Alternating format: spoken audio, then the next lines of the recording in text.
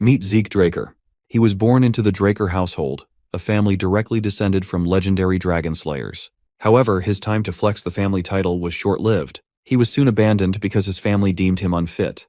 Apparently, his family wanted a swordsman, but Zeke turned out to be a cursed healer, someone no one cared about. In his pursuit of power, Zeke wandered across continents and eventually stumbled upon an ancient relic, a treasure even desired by the Emperor himself. But in the end, he was taken down by soldiers sent by the Emperor. The injuries inflicted were so severe that even his healing magic failed to assist him.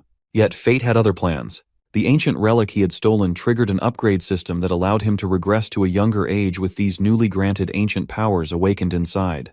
And from this moment on, his real story begins at the Draker household's training institution, the Cradle. Before diving deeper into Zeke's story, it's important to understand the background of his family. The Draker family is one of the three great transcendent households. This renown stems from their ancestor, Zeke Draker, the hero who saved the land 1,000 years ago by slaying the evil dragon Bahamut.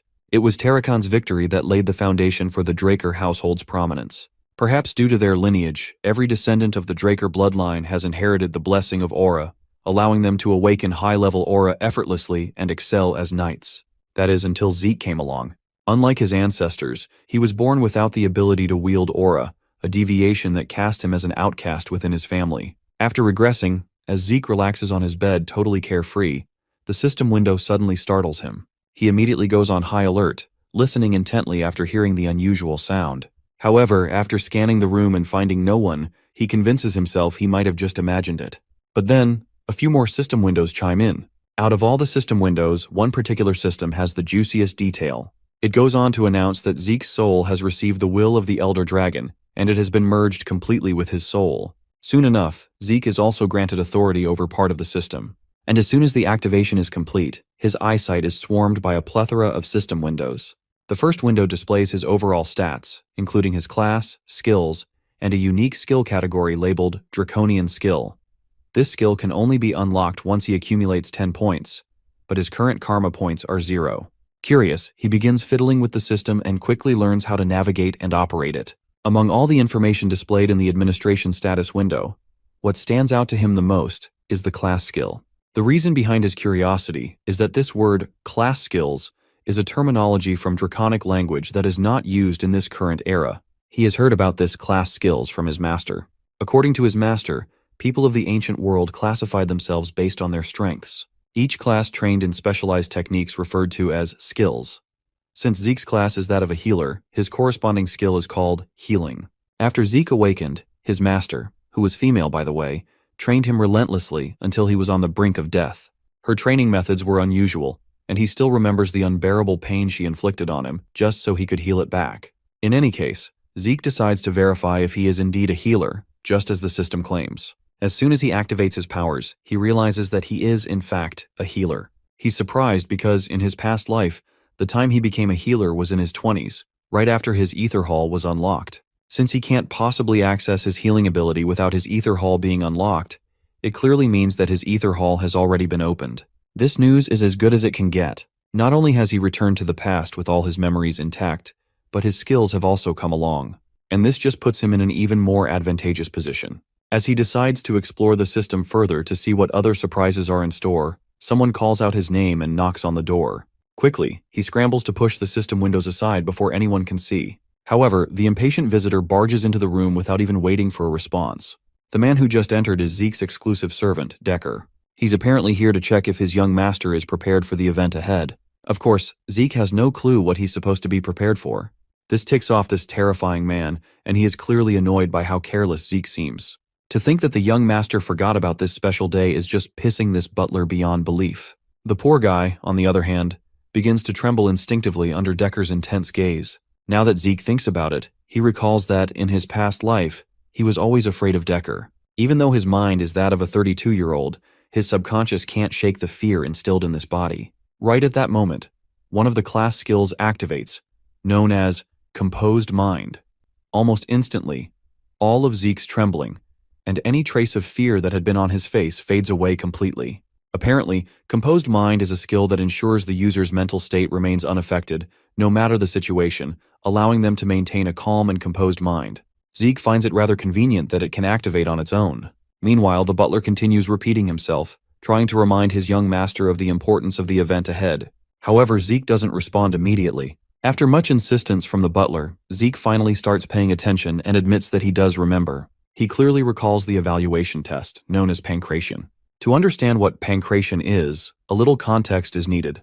All Drakers go through a training system called the Cradle, starting when they're 7 years old. For 5 years, they undergo strict basic training. Every year, the instructors evaluate the incoming students through competitions in swordsmanship and combat, specifically pancration, a no-holds-barred combat with no rules. Opponents are typically chosen by the instructors, but on occasion, students may choose their own adversaries, provided both parties consent. Since there are no rules, injuries are common, and sometimes students don't make it out alive. But because this competition determines which class the students will be placed into within the academy, the children have no choice but to fight with all they have. The day of pancration finally arrives, and the students find themselves gathered in the amphitheater. At the center of it all stands the instructor, who reminds everyone that today is the day of pancration, and that it marks the final part of their evaluation. All the students eagerly affirm what the instructor has said, and seeing their enthusiasm, even the instructor is somewhat intrigued by the high spirits of the crowd. This man is actually the head instructor, Panmark, and without further delay, he decides to get things started. In the crowd, the students begin to notice Zeke standing among them. Some students find it laughable that Zeke is once again here after the humiliation he suffered last year. The duel between two students finally begins, and a student named Aaron ends it before it even starts, delivering a single uppercut that knocks his opponent out cold. But while the other students find the quick fight fascinating, Zeke isn't impressed at all. He remembers the time when he, too, used to be terrified of such fights when he was younger. But compared to what he went through in his past life, this is nothing. As Zeke yawns repeatedly while waiting for his turn, one particular student, Leon Conrad, is eagerly waiting for the moment to have a duel with our boy. Eventually, the time for Zeke's match arrives, and his opponent just so happens to be Leon. While my guy is rubbing his tired eyes, Leon throws a jab at him, instantly reminding the humiliation Zeke suffered the previous year. Well, of course, Zeke has not forgotten about it. He vividly recalls how he had begged Leon for forgiveness back then. Those memories are painful, but they're in the past now. Leon has always been Zeke's opponent every year. Our boy knows him all too well, how dirty of a player Leon is, and the kind of trash family he comes from. He is certain that the only reason he's facing Leon in this duel is because Leon pulled some strings behind the scenes to fix the match. Zeke would rather have a dog who bites rather than having a cousin like him. In Zeke's past life, he was never able to meet his 4 siblings of direct bloodline, but there were more than a dozen cousins, and many of them were more than willing to bully him. Suddenly, Leon calls out to Zeke once again, and just like before, he tries to humiliate him by reminding him of the miserable defeat he suffered the previous year. He further questions Zeke whether that level of humiliation wasn't enough to keep him away from participating in pancration altogether. While Leon continues to throw one verbal jab after another, Zeke remains as cool as a cucumber, and it's all thanks to his composed mind ability. Although Zeke is calm and collected, there's still a limit to his patience. He won't tolerate some insolent bug bad-mouthing him repeatedly without consequence. Well, our boy's response only serves to trigger this bastard even more. And this time, Leon even goes so far as to grab our boy by the head. But his foolish move only earns him a solid punch to the face that sends him flying away. This brutal punch was possible thanks to Zeke's skill, Critical Strike. The ability inflicts significant damage to the opponent and has the added risk of being countered if the attack fails. Fortunately for Zeke, this punch landed perfectly, leaving no room for a counter. The bastard, on the other hand, is writhing in agony, with his hand covering his own face. Zeke, meanwhile, reflects on how he only meant to knock the guy out and had no intention of activating this ability. The instructor quickly rushes to tend to the injured brat while scolding our boy for attacking even before the match began. But my guy just stays nonchalant in his response and wonders aloud why they had to wait for someone's command to start the battle when they're already standing in the arena.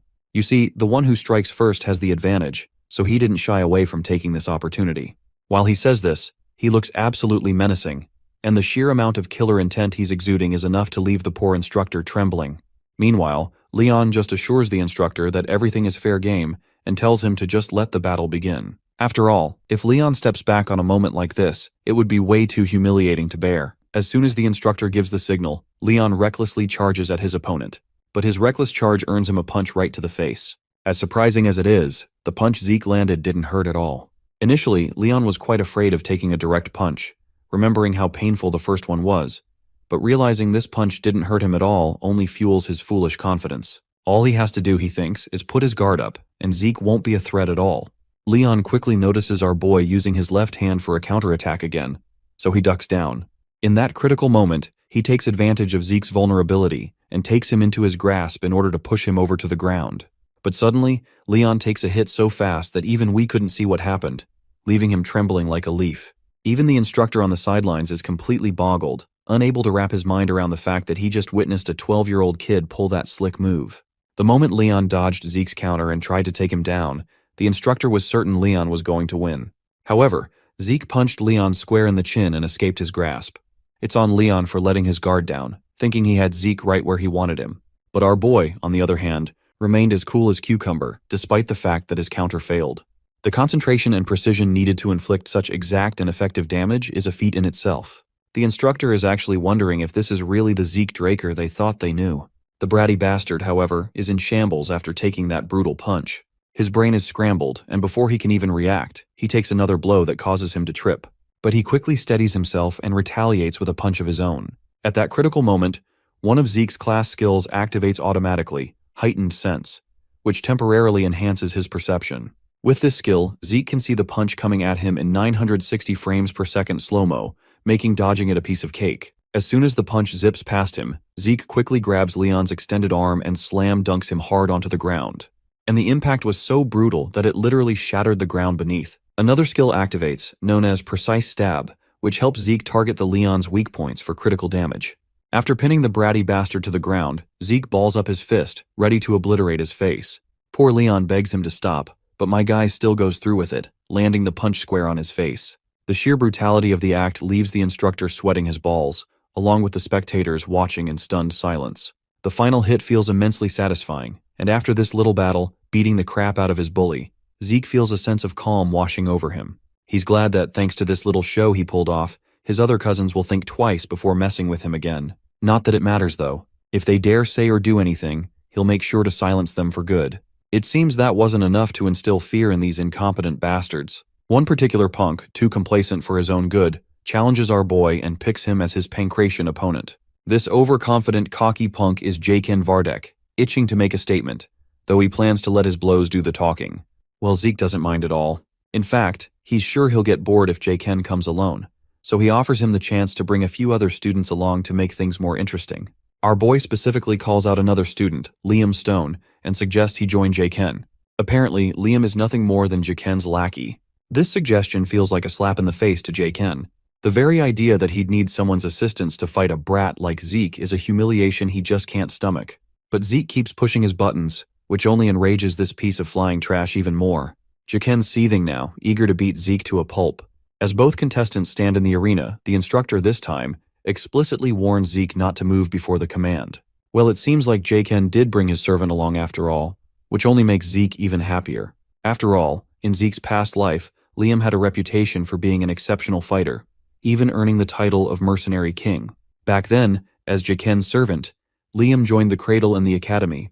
However, being a distant relative, he was overlooked in education. He desperately begged to join higher education at Academy Valhalla, but ultimately ended up in the Knight Order of a small nation called Baranon. When Baranon eventually fell, Liam became a mercenary. In those chaotic times, the strong naturally drew followers.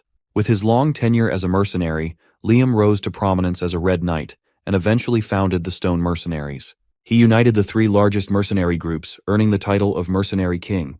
When the Empire hired the Stone Mercenaries, Liam entered the Continental Wars, where Zeke, along with the Northerners, faced him as a formidable foe. But this time, our boy is determined to carve out a very different future for himself. As soon as the instructor gives the signal, Jaken confidently lunges forward, delivering a punch with such force that it disturbs the air currents around him.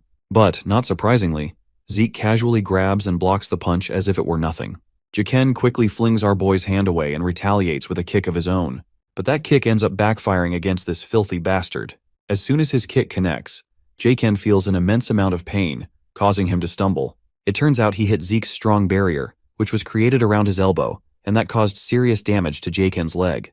As Jaken looks at his injured leg, Zeke quickly lunges forward, balls up his fist with his skill activated, ready to throw it down. But poor Jaken quickly tries to protect himself, putting his hands over his face. Seems like Jaken miscalculated Zeke's moves a little, because our boy never intended to land a hit on his face. Instead, he tags the bastard right on his injured leg. After that sneaky move, He follows up with a punch to the ribs, one that's enough to make Jaken gag up copious amounts of blood. The overconfident bastard is finally on the ground. Left with no pride or dignity, he angrily instructs his sidekick to kill our boy right away. The time has come for our boy to deal with Liam, and this bastard is exuding some serious killing vibes as he strides toward him. The most annoying thing about fighting Liam is his insane reach, which puts Zeke at a serious disadvantage if he lets Liam attack first. So my guy takes his stance and decides to take the lead, throwing a few blows of his own. Using another skill known as Slash, Zeke moves so fast that all anyone can see are silhouettes throwing a barrage of punches. The skill Slash allows him to launch a relentless flurry of attacks at the enemy, completely interfering with the enemy's sight. The guys watching from the sidelines are feeling true despair, witnessing just how much of a gigachad our boy is. Zeke knows they're curious and confused because none of them have seen anything like this before. You see, in a place where sword dominates, seeing a brawler's fist-fighting technique is a rare and almost unheard of sight. As impressive as this ability is, it's also taking an equally heavy toll on his body. But even that isn't the biggest challenge here. The monstrous physique of Liam is what truly tests Zeke. No counterattacks, no dodges. Liam is just taking it all with his guard up, and now you can only imagine how aggressive he was during his time as the mercenary king. Since Zeke is unable to do any real damage, he prepares to unleash one final devastating strike, one that will be powerful enough to break through Liam's guard.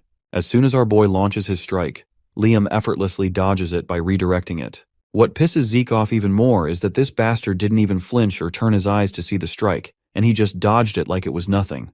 In the next moment, Liam seizes the opportunity to make his move. Lifting Zeke high into the air, he prepares to slam him hard onto the ground. But Zeke isn't about to let that happen without a fight. He quickly strikes Liam over the head. His class skill, Heightened Sense, activates, and with it, he completely turns the tide. Using this advantage, he locks Liam in a deadly neck hold with his legs, cutting off Liam's air supply. No matter how strong Liam's body is, he's still powerless without oxygen reaching his brain. However, it seems Zeke overestimated himself. Liam retaliates brutally, landing one devastating blow after another. The relentless flurry of punches even forces the poor guy to gag up blood. But despite the barrage of hits, Liam's body finally begins to falter. His strength wanes, and eventually, he succumbs, losing consciousness due to the lack of air. The spectators are left in awe, their breaths caught in their throats at the sight of such a jaw-dropping battle. But among them, there's one particular student who, instead of feeling worried or shaken, seems oddly exhilarated. He's actually excited and can't wait to take on Zeke as his opponent. After the day of pancration was over, our boy returns into his quarters, where his servant inquires about his well-being. He has heard that Zeke was gravely injured during the matches. To this, Zeke just shrugs it off, claiming he's perfectly fine. However, the butler does not relent, and insists on checking his pulse to verify that everything is truly okay. Zeke can tell that this old coot just wants to check whether he has awakened his aura or not. Eventually, he extends his hand toward the servant, who quickly shoots a blue energy through his hand and into Zeke's. Seeing this blue energy makes our boy pause and wonder if his servant might actually be a blue knight. You see, when checking if someone has awakened, most people simply examine their dantian. But this man is being unusually thorough with it. Imbuing someone else with aura is difficult enough on its own, but for this old man to control it so precisely like this, he must be a blue knight. Apparently not all knights are the same. They are classified according to their martial prowess and aura manipulation proficiency. White swordsman is the novice level, and most children before the blessing rite are white swordsmen. A yellow swordsman is the level you attain once you've awakened your aura and opened your dantian. All trainees of the cradle become yellow swordsmen after the blessing rite. Once you've learned to freely control aura, you earn the title of knight. The purple knight level is when you can reinforce your sword with aura, while the blue knight level is achieved when you can manifest an aura blade. Beyond this, the realm of those who have transcended their limits, the realm the mercenary king Liam and our boy had reached before his regression, is known as the Red Knight. Then there's the Black Knight. But only a few of these monsters exist across the entire continent. With that in mind, Zeke can't help but wonder how someone as skilled as his servant, who is clearly talented enough to be a commander, ended up acting as his babysitter. Still, no matter what, Zeke is sure there's no way this guy can detect his ether, something only 2 people in the entire world can use. Finally, the old man finishes his examination. With a firm tone, he questions his young master, asking if he might be hiding something. Of course, Zeke plays it cool and feigns ignorance. He counters by asking if the butler perhaps knows something that even he doesn't. A moment of silence fills the room, but it's quickly broken by our boy, who just drops the conversation by claiming that he was just joking. The butler then hesitates but can't help himself and questions Zeke about how drastically he has changed. This makes our boy to halt his movements. He turns around with a glare in his eyes. The question his butler asked is entirely wrong. Instead of asking why Zeke has changed now, the butler should have been asking why it took so long for Zeke to change. He then informs his butler that many more surprises are yet to come, so there's no need for the servant to be shocked repeatedly. All he has to do is follow the commands. The humble servant acknowledges his master's words and bows his head in submission, ready to follow without question. The butler then reports that the training room Zeke had requested is already prepared and waiting for him. Zeke is pleased with the report and dismisses the old man to get some well-deserved rest. As our boy walks off alone, he has a nagging fear that his butler might have been ordered to keep an eye on him. To counter this, he decides it's best to keep the butler close, so he can manipulate the old coot and extract the information he needs. Zeke still has to figure out who ordered his butler to watch him. He's pretty sure that no one from his mother's side would dare do it, which only leaves his siblings. Once Zeke enters the personal training room, he's immediately struck by how lavish the place is, which only confirms that this household truly lives up to its name. Before starting his training, he decides to check the system. With a command, the system panel pops up in front of him. There, he notices that his slash skill has reached proficiency. He has no clue how it happened, but he makes a wild guess that it probably leveled up from using it repeatedly. The skill is naturally activated based on his actions, and he doesn't need to do anything in particular to activate it. From what he can understand, if he learns something new, it will likely be added here as a skill as well. He's still unsure about the difference between a skill and a class skill, though he does notice that they both activate similarly on their own. Lastly, there's the Draconian skill, but he can't view it yet because it requires 10 points to unlock. He presses on the option, and the next system window informs him that he can earn karma points by killing monsters. His current karma points stand at 0. Speaking of monsters, Zeke reflects on how there are plenty of them in the dungeons, but he needs to be at least a purple knight to gain access. For now, though, he's more curious about why he regressed to the past and what this system is all about. The concepts of skills and class skills are also something in his curiosity list. At the back of his mind, he has a nagging feeling that all of this might be connected to that ancient relic. However, he can't be certain since he doesn't have enough information to piece everything together. Whatever the case, he grabs his sword and decides to use everything at his disposal to grow stronger, whether it's the system or the Draker lineage. In this world, there are two known powers, the aura of the knights and the mana of the mages. Knights reinforce their aura in the dungeons, while mages refine their mana through circles. The two powers are at opposite ends of the spectrum, meaning if one has awakened one power, they cannot awaken the other. However, Zeke was unfortunate enough to awaken neither a Dantian nor a circle. This inability led to his abandonment by the Draker household, forcing him to wander aimlessly until he met his master during his vagabond days. His master taught him many things, but the most valuable lessons were the art of healing and the Ether Hall, a unique technique his master had developed. Through the Ether Hall, Zeke learned to harness the energy of nature, known as ether. To this day, he and his master remain the only ether users in the world. After only 2 hours of training, Zeke feels as though he's about to collapse. However, his class skill healing activates in tandem with another class skill, Vigor Recovery. Healing is an exceptionally rare skill, one Zeke hadn't even known existed before meeting his master. If others were to witness him using it, they'd brand him an irregular. That's why he refrained from using it during his fight against Liam, and had to rush to heal himself the moment he returned to his room. After his body recovers to full strength, Zeke decides to continue practicing. He knows he cannot afford to waste even a moment. By dawn, Zeke looks utterly exhausted after relentless training. The entire hall bears the evidence of his efforts, with deep gashes scarring the floor and trails marking where his sword struck. Anyhow, a week passes by and we find ourselves in Cradle Cafeteria. There, Zeke overhears some students talking about him. They think he's turned into a completely different person now. Since he is a born loser, they assume he might have dabbled in black magic. Meanwhile, in another private lounge, all the big shot students are having dinner together. The first one chowing down on steak is Raina Tarun. Then there's this guy, Owen Zimmons, calm and composed. And across from him sits a beaten-up Leon, looking as rowdy and impatient as ever. Owen tries to tell him he should eat properly because he'll need the energy for the swordsmanship duel. Leon, on the other hand, gets ticked off for no apparent reason and smashes his hand so hard on the table in frustration that the juicy steak he was served unnecessarily falls to the ground. Because of this table slam, even Raina's piece of steak jumps off her plate and falls, leaving her totally enraged. Her intense glare finally humbles Leon a little. Apparently all 4 of these students seem to hate our boy, so it's not surprising they're together. But even though they're in the same group, they don't seem to get along all that well. The only thing keeping their relationship intact is their shared resentment for Zeke. Owen admits that Zeke was both brave and impressive during the pancration. However, he's convinced he will be pathetic when it comes to swordsmanship. As far as he knows, Zeke doesn't even know how to hold a sword properly, so he's no threat to anyone. One of them points out that Zeke is so weak he had to get a customized sword because the basic ones were too heavy for him. Still, it doesn't make sense to Leon that he lost to that inferior piece of shit. He's convinced Zeke only won against him in Pancration because of pure luck.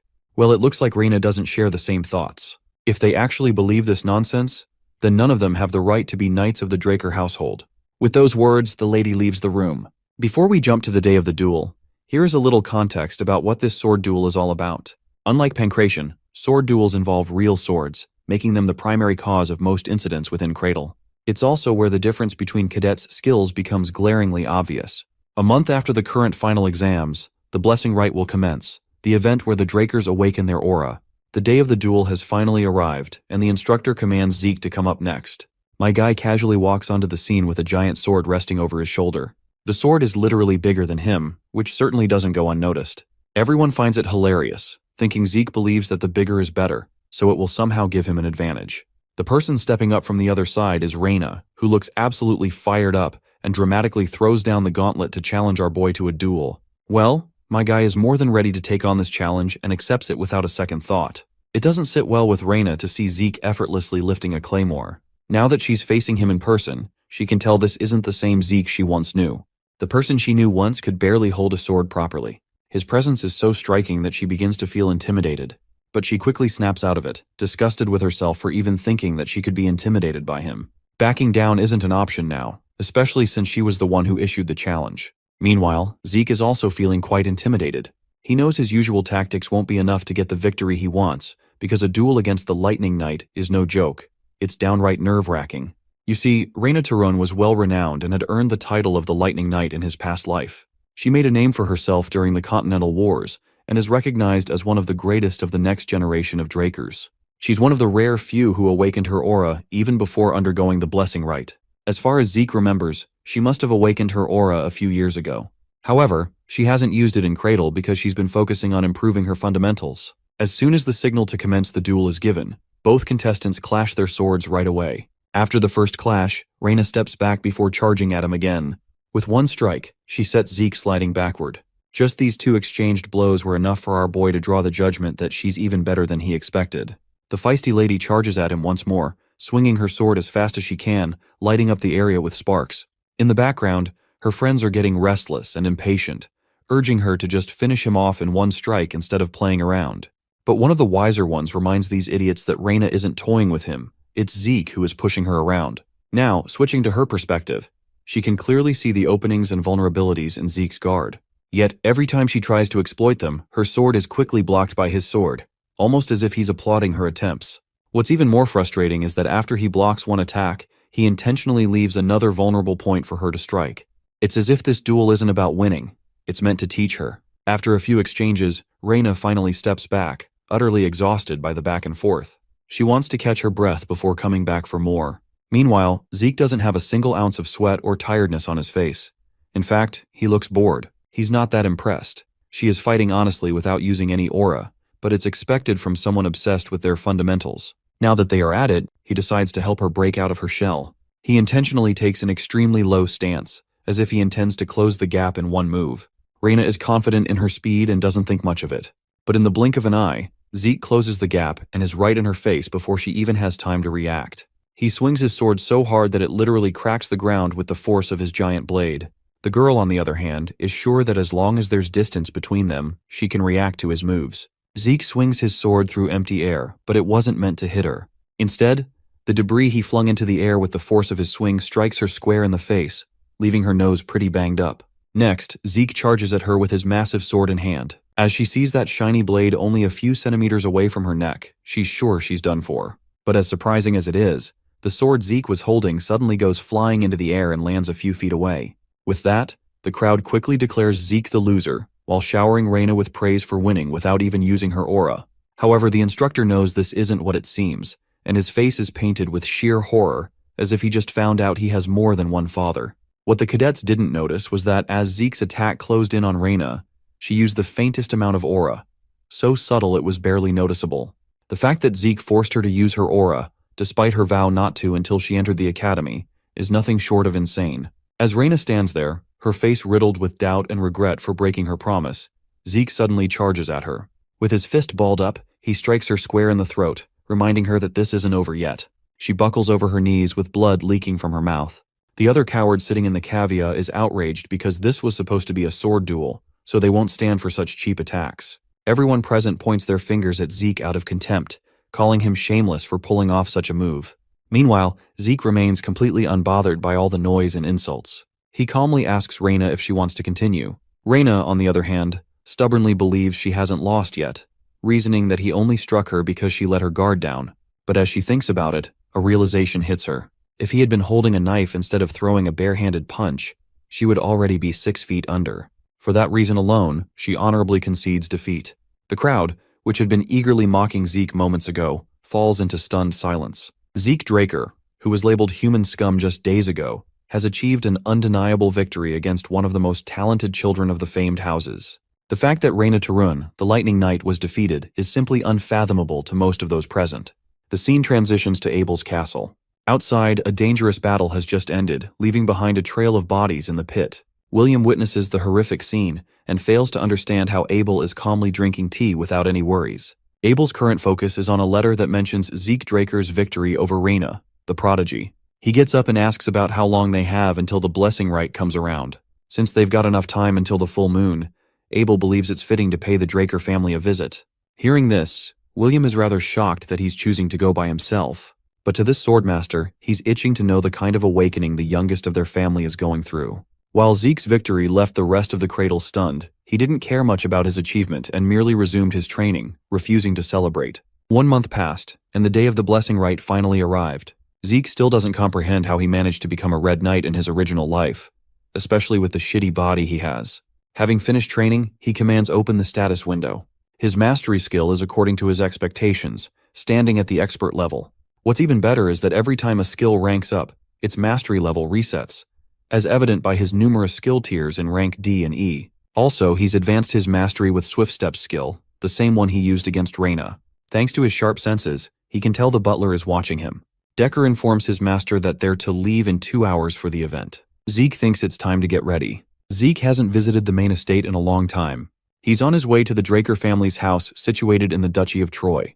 While the family's main residence is located in the center of the continent, the blessing rite is held where the legend of the Dragonslayer surfaced. Having arrived at his destination, Zeke steps outside the carriage and into the Dragon's Nest lair. Having made his way inside, he has an enlightening realization. The people here are VIPs with incredible fame. He knows for a face that some of them are informants sent to observe him. Despite their intentions, Zeke thinks everything will go swimmingly well once his awakening blows up in their faces. That is until he spots a certain man, a man whose very presence makes his blood boil. That man is none other than Abel, who shakes hands with someone and expresses that he had no interest in coming to the event. None except for one person, and that person is his youngest brother. The second son of the Draker family is nicknamed the Lion Blade, but he's got an even more prominent name that Zeke knows by heart: the Butchering Knight. Our boy does his best to maintain his calm facing his elder brother. After all, he doesn't have many options in this situation. In his previous life, the second son never showed up to observe Zeke in the blessing rite. This means his actions in the pancration competition have altered the trajectory of the future. Clenching his fist in frustration, Zeke realizes that he's acquired a chance for himself. Before long, the blessing rite is underway. Aaron is told to come out as the first warrior. He promptly places his arm inside a mystical pool, causing his arm to surge with a blue essence. It's explained that during every blessing rite ritual, each member of the Draker bloodline awakens their sealed aura right around the time they're supposed to graduate from the cradle. This happens at the age of 12, and Aaron has just become an example of the first to be awakened. Now, compared to regular knights who awaken after 20 years of age, this process is extremely fast for the Draker family. Only a few exceptional cases among them, those with aura, can also awaken a particular trait of the Dragonslayer. This trait is called mana inhibition. Interestingly, the mana lamps are reacting harshly and with sparks of red. Those who end up obtaining mana inhibition end up strong enough to rival the likes of red and black knights. This is called pure blood awakening. Due to the mana inhibition trait, the candidates will require usage of special gloves made by the family, because otherwise, they'll never be able to enjoy a regular life. This example is shown with Reina, who has already undergone the awakening process and wears gloves consistently. After one has been able to prove that they're pure blood, they are granted the Draker name. And then, they are also provided with a wealth of support along with endless benefits to help them. The spectators murmur as finally, the most anticipated awakening candidate steps up to the scene. They all think that this child's awakening will surpass even that of Reina's. As Zeke steps in front of the statue, he finds himself surprised that he's found himself here again. The previous experience was traumatizing in his old life. While the blessing rite was the only thing that helped him advance through the cradle, this was the day he earned nothing but embarrassment. However, reality is now different. He possesses the ability to heal, manipulate ether, and on top of everything, he has learned to be tenacious and strong with his own abilities. That's why he's expecting a lot from the bronze statue to do him a favor here. As he dips his arm inside the pool, the statue reacts. It shakes before coming to an abrupt stop, shocking everyone in the room. It's something that has never happened to any candidate before, and it has left even Abel speechless. As he takes out his arm, the boy confirms his thoughts. He knew things wouldn't be different this time around. It's because of Abel that he jumped to conclusions and became too confident. The rest of the people are just shocked that the most anticipated candidate failed to awaken. They make fun of him for not awakening despite being a direct descendant. Then there's the question of him beating Reina, which everyone now believes must have been through a sneaky trick or something. Still, our boy has zero fucks to spare and instead focuses on becoming stronger via other awakenings. The system greets him with a sudden apology after experiencing an error. Zeke looks perplexed as the system informs him that necessary information is missing from his class identification. This part of the message captures his attention. The system tells him that the input is complete, and that the terminal has identified the user's talent as a healer. With that, he unlocked his class and simultaneously gained access to the rare class. Zeke can't believe his eyes as the statue begins to illuminate red lights, indicating a pureblood's awakening. No one can believe that he's starting as a red knight off the bat. The system connects and unlocks the ancient dragon's blessing from within Zeke's soul. While this is happening, Abel is calmly observing his brother. The talent of kin is the first thing that is awakened, and then his already awakened talents combine together, morphing together into a new class of its own. There is so much going on that Zeke doesn't understand, especially when he sees a new unique class called the Immortal, which the system has chosen for him. The shimmer of gold light surrounding his body attracts the attention of the spectators. They're certain to have seen the red light from the statue, but they're filled with doubts. Zeke has understood the situation perfectly and thinks it's pointless to speak against them right now. They question if the statue is broken, but then how would one explain the mana lamp reacting to the reading? There wasn't any mana inhibition, so it can't be a pure blood's awakening is what they want to believe. That's when Abel begins to applaud, mocking the people for failing to congratulate the newly awakened purebloods in a single go. He thinks this is an opportunity to celebrate the occasion instead of murmuring doubts. Since they can't speak against him, they give them a round of applause. Abel demands a pair of gloves to be prepared for his young brother. Zeke receives the gloves but has a low opinion of them. He walks away while Abel is satisfied with what he sees. As for our boy, he's pissed that he received Abel's help from all the people. The blessing rite soon comes to an end, and a celebration party for everyone to enjoy is next. Zeke is on his Sigma male grind set and doesn't want to show up to the party. He comes to a sudden stop after a voice calls his name. This is completely against Zeke's expectations, as he wasn't expecting Abel to pop out of nowhere. He wants to know where the kid is going and even congratulates him with a handshake. Despite hating his older brother, declining his handshake here would put him in trouble, so he acts all nice and reaches to shake his hand. That's until he remembers a bloodbath from the memories of his previous life. For some reason, Zeke retracts his hand and refuses to say a word. Abel reveals a hint of his malicious nature, blaming his little brother for the awkward situation. In his thoughts, Zeke simply can't accept shaking the hand of a man he deems the most disgusting and despicable. Abel doesn't really care much and waves him goodbye. He's expecting to meet him later and walks away without bothering him much. To his words, Zeke confirms that he is also determined to meet his brother one day. Fast forwarding to the party, where many are busy discussing the recent awakening of the two purebloods. No one has yet to figure out what Zeke's golden light implies, as it has never happened before. They wonder about his location as he's nowhere to be seen. We do catch a glimpse of Zeke, but he's unwinding in a different room, having barely survived the suffocating social event. Also, he still can't place how he's the only one unaffected. The thing about pureblood awakenings is that they have mana inhibition as a trait. It's supposed to showcase that the Draker family is against dragons, who are known for being the source of mana. Be that as it may, most machines require mana as their necessary fuel. The fact is, a pureblood needs the use of special gloves for the cause. If Zeke is supposed to be a pureblood awakener, then he should have faced problems the moment he took his gloves off. But right now he seems unaffected. This causes him to pop open the status window, which is different in its properties from before. Instead of having mana inhibition, he possesses a unique trait called mana reflection. An intrigued Zeke decides to read deeper into the details of the skill. There he discovers that mana reflection creates a distortion field that is responsible for nullifying nearby mana. It's classified as a skill and doesn't react to the mana lamps as it's not passive in effect. He was identified as a rare class healer before the blessing rite, but now he's considered a unique immortal, which he doesn't understand. Confusion sets in as all of the graduates of the ceremony achieve blue aura with typical awakenings. The only person who was an exception to the case was Reyna, who received a red pure blood awakening. The same case goes for our boy, but then it eventually transitioned into gold. The system told him that it was missing critical information regarding the classification. Zeke wonders if it was considering the bronze statue as its classification terminal during the awakening. The moment the system injected the necessary information inside the terminal, the statue reacted strongly and emitted a red light. Everything is starting to fall into place now. Zeke believes that the statue isn't there to determine if one has awakened or not. Rather, it's supposed to judge their class. Red implies a rare class and gold implies a unique class. Furthermore, the statue is a relic that has been here even before Tarakan's time, the man who founded the Draker family. Class identification doesn't really exist as a concept nowadays, which is why the statue's singular purpose is to distinguish the awakened from those who are not. They have misinterpreted the purpose of the red light as a kind of pure blood awakening, when in reality it means that they've achieved rare class. What's really fascinating is that not even the clan family's head is yet to know about this. Interestingly, Zeke finds that he's acquired 100 karma points to his name. He wonders if he received them during the ceremony and quickly decides to put them to use by purchasing the draconian skill. The system updates with an influx of information after the purchase. He has acquired a whole bunch of beginner skills like Dragon Eyes, Might of the Dragon, and Devour. The first two make total sense to him, but the last one does not, as its only purpose is to help with digestion.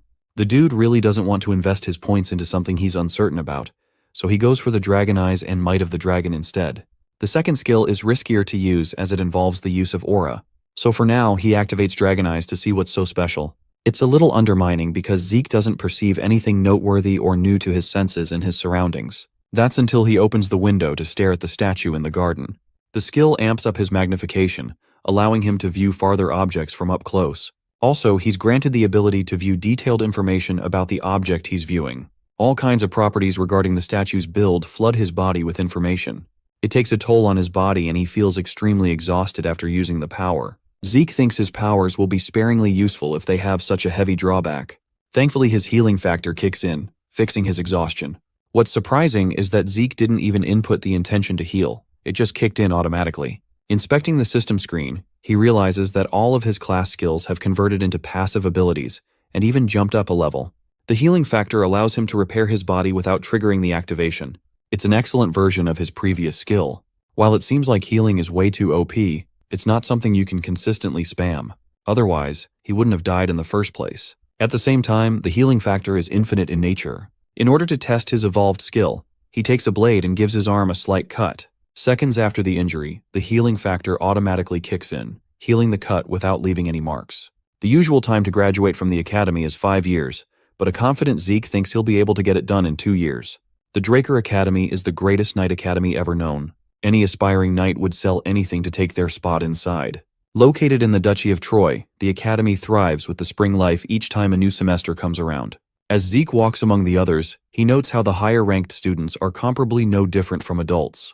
They're just as capable, and if he were to compare these guys to the cradle, then they're nothing more than children from great families. Zeke thinks his entire family is messed up. Among the thriving branch families supporting the Draker family, 3 families are the most prominent and have the influence to be called the Great Families. The first is the Tarun of Strength, which Reyna is a part of. The second family is Zimmons of Wisdom. And lastly, there's the Vardek family of Gold. The children of those 3 families are here, but Zeke couldn't spare a second thought for them. The scene cuts to the high-class dormitory of the Platinum Mansion. This high-class dormitory boasts a training hall, an exquisite library, and all kinds of premium facilities.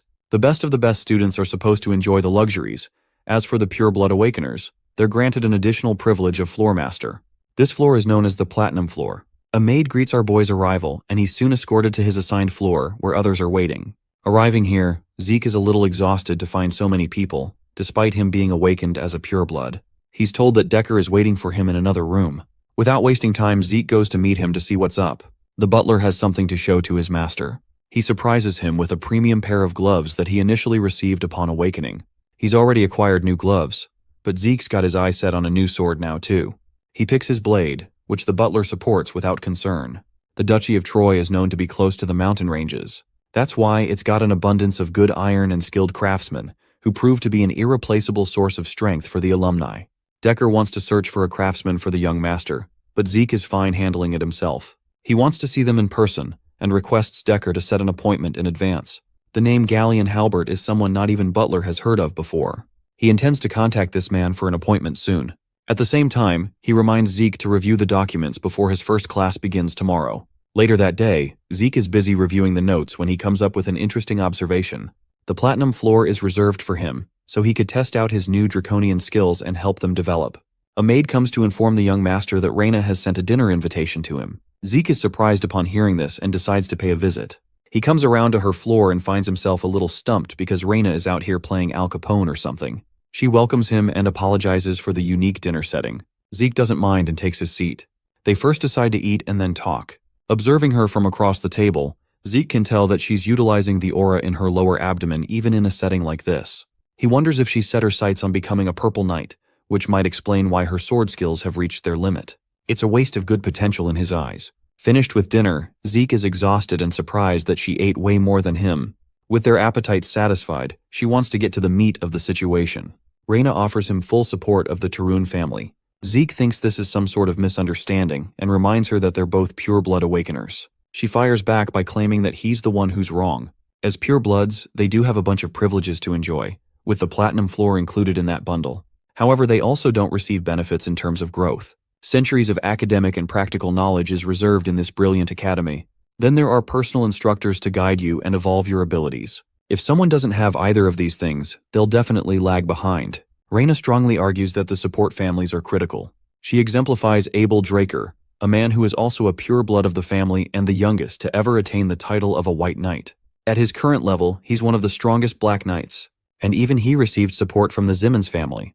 While the patriarch of the Tarun family has yet to explain why, his orders are absolute that he wants to extend the Tarun's family's support to Zeke Draker. Reyna reiterates her point, but our boy is in the mood to fuck around with her feelings and calmly says no. This causes her to experience a shock as she just can't fathom how it's a bad deal for him. Getting up from his seat, Zeke turns to leave, claiming that he's actually uninterested in anything like that apart from being a pure-blood awakener. To pay her back for the meal, he has one personal piece of advice to share. Zeke shares that her sword is much too powerful, and he figures that it has to be related to those men behind her.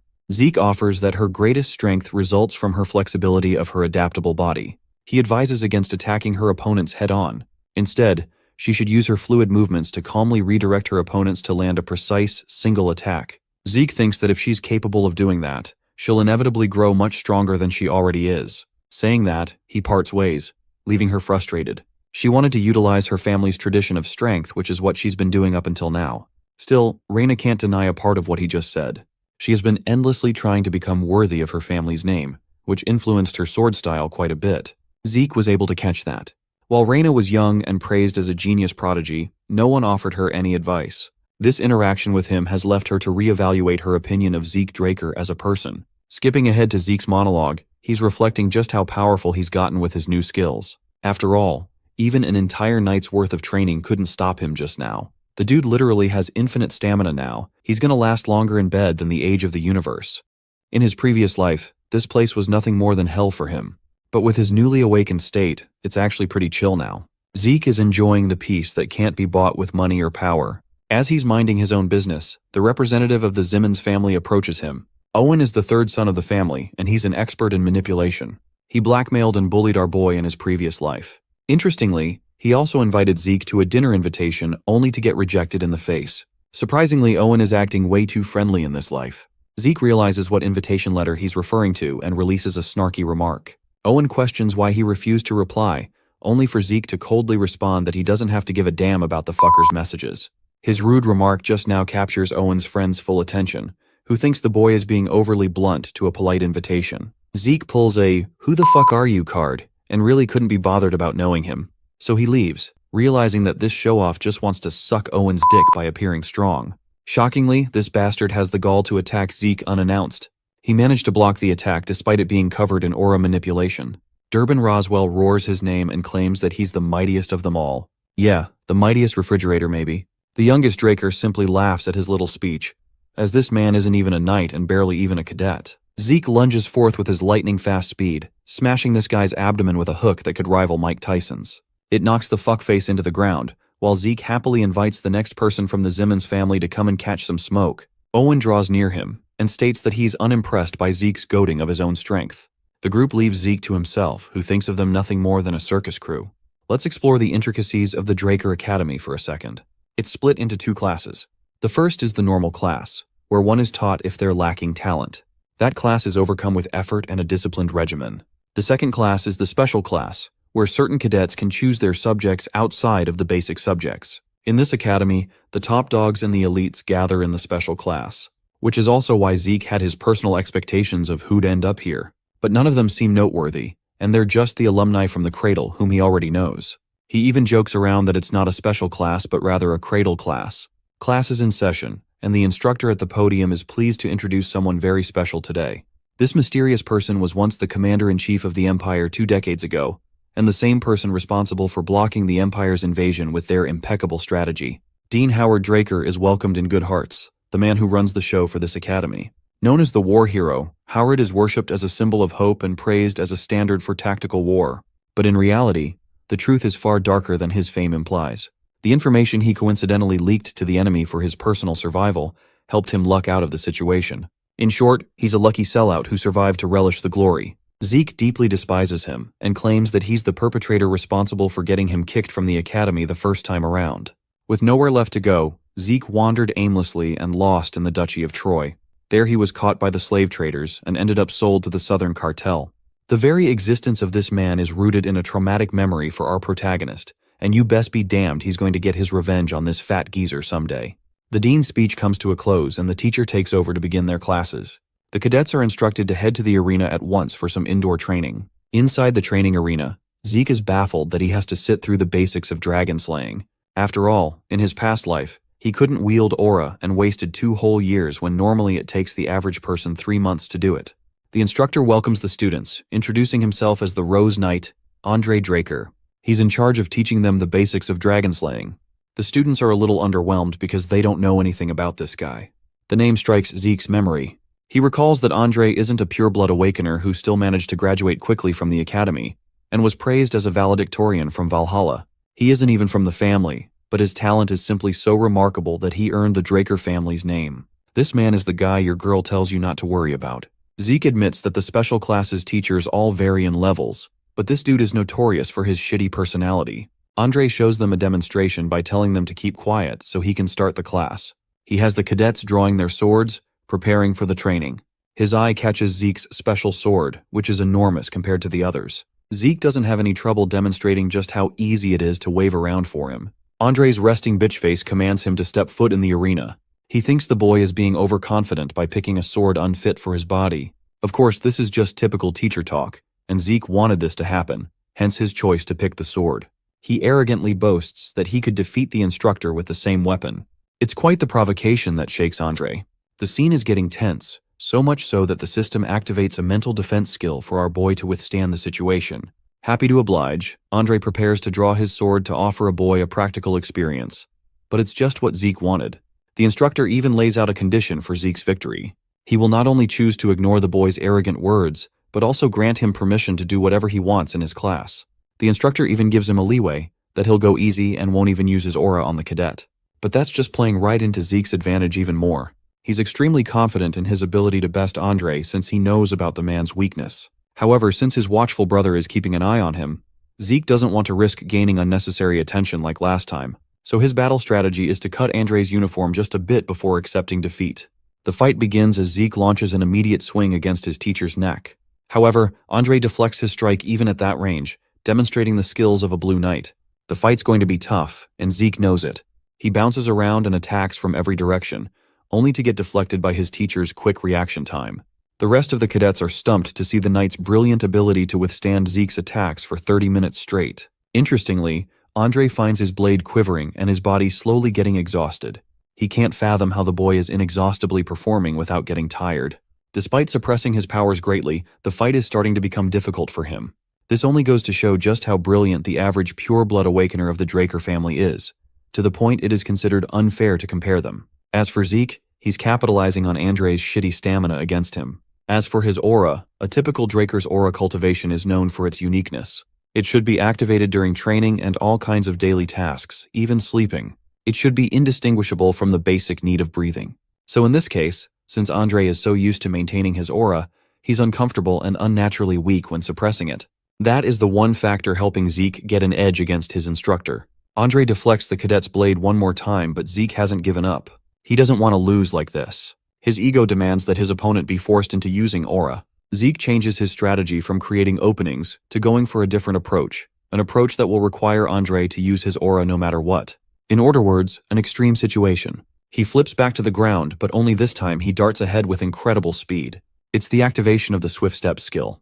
Andre finds himself overwhelmed by the cadet's lightning-fast movements. Attacking from his blind spot, Zeke activates critical strike as if to put everything in this one attack, while Andre is still left questioning how a cadet can deploy such an advanced skill. The second he turns to face Zeke, he puts the faintest amount of aura in his feet, allowing him to evade the attack in quick succession. Without waiting for another second, Andre activates Sky Slice and sends the cadet flying.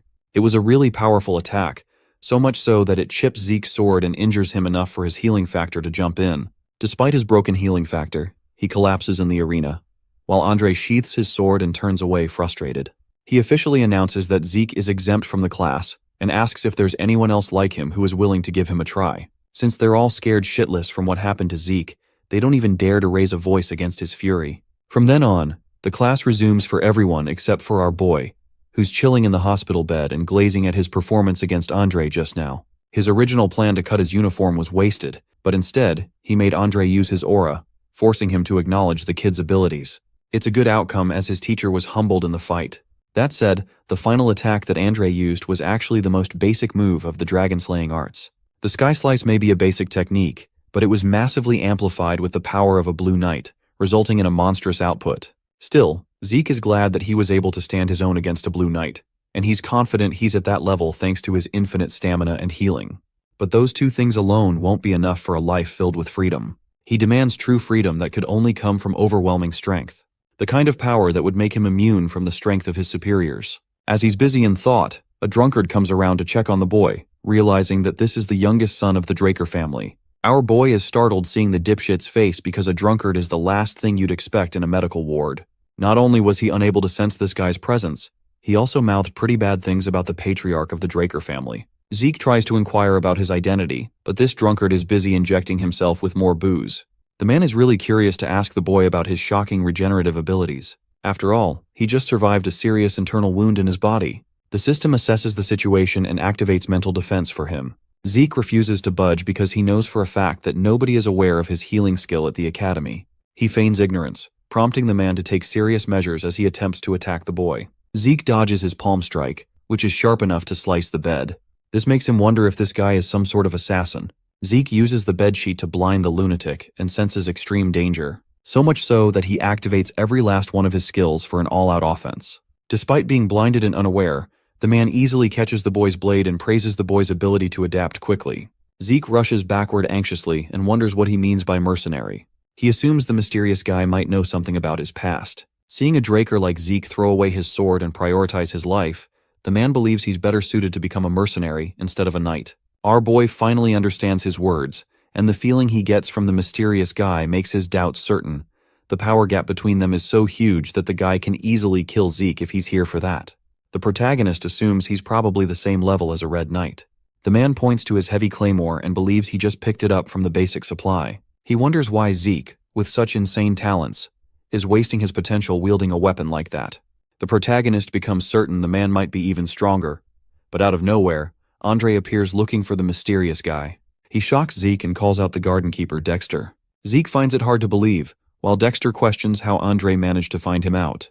The knight remembers seeing Dexter at the training room earlier. He orders Zeke to get lost if his injuries are healed already, so our boy awkwardly tries to leave, but Dexter stops him and offers the kid to come to the academy's western greenhouse if he wants to learn something useful. Everyone goes silent for a second, but then Zeke arrogantly declines and leaves the room. Dexter becomes annoyed and feels nostalgic, as Zeke's father had the same arrogant attitude. Since Zeke's not a gullible kid anymore, he quickly catches up and believes if the gardener has the balls to mention Arthur, the patriarch's name, so casually, then he's definitely the person who only took Andre as a student in his entire life. Zeke Draker, the Gale Knight. He's also one of the knights capable of using martial force. The crazy man went against a whole kingdom all by himself. The guy suddenly disappeared out of nowhere after becoming the talk of the town, so Zeke was not expecting him to be living a peaceful life at the academy like this. He guesses maybe Andre also came here because of Dexter. He wonders if Dexter got the Duke title because of his overwhelming tenacity or something like that. He recalls hearing a rumor that the crazy man even became a Black Knight just because he's obsessed with the color black. He finds it hard to believe, and even though he's sure the Duke is interested in him right now, Zeke doesn't care about it because he's not after just some light lessons. He's so greedy for power that he wants to at least learn the man's secret move if he's going to become Dexter's disciple. Zeke smiles and decides to change his interest and greed into tenacity. At the Magic Academy, Professor Phantom awkwardly continues teaching the class and asks if anyone has a question. The whole class ends up sleeping out of boredom, which is a bit demotivating for the professor. So, he continues his lecture, but the protagonist raises his hand and questions about the mana energy transfer law the professor just mentioned. Phantom becomes excited and starts acting differently since it's the first time getting a question. He takes his time and explains everything to Zeke. After the class finally ends, the students wonder why they're being taught about magic theory, but the others just call it nap time. Zeke has a completely different opinion about the class because he was able to understand everything with ease. He believes the professor is definitely a capable man. Phantom stops him and expresses his feelings. He's glad he was able to actually explain something to a passionate student after ages. So he offers the protagonist to come and ask about anything without hesitation if he's curious or doesn't understand a concept. He awkwardly shares he's still an alumnus at the Delphoa Magic University, so he has access to a lot of information.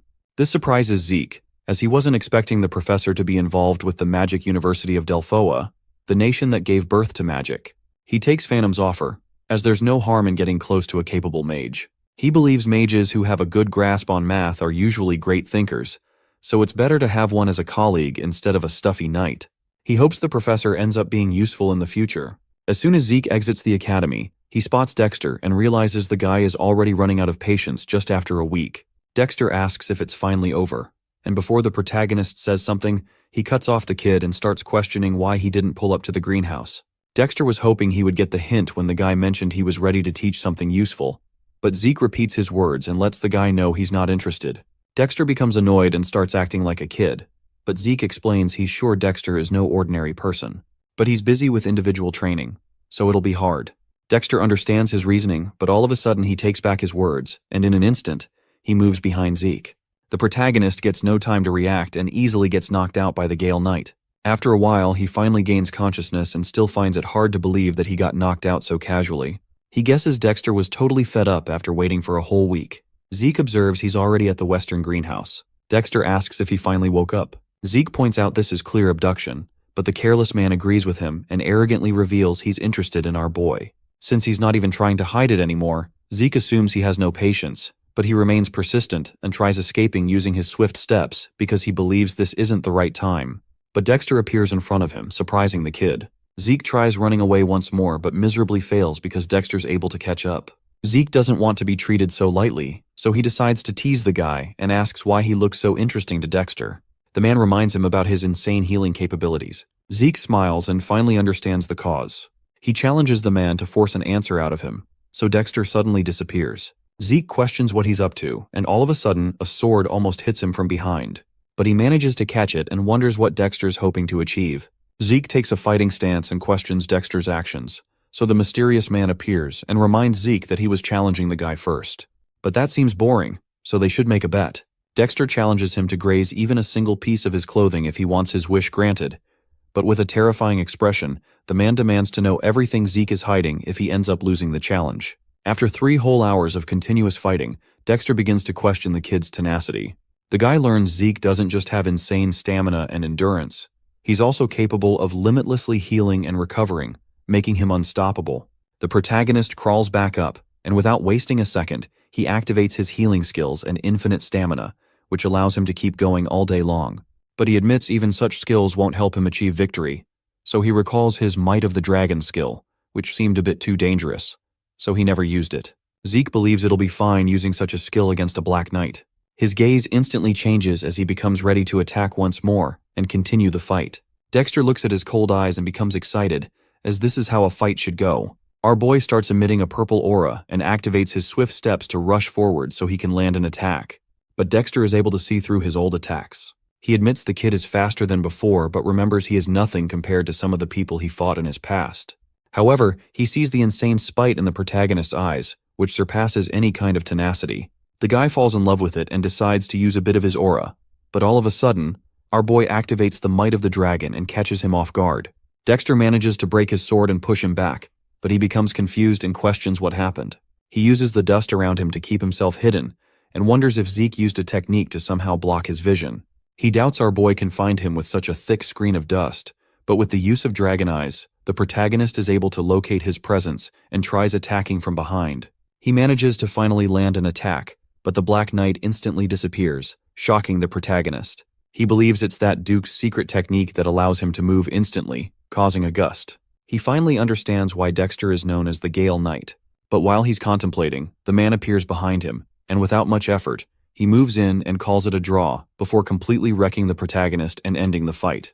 The system shows the built-up fatigue has surpassed the usual limits because of his excessive use of skills, so his consciousness is going to be forcefully shut down for his own safety. Zeke begins losing his vision. He tries getting up but fails to do anything at all. After a few hours, he regains consciousness and finds himself in his own room. Our boy assumes the Duke probably brought him here.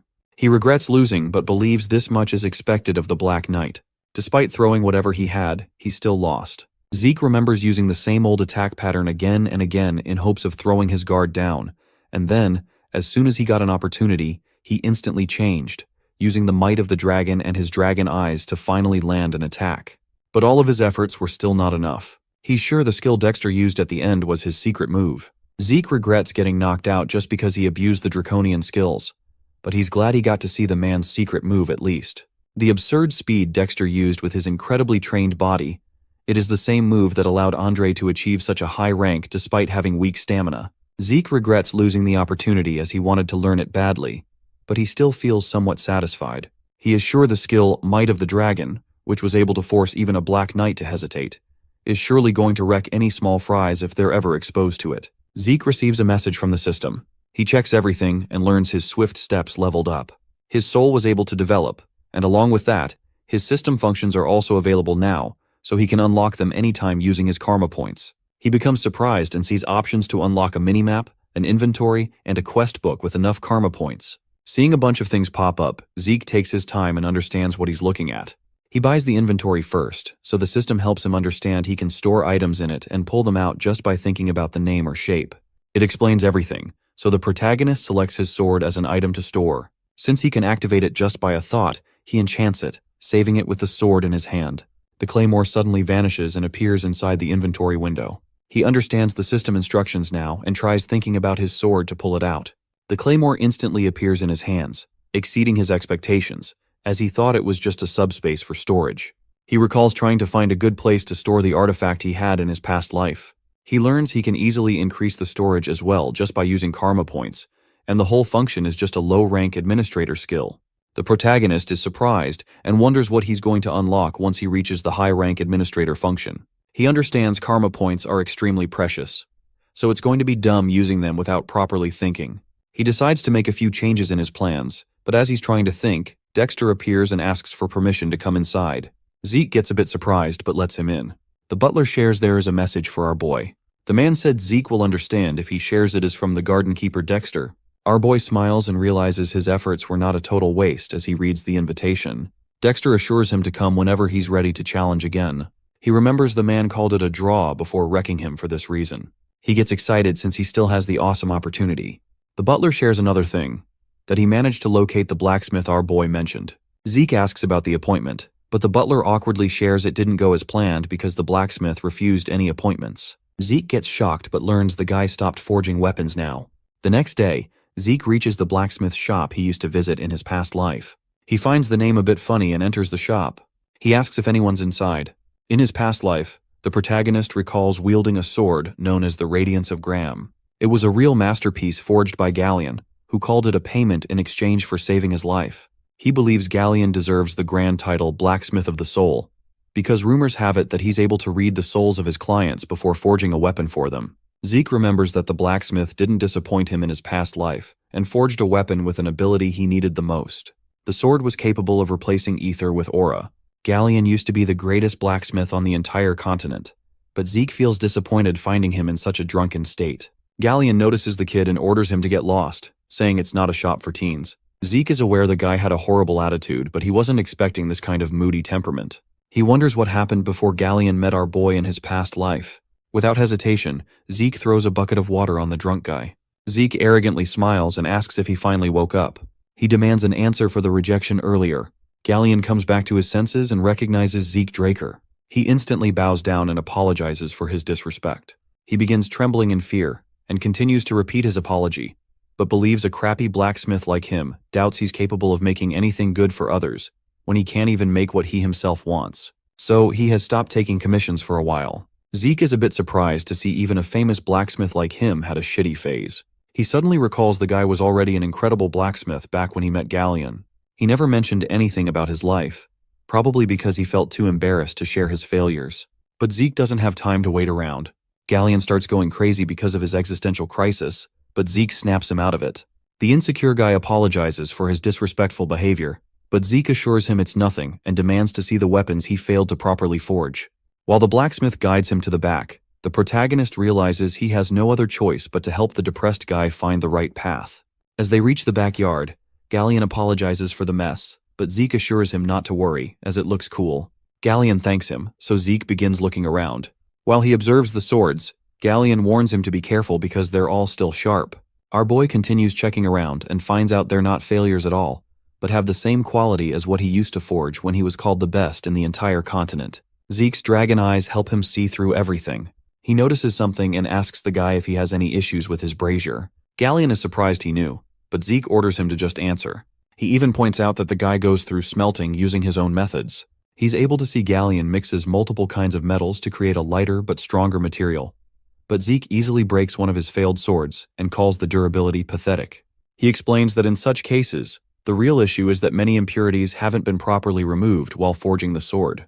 Galleon feels shocked to see Zeke didn't just see through his whole forging method instantly. He even called out all the major issues and causes with no effort.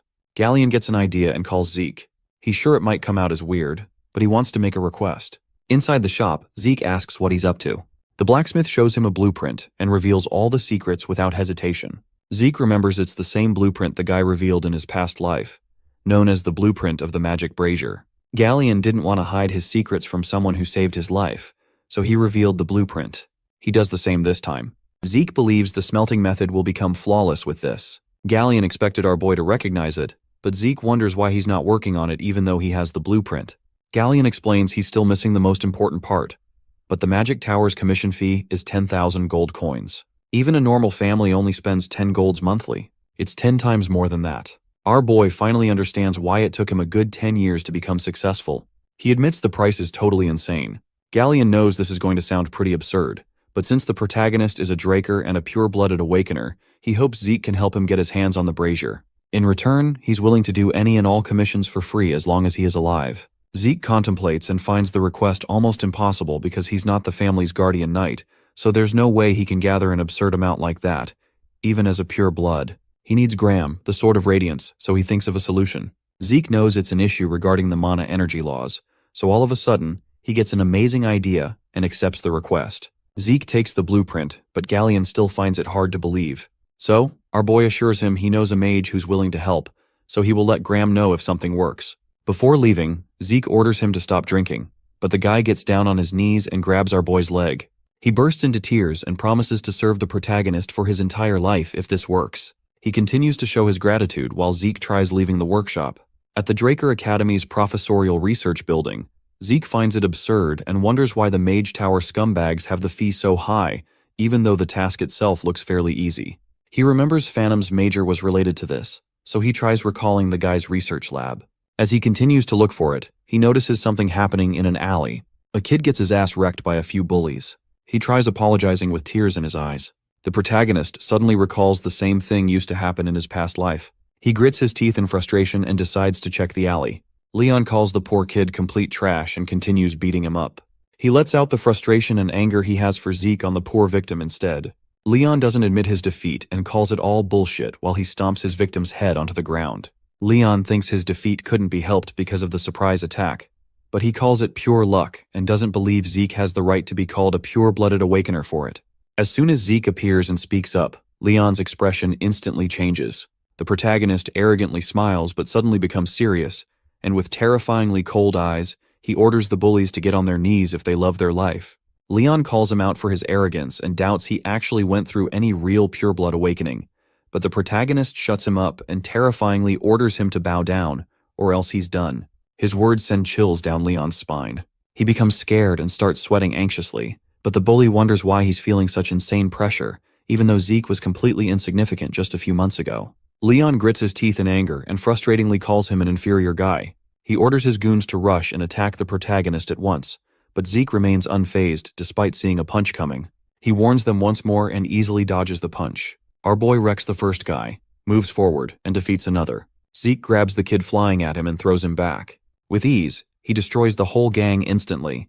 While watching the whole shit show, Leon sweats anxiously, and it's hard for him to believe this is the same Zeke he knew. The protagonist approaches him and arrogantly assures the wimpy guy not to worry, as it's going to hurt just for a second.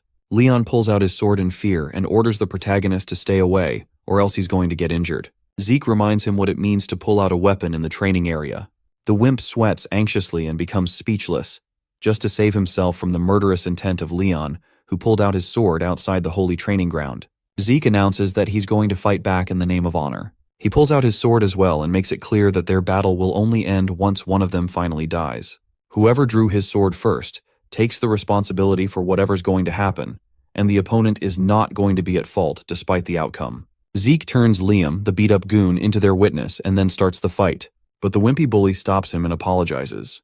Leon pisses his pants as well and begs the protagonist to let him go this once. Our boy recalls what happened in his past life, so he calls Leon a trashy scumbag and, in a flash, cuts the bully's ear as payment for what he did. Leon starts screaming in pain, but the merciless protagonist warns him to never attach it back, or else he's going to get his head chopped off the next time they encounter each other. The victim calls Zeke and asks why he went out of his way to save the guy. Our boy brushes it off since he wasn't helping anyone. He was just helping himself. While leaving, he wonders if Galleon made him change, as he almost said something embarrassing. He finally finds the professor and asks if it's doable. Phantom gives him a straightforward answer and reveals it's possible. Zeke leaves it up to him, but the guy stops our boy and requests him to properly listen to what he has to say. Phantom explains the overall composition is not hard, but the real issue is its core that's required for power output. The core is said to be the heart of the machine, but since this circuit has a lot of weird restrictions, it might look small but needs a lot of energy. They also have to manipulate the output on time. Zeke understands everything and asks if there's a way to make it. The professor explains they have two options. He can maybe make a few changes in the design because of the core's condition, but he disappointingly mentions such a task is going to take a whole decade or maybe 15 years. Zeke is shocked by this, but the professor repeats it's going to take an insane amount of time. He continues and explains the second method will help them completely avoid redoing the core's design by just using a different material. He admits this method will help them save so much time, but the material they need for it is a high-compression mana stone. Zeke finds it absurd and gets up as soon as he hears about it.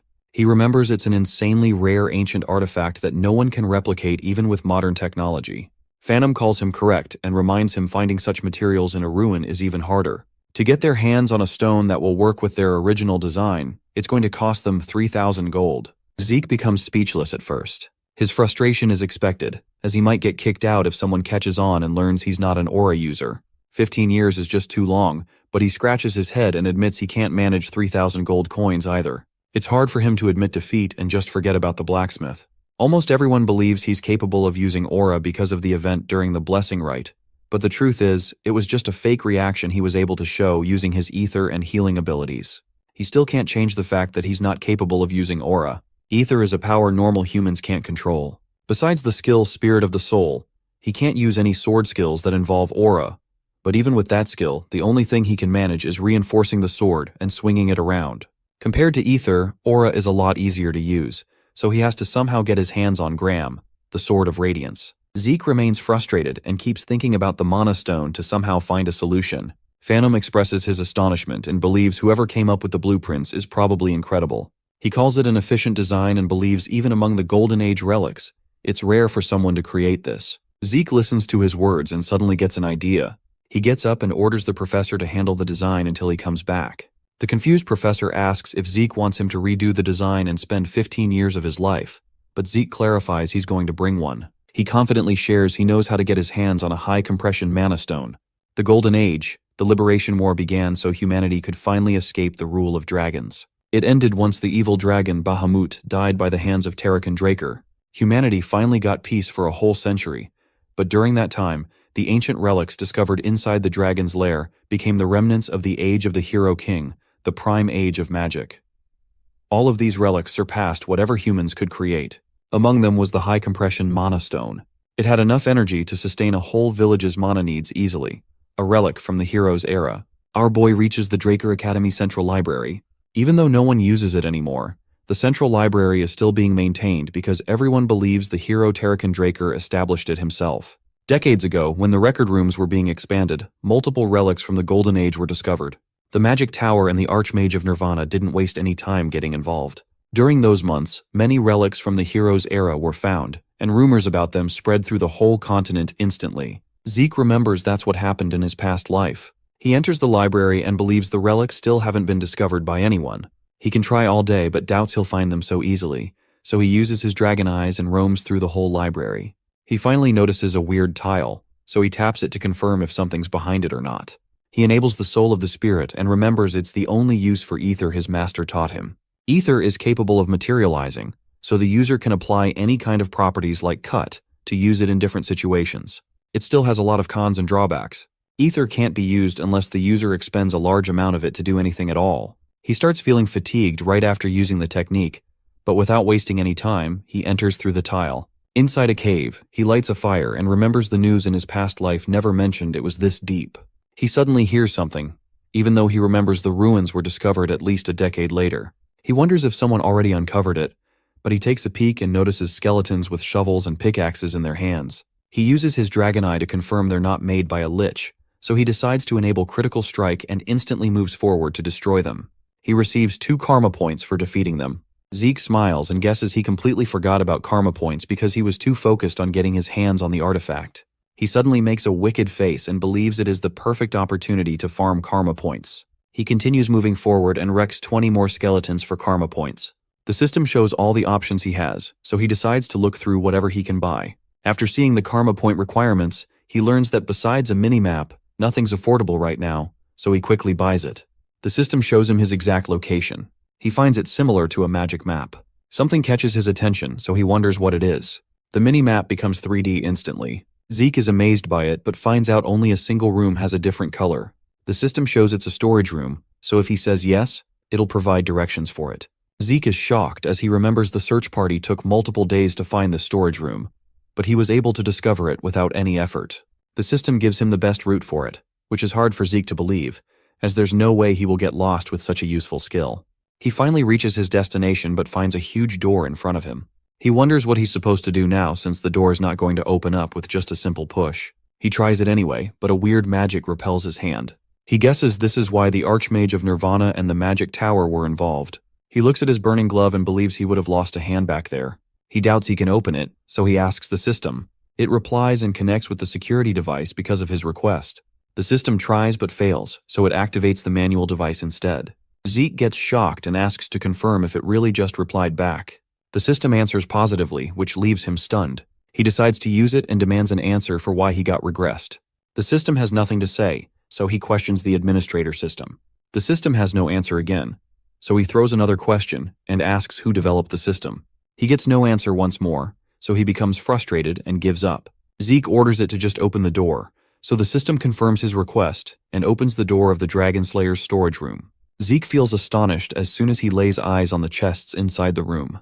Just like what happened in his past life, all the chests are filled with valuable relics and treasures. Obtaining any of them in ruins is nothing more than a miracle. He goes through all the chests and finally finds the compression mana stones. He finds 4, so he uses a karma point to expand his inventory and keep one. He doesn't have enough storage, so Zeke decides to someday return once he can take everything with him. He thinks it's enough, but as soon as he's about to leave, our protagonist gets a weird, ominous feeling. So he looks back and, out of nowhere, multiple magic circles appear around him and teleport him somewhere else. The magic circle that suddenly surrounded Zeke Draker's body made him falter. Upon opening his eyes, he noticed that his surroundings had changed, so he hurriedly asked the system where he was. It promptly replied that he was currently in the home of the Dragonslayer. In his past life, he had never heard of such a room filled with coffins in the newsletter.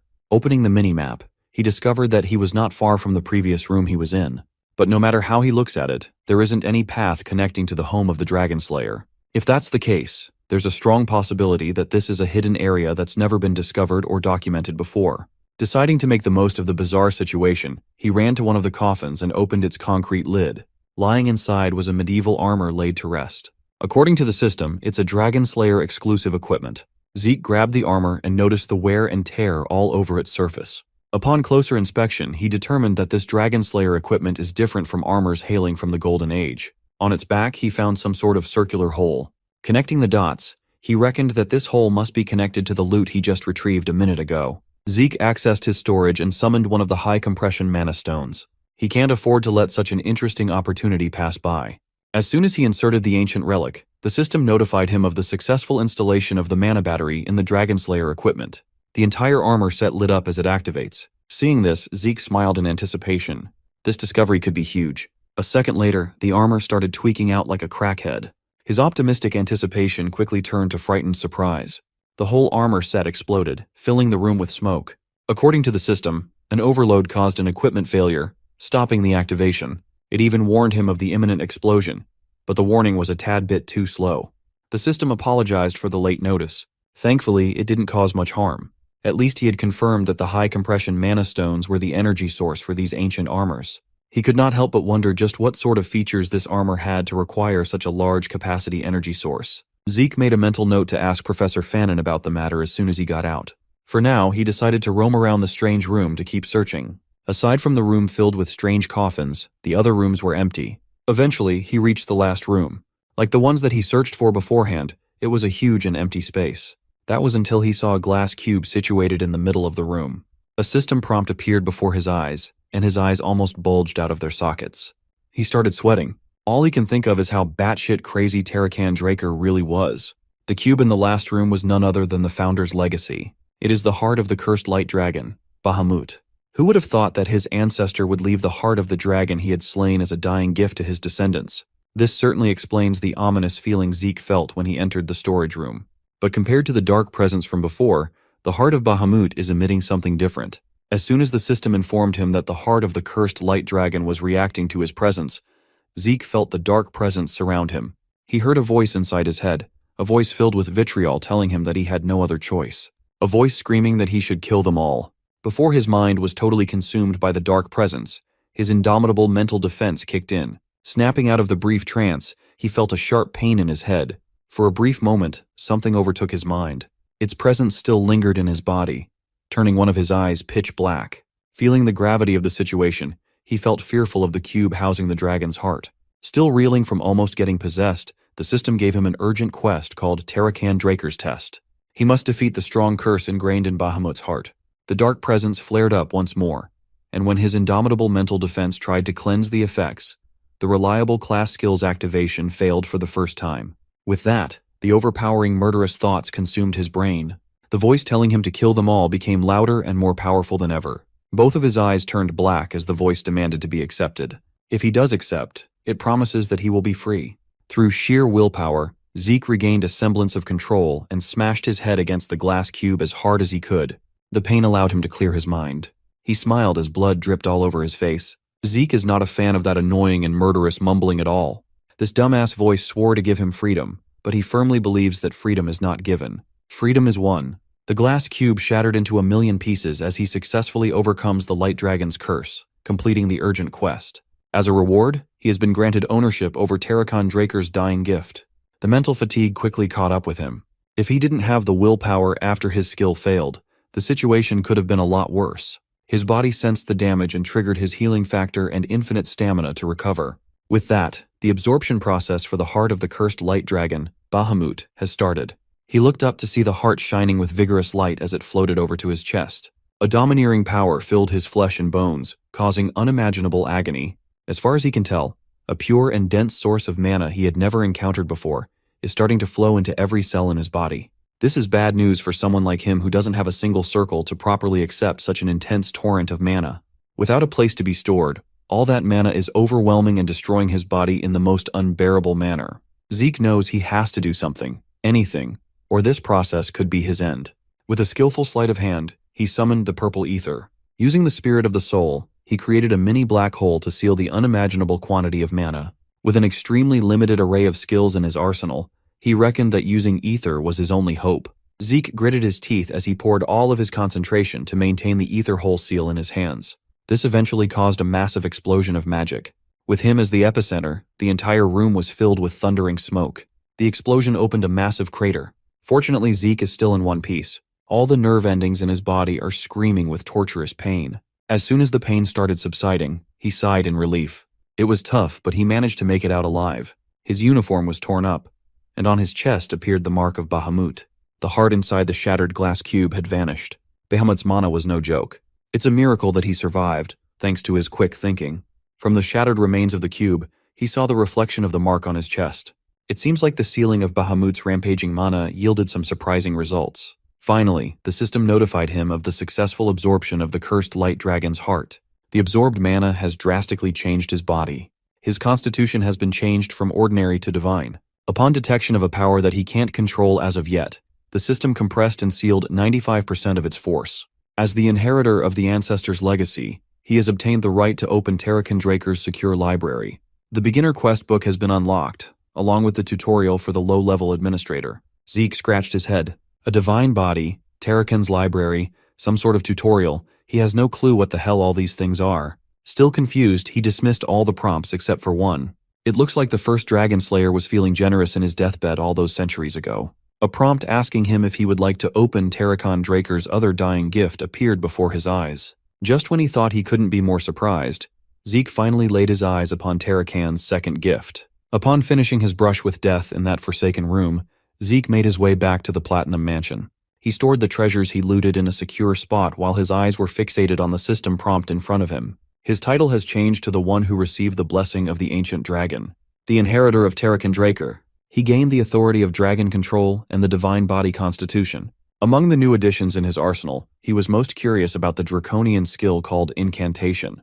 This locked skill will fill his words with power. He gained a lot after that close call with the afterlife, but he's still too weak to fully utilize some of the rewards. Draconic control gives him control over Dragonkin. Dragons under his control can be summoned and will follow his orders unconditionally. As for the divine body, it will allow him to perform at the highest level. His rate of learning for combat and the transfer rate of ether within his body have increased. The descriptions aren't really helping him grasp the whole picture, so maybe some practical tests would. Aside from the ancestor's second dying gift, there's another window related to Tarakan. While he has been granted access to Zeke Draker's secure library, an information update is still needed. As helpful as ever, the system offered to mark the location where he could obtain the update on his minimap. Zeke is not happy with the extra work, but it can't be helped. Much to his surprise, he recognized the location marked on his minimap. From the appearance of the layout, it looked like Valhalla. You see, Valhalla is the most prestigious knight training institution out there. Individuals other than administrators are unable to view, let alone enter, that area. As he is right now, even Zeke would have trouble entering such a place. To make matters worse, he wasn't even planning on joining the institution in this life. But if something related to Tarakan's dying gift can be found there, it might be worth adjusting his plans. It seems like fate is pushing him to keep being a part of this damned family. The next thing he parsed through is the beginner quest book. The tutorial for low-level administrators will soon start. Upon completion, he will be given a quest to boost his growth.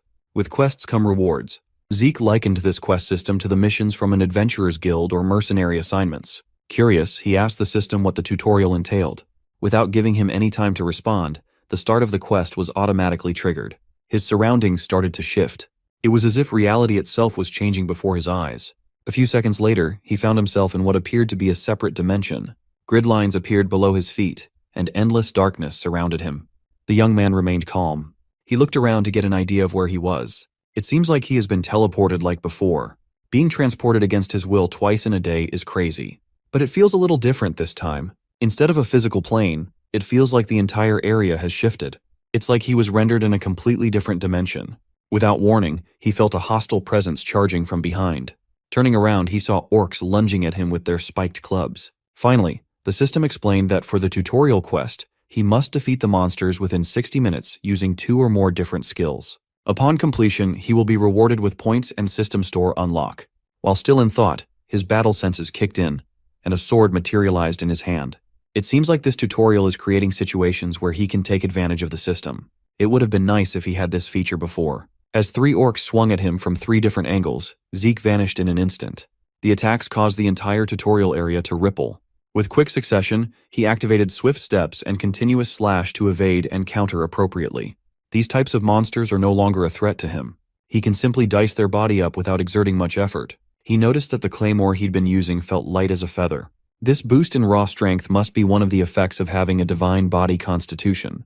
He reckoned that with a stronger physical form, he should be able to easily defeat a purple knight now. After one-shotting the tutorial orcs, he returned to where he was before as the separate dimension dissipated. He wondered if that was just an illusion, even though it felt incredibly real. Aside from the completion of the tutorial, he gained a critical bonus and a time bonus. All in all, his quest reward amounted to an easy 40-point gain and access to the shop category.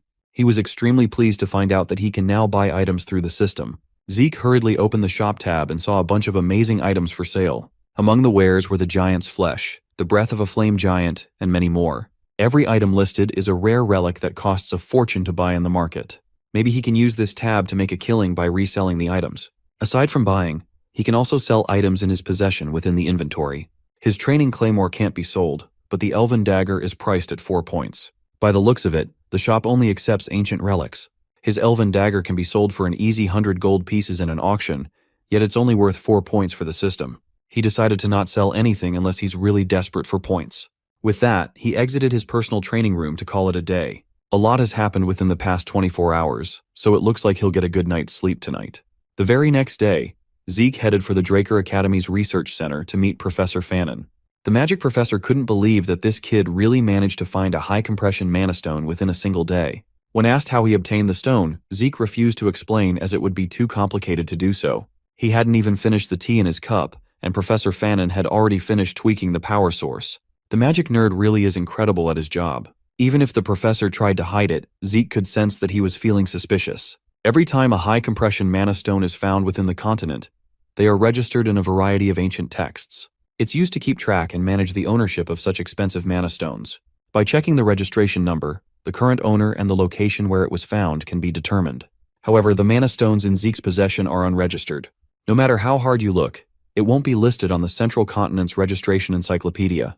Professor Fannin's valid skepticism instead of blind belief is valuable. His judgment and skill are the real deal. Zeke reckoned that such a talented person should not rot in a place where he won't be recognized. Finally, the professor tried activating the design, leading us back to Papnir's breath. Upon completing the design, they handed the apparatus to the blacksmith of the soul, Gallion Halbert. Zeke and Professor Fannin watched the master blacksmith at work. His workshop shined with various intricately constructed magic circles.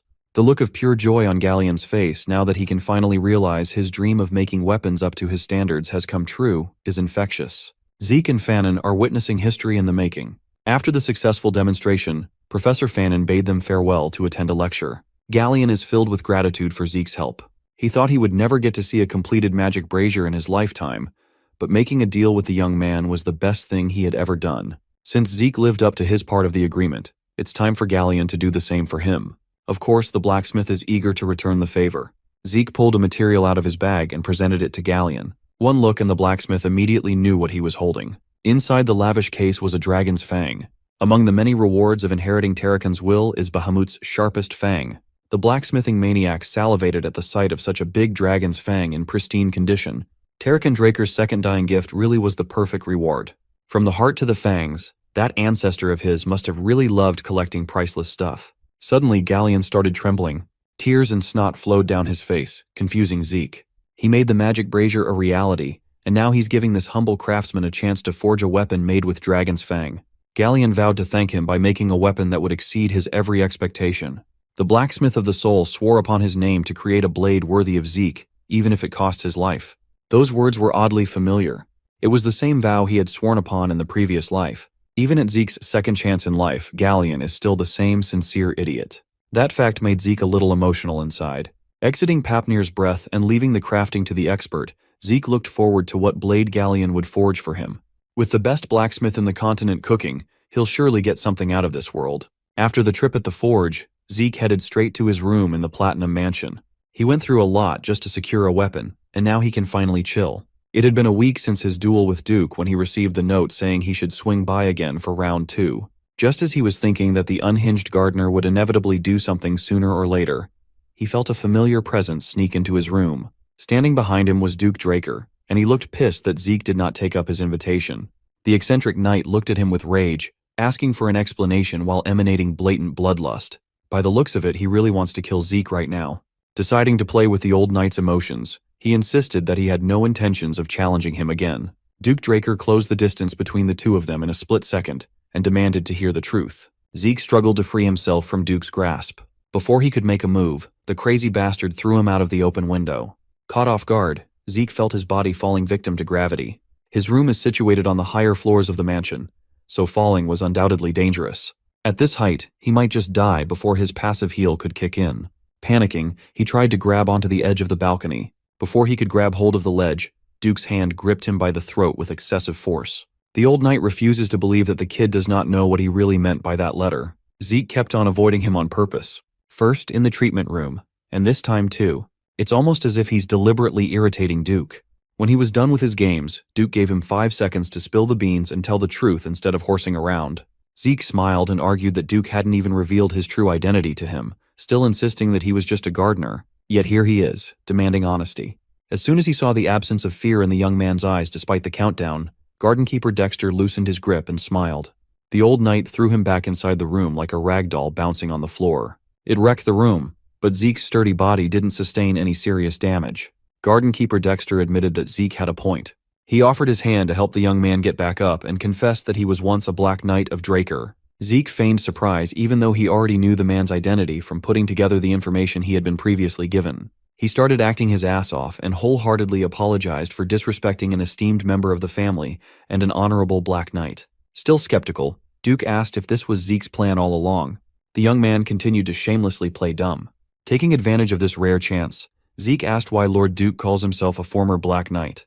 Refusing to elaborate, the old knight just asserted that he no longer carries the title. While it's common knowledge that one can rise through the ranks, Zeke didn't know that one could drop down too. Still refusing to play along with his incessant questions, Duke put his foot down and changed the topic. Zeke noticed the old knight's trembling hand and dropped his personal inquiries. Since Lord Duke was honest enough to reveal his real identity, Zeke decided to also share the truth. He got on his knees and confessed that he already knew of Duke's identity, and that he was deliberately trying to bother Duke to become an official apprentice. Surprisingly, the old knight smiled, seemingly amused by the young man's boldness. For that, the Gale Knight finally decided to accept him as an official apprentice. Zeke was shocked that securing a powerful teacher would be that easy. He thought he would have to go through more hoops. He reckoned that he better accept the offer before this fickle old man changes his mind. Resolutely bowing before Zeke Draker, he formally stated his intention to become an apprentice to the Knight of Knights. He swore to bring honor upon his master's name, to follow his master's orders to gain wisdom and power. Duke was quite surprised that the kid knew of the apprentice's vow, which most of the new generation had forgotten. Zeke added that culture is a necessary virtue of a knight. However, he wanted to ask his new master one more thing. Duke is not comfortable being called a master, but he honored the kid's request. Zeke then asked what made Duke accept him as an apprentice when he was notorious for not accepting any students. Only Andre, the genius of the century, became this old man's apprentice after years of asking and pleading. Though Zeke has a general idea of why, he still wants to hear it through Duke's own words. He reckoned that the old knight must have seen a potential that surpassed that of Andre during their duel. Duke smiled and asked him to take a guess. Zeke candidly answered that he was accepted for being a genius of the family. Duke just laughed at his confidently wrong answer. If he was picking an apprentice based on raw potential, Duke would have chosen that girl from the Tarun family. But he picked Zeke purely based on his tenacity. Talent is not the only thing a person needs to reach the level of red or even black knights. In reality, talented individuals rarely face any serious issues in their lives. As a result, most of them easily fall in the face of adversity, snuffing out their talent and life in the process. After living through a whole lifetime of hard work and adversity, Zeke could not agree more. Most praised geniuses who were projected to reach the level of a red knight not only fail to reach the expectations put on them, but most of them get stuck at the level of blue knights. After answering, Duke stood up and put a stop to their chit-chat. Right now, he wants to take his new apprentice for his first lesson. The two made their way to the empty Western Greenhouse Gymnasium. Zeke didn't even know that there was a gym underneath the greenhouse. Duke simply ordered him to run around the track, and he's been racking his brain to figure out what his new master has been planning ever since. 3 hours have elapsed since he started, and Duke just continues to observe him wordlessly. Finally, Duke yelled at him to stop and threw him a question. Zeke gladly stopped his jog and asked what his master wanted to know. Before he could react, Duke's hulking body had already appeared behind him. The old knight's hand aimed for Zeke's arm, and the young man instinctively reacted to parry the grab. His battle sense kicked in, and every fiber of his being made him retreat to a safe distance. Duke failed to grab hold of his hands and arm, but the brief moment of contact nearly ruined his special glove. The old knight asked his student if he had a problem with pulse checking. Zeke knew damn well that this sly old bat wasn't just planning to check his pulse. Duke knew something was off with this kid right from the very start. When they fought in the infirmary, when they dueled in the greenhouse, and even after running around the track for 500 laps, Duke did not sense a single drop of aura from the boy's body. He even reacted suspiciously as soon as Duke got close to his wrist. So, the former Black Knight outrightly asked Zeke if he was incapable of using aura. The question prodding at his biggest secret shook Zeke to the bone. Duke had done his research. He saw the bronze statue. He was also aware of the uproar over the never-before-seen golden light that Zeke triggered. If he was wrong in his assumption, then he demanded that Zeke let him examine his pulse. He looked his master in the eye and did not see malicious suspicion, just simple and raw curiosity. Despite the serious scandal that might erupt at the news of a Draker who can't use aura, it seems like Duke's curiosity comes first. Zeke is lucky that Duke is an eccentric bastard. He's still banking on getting his hands on his blade, Graham, to avoid any suspicions about his aura. This is a wake-up call, and he must be more cautious until then. He steeled his resolve. There's no need for him spin lies. Unlike his past life, where he was the first failed awakener in his family, things are different now. Zeke carefully removed the special gloves, stripping the symbol of a pure-blood awakener. He demonstrated his mana reflection, proof that his pure-blooded nature is legitimate. But for unknown reasons, he just can't use aura.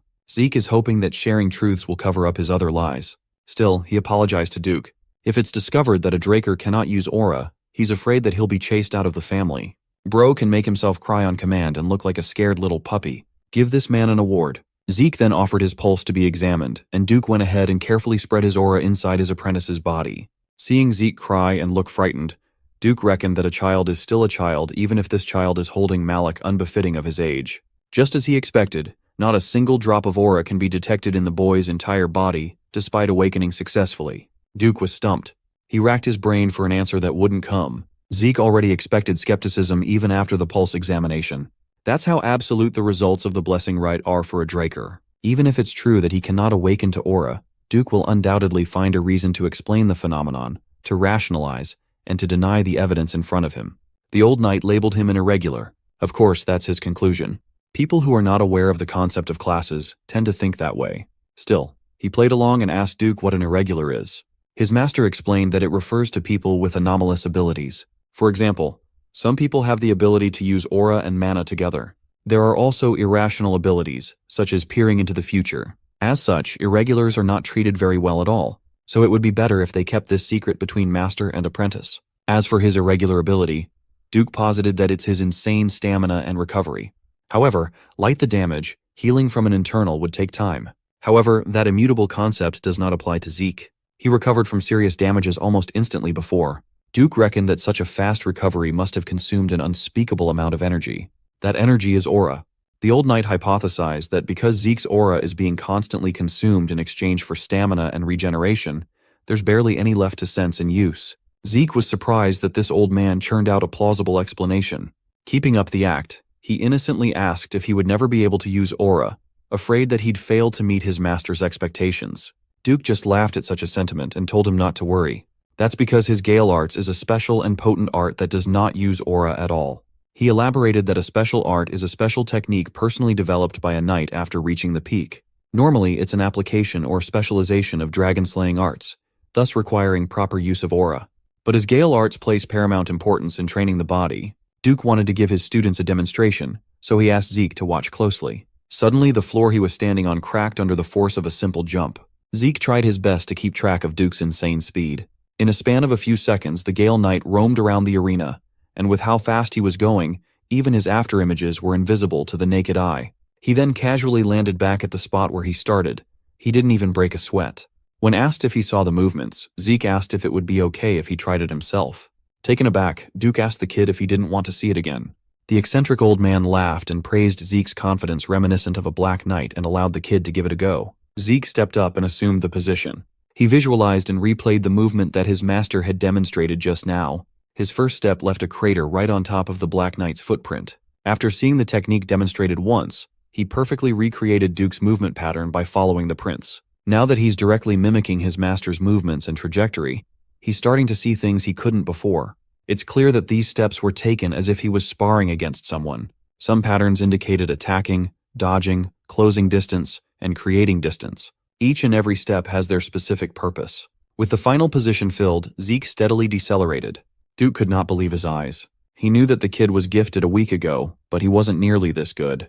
What the hell could have possibly happened in the span of a week for such a huge jump in potential? The difference is like heaven and earth. Duke had never seen anything like it. He had never encountered such a perfect prospect. But Zeke had to turn around and ruin it by acting arrogantly. If he could just keep that in check, he would be perfect. Duke playfully grabbed him in a headlock and teased him for crying his eyes out, then busting out a near-perfect replication of such a difficult technique. Time passed since Duke started training him. Today Zeke can be seen in the academy dining hall. On his plate was a hodgepodge of meat, seafood, bread, and everything he could get his hands on. It's been a month since he became the Gale Knight's apprentice. With his continuous training, his appetite just keeps on increasing. Today, his lunch was interrupted by instructor Andre himself asking if he could spare some time to talk. Because he has a packed schedule, he asked Andre to just get on with what he wanted to talk about right here and right now. Andre had a simple question for him. He wanted to know how Zeke convinced Sir Dexter. Since Andre hasn't become Duke's official disciple yet at this point in time, the news that Zeke has been accepted as one likely made him a bit anxious. Continuing to stuff his face with food, Zeke answered that he didn't really do anything special, that Sir Dexter just picked him out on his own. Andre was obviously irritated by such an answer. Andre looked at him with unconcealed disgust and hatred. He jumped to the conclusion that Zeke was picked to be a disciple based on the sole merit that he's a pureblood awakener. Our boy did not like the sound of that allegation at all. He finished his meal and gave the genius of the century a stinging reality check. Zeke pointed out Andre's severe inferiority complex, which the instructor did not like at all. His arms started trembling out of anger. He referred to Zeke as a cadet, hoping to put him in place, but the young man is not done spitting his piece yet. He asked Andre if he believed that Sir Dexter was the type of man who would pick a disciple for such a simplistic reason. Zeke asserted that the fact that he was able to leverage his bloodline as a foundation to become a disciple is a testament to his own abilities. He then gave Andre some valuable advice. Instead of wasting his time patting his ego with that severe inferiority complex, perhaps he should put in some effort in order to be chosen too. As incensed as he was, Andre knew that there were some merits to the cadet's sobering words. Later that day, in the Western Greenhouse Arena, there were 3 people instead of the usual 2. Someone arrived before Zeke and Duke and is running around the track like his life depended on it. Zeke asks his master what's going on, but the Gale Knight is confused too. He doesn't know what got into instructor Andre, but he came begging him, saying he's fine with being a servant if it means he can stay by Duke's side to learn. The old knight jokingly agreed to take him in if he could run 300 laps without aura, which is how poor Andre ended up like this. Duke was surprised at Andre's newfound tenacity. Similarly, Zeke was pleasantly amazed to see that this guy wasn't just some self-righteous nerd. As it turns out, the genius of the century has quite the backbone on him. Every student of the academy has been summoned to show up and line up on the field. Today is a special day. It's the day of the Patriarch's visit. The strong strides of stallions rumbled outside the campus. A lavish carriage carrying the Draker family's insignia enters. The lookout hurriedly informed everyone of the Patriarch's arrival. The fat-ass dean of the academy, Howard Draker, tasked his men to get ready to receive their supreme leader. He waited in front of the gate, making sure that he was the first one that the VIP would see. As soon as the Patriarch got out of the carriage, Howard's pudgy face greeted him.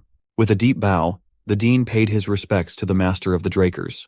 The knights followed suit, raising their blades and kneeling on their knees according to rank to demonstrate respect. The Patriarch arrived at precisely 12 noon, and the Academy's bell rang louder for today's rare occasion. Master Draker walked with unmatched aura and drip. His mere presence commanded obedience from everyone else. He held Howard's shoulder, towering over the dean, and praised him for his hard work. This absolute giga-chad is Arthur Draker, 3rd Transcendent Household's leader, the Dragonslayer Draker's Patriarch. Howard proposed that they go inside right away given how harsh the sun is today, but Arthur prefers to move at his own pace. Some of the students near the gate caught a glimpse of the Patriarch's silhouette near the gates and were awestruck. Finally, Arthur Draker stepped into the light, showing his face to the students of the academy. He addressed the young Dragonslayers lined up before him, the hope and future of his clan. He urged them to train hard and train more for their development, which will be the family's development. Inspired by his encouraging words and domineering presence, the students committed his simple speech to their hearts and replied with their whole chests. As the sun beamed down brighter, Arthur turned around and ordered Howard to escort him in.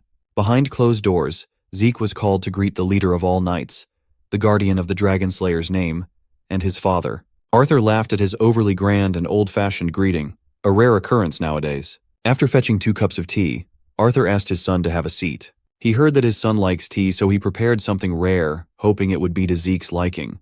While this seems like a sweet gesture of a father, Zeke only saw it as his every move down to his preferences being reported back to the higher-ups.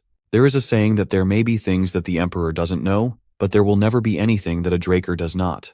Zeke can feel the truth of that saying right now. Arthur admitted that he called for Zeke after hearing that Duke took him in as a disciple. As expected, the Patriarch is not one to dilly-dally. He prefers getting straight to the point. Zeke downplayed the whole thing, insisting that Duke is doing him a great favor. While Arthur is not sure of his son's goal, continuing to follow Duke's teachings should paint a bright future. Zeke cut his father off and asserted that his goal was to become the strongest man on the continent. Hearing such a lofty goal sparked some sharpness in Arthur's eyes. Zeke added that he will become stronger than everyone else so that he can live just as freely. That is his goal, and he will do everything to get there. He looked at his father's face, unable to interpret how the Patriarch was feeling. Arthur deliberately leaked some of his aura and bloodlust. If his youngest plans to become the strongest, that means he is aiming to surpass even his father. Zeke realized that he might have made a mistake. He was way too enthusiastic to blurt out such sentiments. He felt a palpable chill running down his spine. Swirling around the room is the presence of Astral Sword.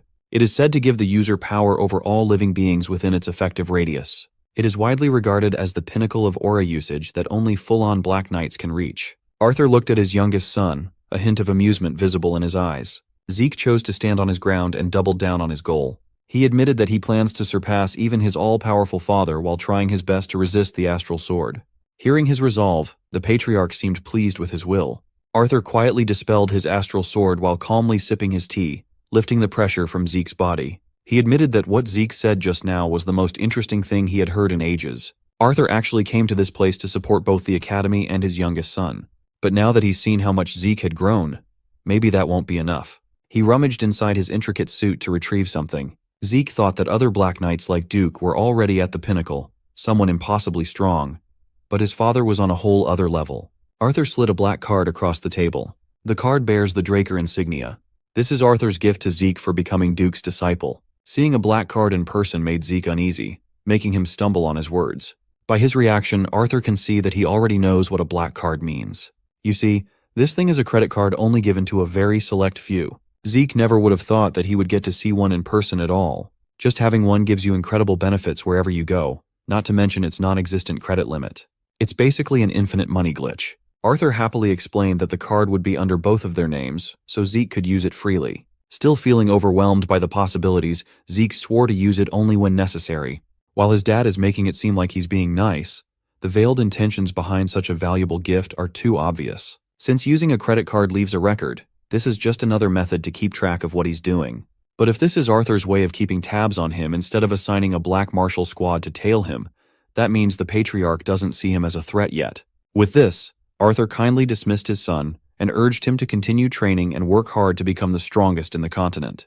Zeke bowed one last time and thanked the master of the Drakers once more. He wordlessly walked out of the room, his mind reeling with unknown thoughts. Similarly, Arthur Draker closed his eyes and thought of his youngest son's words. Suddenly Duke showed up, calling Arthur a sickening old man. The Patriarch just asked Duke why he was so angry. Thankfully, Duke is the only one with the balls and the strength to call Arthur out on his bullshit. This guy is suddenly playing father for the kid after a lifetime of neglect. Arthur argued that he had no choice. This is the price of being the head of the household. Furthermore, what Duke just said counts as defamation of the Patriarch's character. Duke sat his ass down on the couch and dared Arthur to cuff him and take him away if he could. The Master of Drakers smiled and dropped all pretenses. Out of anyone on the continent, Duke is the only one he can truly talk to without worries. He retrieved another thing from his lavish suit, a bottle of prized alcohol known as Dragon Breath. Being offered a drink to go with their conversation, Duke's mood lit up as he praises Arthur's taste when it comes to drinks. The Patriarch brought up the strange atmosphere enveloping the continent, and Duke played dumb, insisting that he was just minding his own business inside the academy. But Arthur knows more than anyone else that Duke has eyes and ears all over the map. Duke then asked why Arthur would ask a question that he already knows the answer to. The Emperor has gone crazy over the idea of immortality and is scouring the entire continent for anything he can latch on. In Duke's perspective, such a thing is an impossibility. While magic can make someone look young, immortality has never been and never will be possible. The Patriarch shares the same opinion. However, he's worried that the Emperor is looking for a relic related to the Elder Dragon. That possibility definitely changes things. Patriarch Arthur Draker continued drinking and discussing the minutiae of immortality and endless youthfulness with Duke Draker. Unbeknownst to them, Zeke had been listening in from the next room. Leaning against the wall with hands in his pockets, this boy is aura farming like crazy. Using soul manifestation, he heard the conversation loud and clear. The Patriarch surmised that the Emperor was looking for a relic related to the Elder Dragon. Duke thought about it and agreed with such a possibility. When asked if it was possible that the Emperor had already located the relic, Arthur reckoned that it wouldn't be out of the realm of possibility. His personal squad, the Order of Black Knights, had reported that the most likely location of this mysterious relic was the northern continent. Sipping his drink, Duke's interest was piqued as soon as he heard the northern continent mentioned. It seems like this valuable information had not been acquired by the Empire's spies. Knowing how competent they are, it will only be a matter of time before they do. This crusade for immortality reminded Duke of the past. That crazy Emperor bastard started a war to unite the entire continent the moment he ascended to the throne.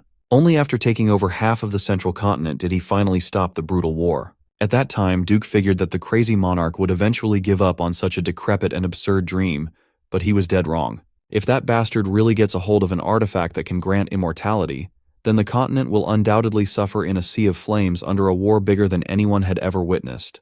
Given the importance of this matter, Arthur Draker had agreed to take matters into his own hands and head to the north himself. Hearing that the Patriarch will be leaving his seat in the central empty freaked Duke out. If Arthur leaves, that bastard of an emperor would certainly run amok without anyone keeping him in check. But that is precisely why Arthur visited today. Aside from giving a half-assed speech to the trainees, he came to clue Duke into his plans. Knowing that he had no other choice but to agree, Duke sighed and shared a toast with his buddy.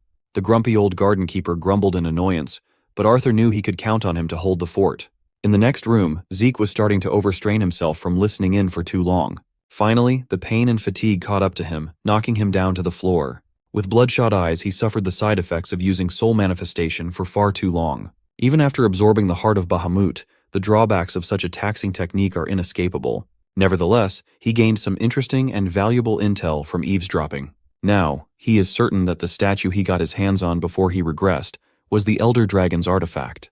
From that voice he heard before he breathed his last breath to the system messages he saw after waking up in his younger body, all of it makes a little bit of sense now. Unbeknownst to the disgraced version of Zeke, he stole the artifact that the crazed emperor had been salivating for. That dictator even went as far as mobilizing the unit under his direct orders, the hunting dogs, to chase after him to the ends of the world. At that time, Zeke is so obsessed with his revenge that he does not know or care about the reason why he is being hunted. Still, listening in on his father and master's conversation gave him a concrete clue with regard to his regression. The administrator system that sent him back to the past was the real function of the Elder Dragon's artifact. That leaves the question of who would make such a thing, how powerful are they, and why. Taking a deep breath while sitting on the floor, Zeke tried to regain his composure. After getting little crumbs of answers, he ended up with even more pertinent questions. Finally, the top dogs of the Draker family bid their goodbyes after sharing a drink. Duke assured Arthur that he would make his move soon, and the Patriarch entrusted him to get shit done. 3 steps into leaving, Arthur suddenly paused, shifting the energy of the hallway. He looked at the closed doors of the room where Zeke was hiding as if he had X-ray vision. While he was glancing at the door with suspicion, his son was busy solving the mystery of immortality and time travel. If he really snatched away the Emperor's artifact, what could have possibly made them think that it was related to immortality? Finally, hearing heavy footsteps getting dangerously close to the entrance, every fiber of his being told him to run. Arthur Draker swung the door open with his game face on. But the room was empty. Thankfully, Zeke reacted fast enough before Daddy caught him snooping. Arthur lets his guard down while his boy uses the window to escape. Later that day, the ever-so-diligent young lord got his training reps in the Western Greenhouse Arena. Going against his orders to not bother Zeke while in the middle of training, Old Decker apologized to his young master. It's just that a fellow student has come looking for Zeke. Confused, Zeke wondered who would go out of their way to visit him when he did not have any friends in the academy. His curiosity got the best of him and allowed Decker to let the fellow student in. Zeke was not expecting Liam Stone to come through the door and bow his head in complete submission.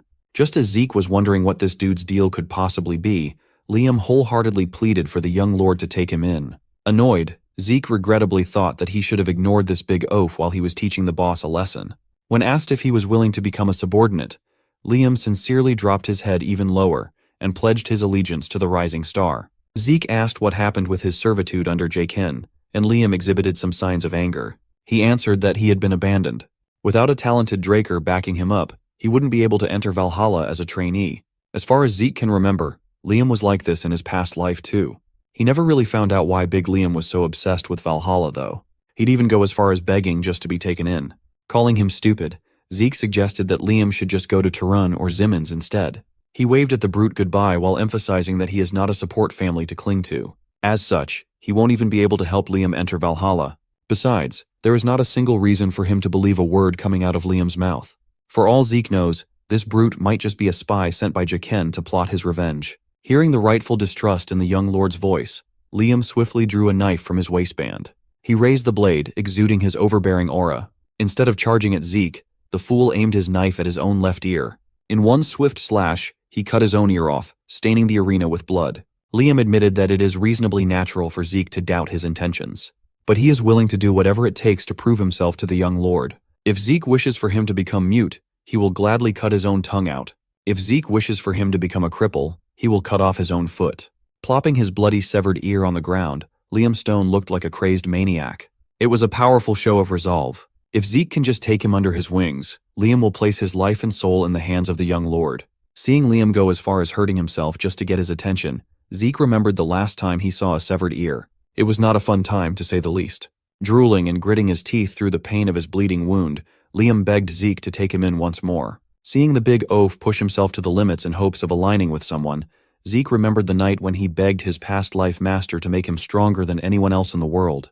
At that time, he was a battle-worn and scarred veteran with hate-filled eyes. Liam's voice trembled as he repeatedly asked for a chance to become Zeke's underling. In response to his desperate pleading, Zeke threw a training sword in his direction. The young lord urged him to pick it up and try to withstand one strike. If Liam managed to withstand a single attack from Zeke, the young lord promised to take him in. Feeling delirious from the pain and blood loss, Liam smiled. Hope flickered in his eyes as he thanked Zeke for such an opportunity. For the sake of fairness, the young lord gave him some time to get some immediate treatment for his stupid ear wound. In his mind, Liam was thinking that enduring one strike would be easy, given that he too possesses the Draker aura to a certain extent. But when he looked at the young lord's stance and presence, it felt like gazing into the eyes of a monster. He wondered if they could even be considered peers. Before Zeke made a single move, Liam already felt suffocated by the intimidating aura alone. The big oaf tried his best to remain calm, but his breathing became ragged and his vision blurred. He could barely hold the sword in his hand. When Zeke finally made his move, his speed exploded as his compact muscles containing overwhelming strength contracted. Moving according to his instincts, Liam raised his blade and fought through the tension. The young lord unleashed a straightforward stab, and Liam tried to slash it away with a downward swing. The collision scraped the training swords as sparks flew in the air. Eventually, one of the blades flew and spun into the air, escaping the user's grasp. As expected, Liam Stone was thoroughly overpowered, his weapon knocked away from his hand. If this was a real battle, he would have died by now. With a hint of disappointment in his voice, the young lord asked if this was the extent of Liam's ability. Looking at the big fool sitting flat on his ass, even Zeke felt pity at such a miserable sight. Even though Liam fell in one swing, Zeke can tell that the big man is really determined. So he advised that he should just give up on Valhalla and carve his own path. Still, Liam refused to give up.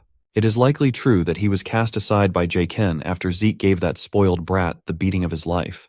Liam has descended from such a distant branch family that, if he weren't Jaken's attendant, he would not have been able to enter the cradle in the first place. Considering that this academy had the juice to expel a direct Draker descendant like Zeke in his past life, they won't bat an eye for a trainee from a distant family branch. While Zeke walks away thinking that the matter is settled, he feels Liam's big-ass arms clinging to his leg.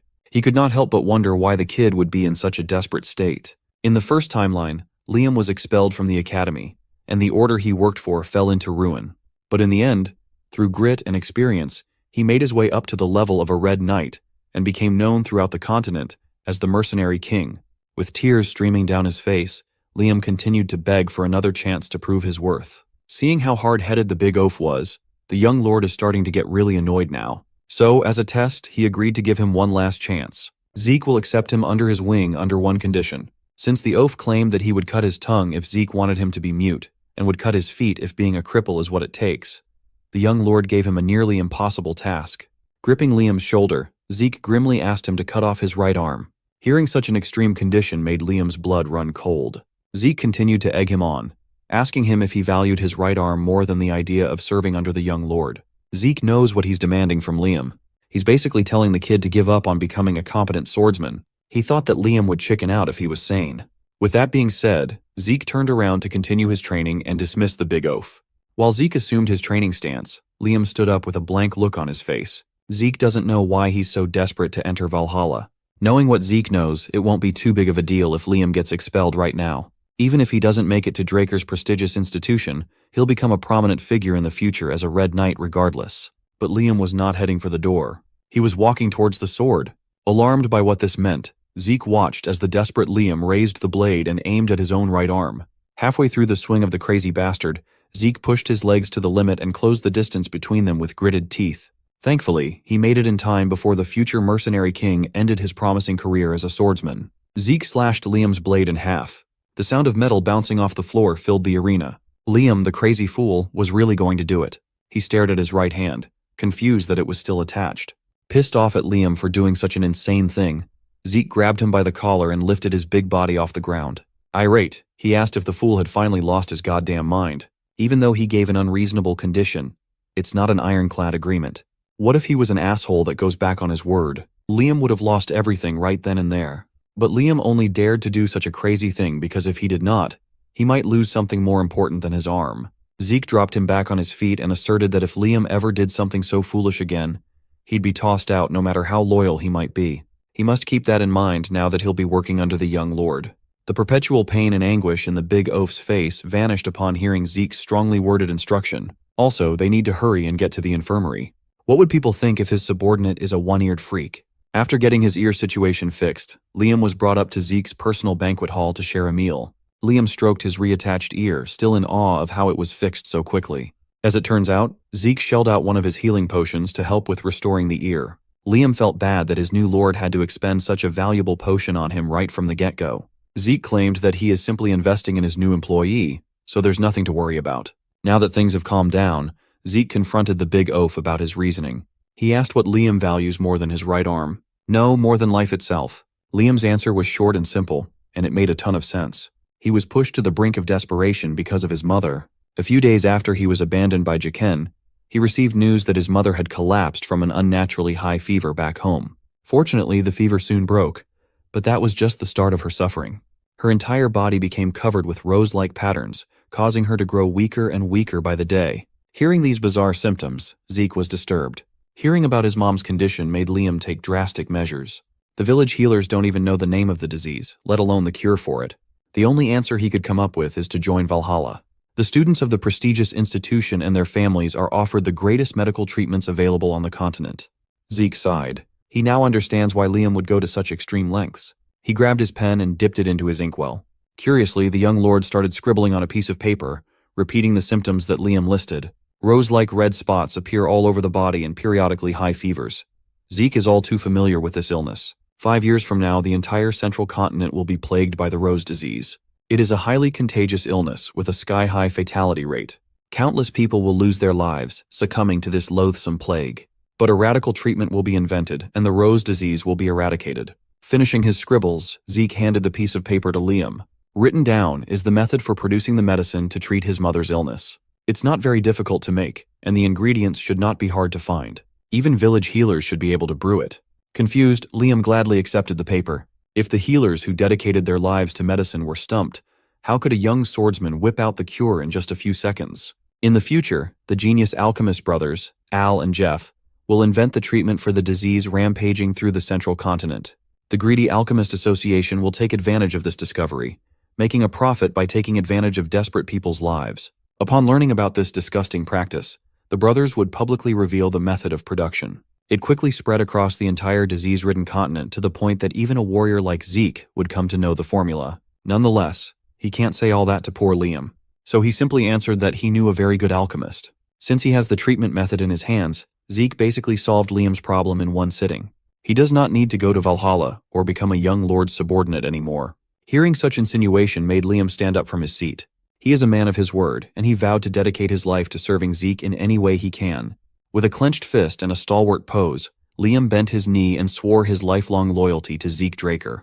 Even though he tried to push the big oaf away so many times, hearing the future mercenary king recite an oath of loyalty felt quite reassuring for Zeke. Accepting the pledge, the young lord asserted that Liam should not lag behind, or he'll be abandoned. Before the day ended, an interesting discussion happened inside Dean Howard Draker's office.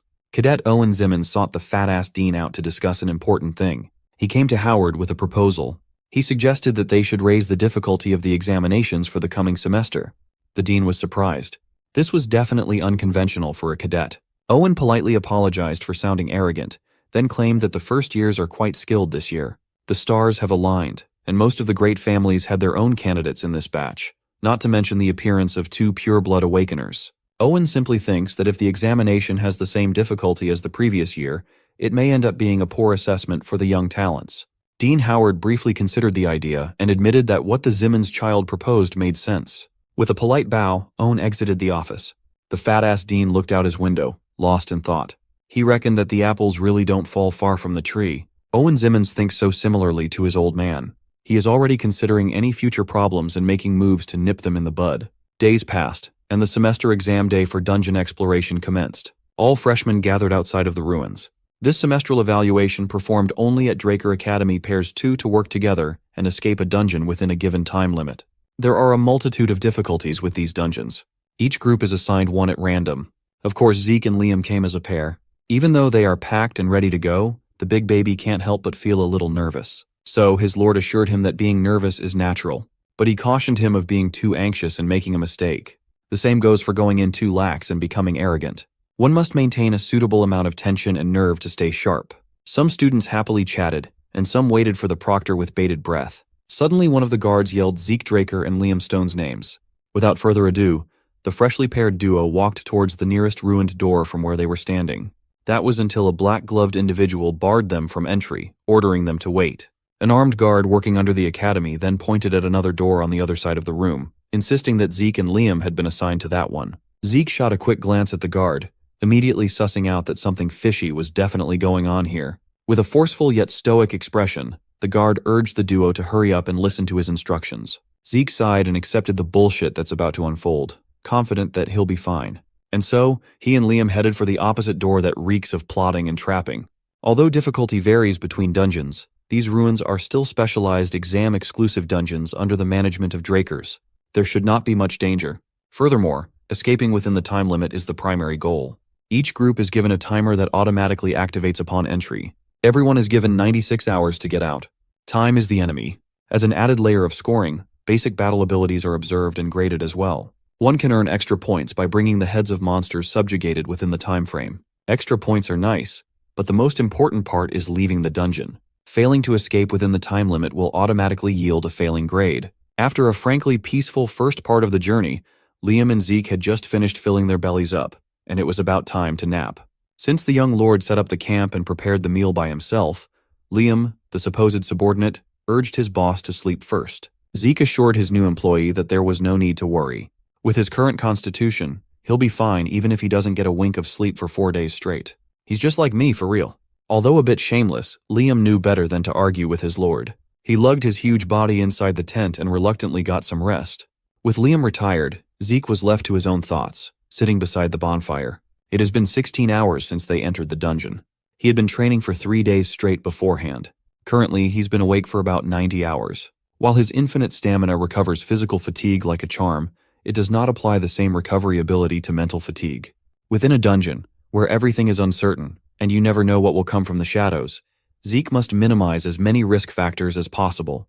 The slow crawl of the night and the eerie silence of the dungeon are starting to get into his head. Feeling mental fatigue catching up, Zeke wanted so badly to switch out with Liam. And then, Zeke made the gravest mistake one can make inside these dungeon walls. He dozed off. His dreams brought him back to the icy plains of the northern region, the land where the Emperor's imposing red flag symbolizes cruelty and tyranny. Zeke's mind painted the picture of a woman's corpse, blood pooling all around her body as they seep into the snow-covered ground. He opened his eyes back to reality, panting and sweating as if he just saw a ghost. Well, he might as well have. Thankfully, those few nightmarish minutes of dozing off did not get them into trouble. Zeke is still sitting in front of the bonfire. Nothing sneaked up. Still, he would rather fight a fearsome monster than dream that dream of death again. Zeke immediately locked in. He's convinced that he was woken up by the sound of one of his bell traps getting tripped. Just as he expected, something was coming at him from the door behind. He hurriedly grabbed a water canister and dashed the flame of the bonfire to lower visibility in the dark. Zeke then yelled at Liam to wake the hell up. Zeke plans to check out the situation first while Liam follows. Hugging the wall near where the disturbance came from, Zeke contemplated his plan of action. Using his dragon eyes during a 4-day exam is too risky. Letting his eyes adjust to the darkness would be better for now. As he waited and waited, a strange smell wafted over, kissing his nostrils. It was the scent of sulfur. His thoughts immediately jumped to a creature that reeks of sulfur, a monster that hunts in packs. A beast with a danger level of rank 3, the dog from hell, the hellhound. In his past life, during this year's semester exam, Reyna, the frontrunner, hunted an orc. Zeke had never heard of a dungeon room containing hellhounds. Zeke waited a few more seconds. The grand entrance of the hellish monster did not come. He then started noticing another odd thing.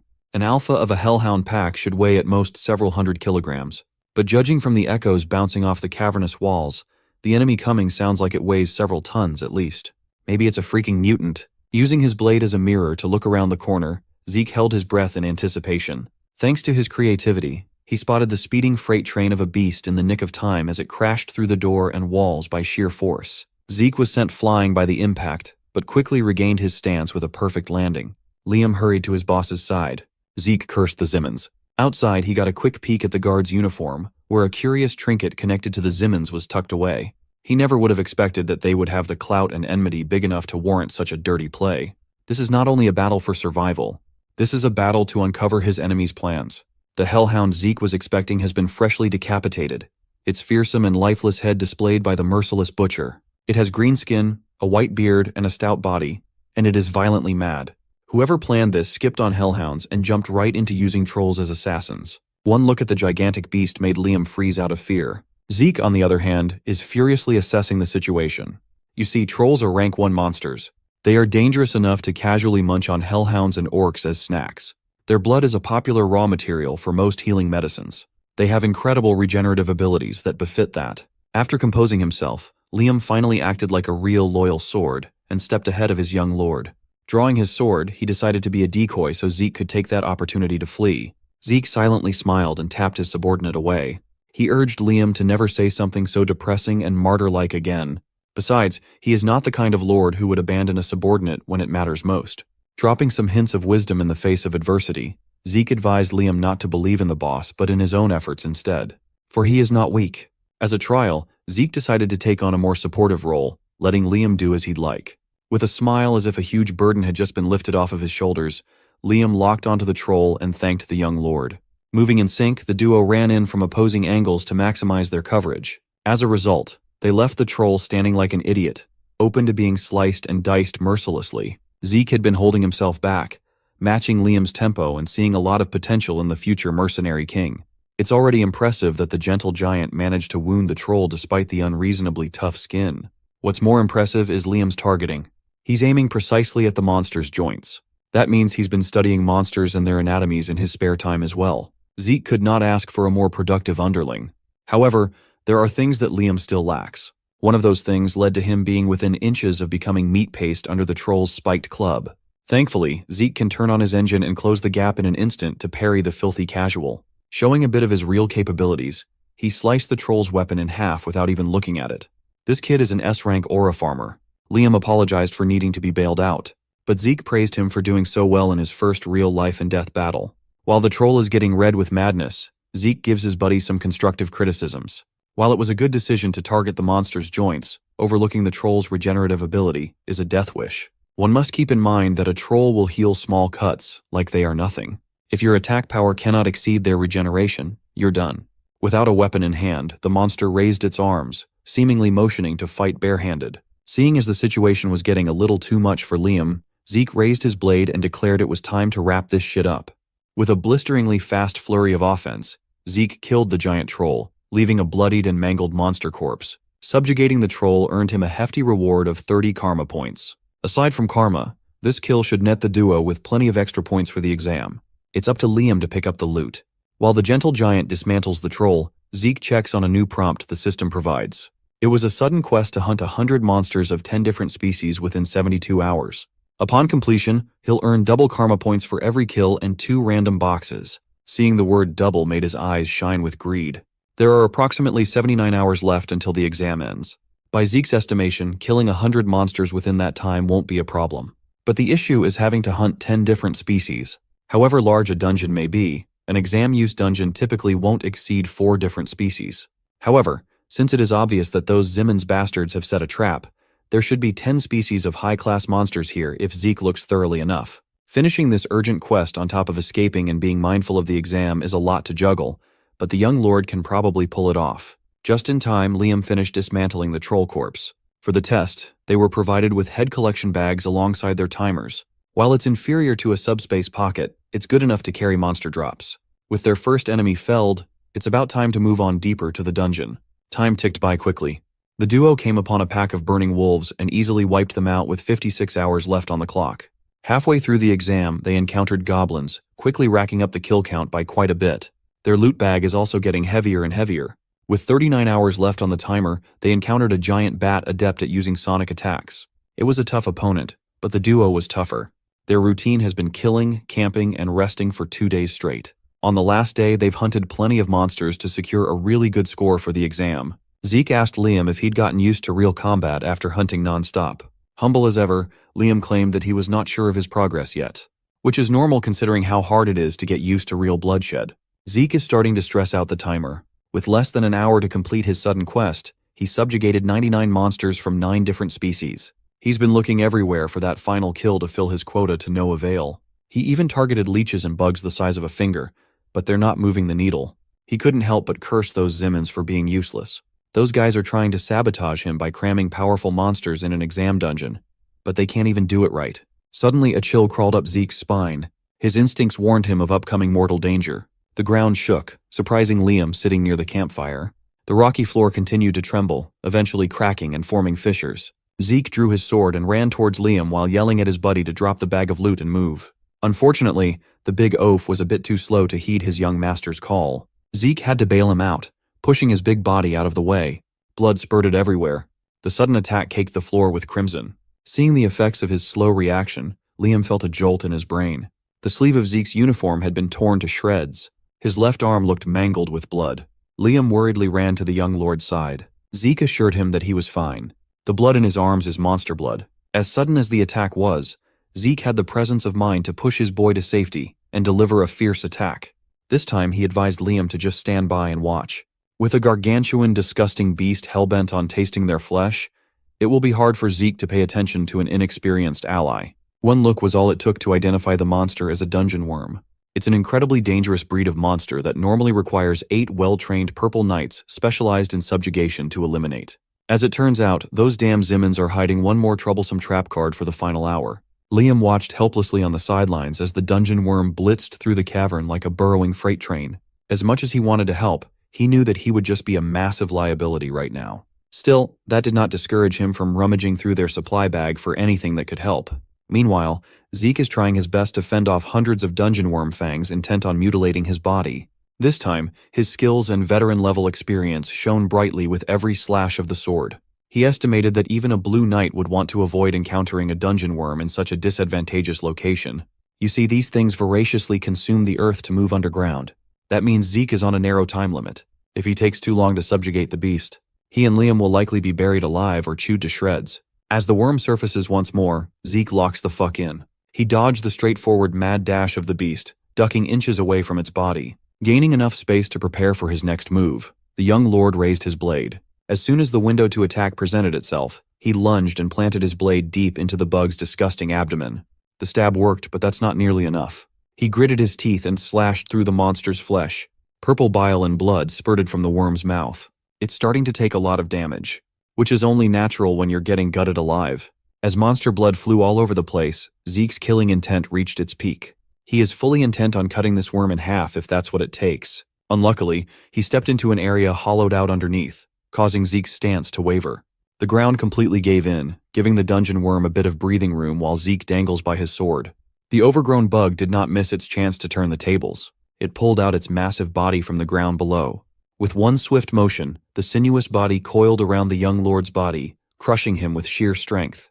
The coil continued to tighten, making Zeke throw up a hefty amount of blood as his body and organs got smushed. That's when a certain desperate underling swallowed his fear, drew his sword, and stabbed the worm to get its attention. Liam disobeyed his lord's orders to stand by and watch. He joined the fray in his own way. The stab might have just saved Zeke as it caused the worm's attention to waver, reducing the crushing pressure he was trapped in. His automatic healing also came in a clutch to recover from internal injuries in a flash. He quickly freed himself from the worm's deadly embrace, parkouring his way into safety. Zeke asked Liam what he did to cause such a drastic reaction from the worm. Liam explained that he added anesthetic to his sword in hopes of landing a significant blow to the monster. Zeke understood what that meant immediately. The main ingredient of the anesthetic is belladonna. For humans, it simply weakens one's senses. But for a worm, no matter how gigantic, belladonna might as well be a deadly poison. In an urgent and supremely stressful situation, Liam managed to recall the worm's incompatibility and adapted by using the anesthetic as a substitute. His snappy judgment and adaptability certainly reflect Liam's potential. At such a young age, he's already showing signs of the mercenary king in Zeke's past life. Taking Liam in is one of the best decisions he's made recently. Acknowledging Liam's contribution, Zeke included him in the following plan of attack. Completely recovered from the crushing injuries, Zeke pushed his speed to the limit and traversed the worm's body expertly. Upon reaching his sword, he pulled it out of the monster's open wound. Blade in hand and ready to strike, he gave Liam the signal to do a coordinated attack. The gentle giant gritted his teeth as his 3-day non-stop hunting experience culminated in a desperate stab. Another dose of belladonna wrecked its system and made the worm crash out. While the poison considerably slows the beast down, the real monster in the cavern activates soul manifestation, covering his blade with a hazy purple light. Just like he promised, Zeke gave the worm one smooth, straight, and silky slash, lacerating the gigantic body and cutting that bitch in half. With that, the worm fell down to its demise. Zeke landed back on the ground to look cool and auriform. Notifications ring in his head. The sudden quest has been completed successfully. As promised, the karma points he had earned thus far have been doubled as a reward, not to mention the 2 random boxes to open as he pleases. That brings his karma points up to a whopping 790 in the bank. While Zeke is basking in the crap ton of karma points that he just earned, the dungeon exterior is bustling with exiting cadets to be evaluated. Standing in front of the line to be graded was Reyna Tarun and her group. The base grade for a safe exit is 30 points. She also brought out 20 goblin heads, 2 hobgoblin corpses, and an orc carcass. In total, she netted 180 points. She scored close to Sir Abel's record of 200 points, making the other cadets gasped in awe at the power level of someone with pure blood. The passing grade is set at 130 points, and she has handily surpassed that. Next in line was none other than the conniving son of a gun, Owen Zimmons. He netted a total of 120 points. Normal cadets only need to reach 70 points, so he did pretty well. Still, it pales in comparison to Reyna's grade. Mr. Inferiority Complex felt a burning jealousy towards Reyna. If need be, he'll just devise another devious plan to take her out of the picture, so she won't be able to overshadow him in the future. Owen is already cooking up a scheme to take care of her like he did with Zeke. Speaking of the devil, Owen's ears grated upon hearing that familiar, confident voice coming out of the dungeon. He turned around and saw Zeke Draker leisurely strolling past everyone. His attendant, Liam, is carrying a gigantic corpse of a dungeon worm. Everyone made way for them as hushed murmurs about the worm spread. As far as everyone knew, orcs were supposed to be the highest-ranked monster inside. Liam threw the worm's head down to the ground. It made a loud crash from its sheer mass. Zeke stood next to Owen and asked why he looked so surprised. Knowing that this dipshit was responsible for the worm trap, Zeke shot him a knowing glance and a sarcastic question. All Owen could do was bite his tongue. Having a ton of fun teasing the conniving bastard, Zeke goaded Owen to put his usual poker face back on. On second thought, the deathly grimace on Owen's face suits him a lot better. Unable to take the goading any longer, Owen walked out like an angry child. This only served to fuel his hate for purebloods even more. He silently swore to make Zeke pay for looking down on him. Zeke was quite pleased with the dipshit's reaction. With that out of the way, the instructor who was assigned to evaluate Zeke and Liam pulled out a score sheet. It was Instructor Andre.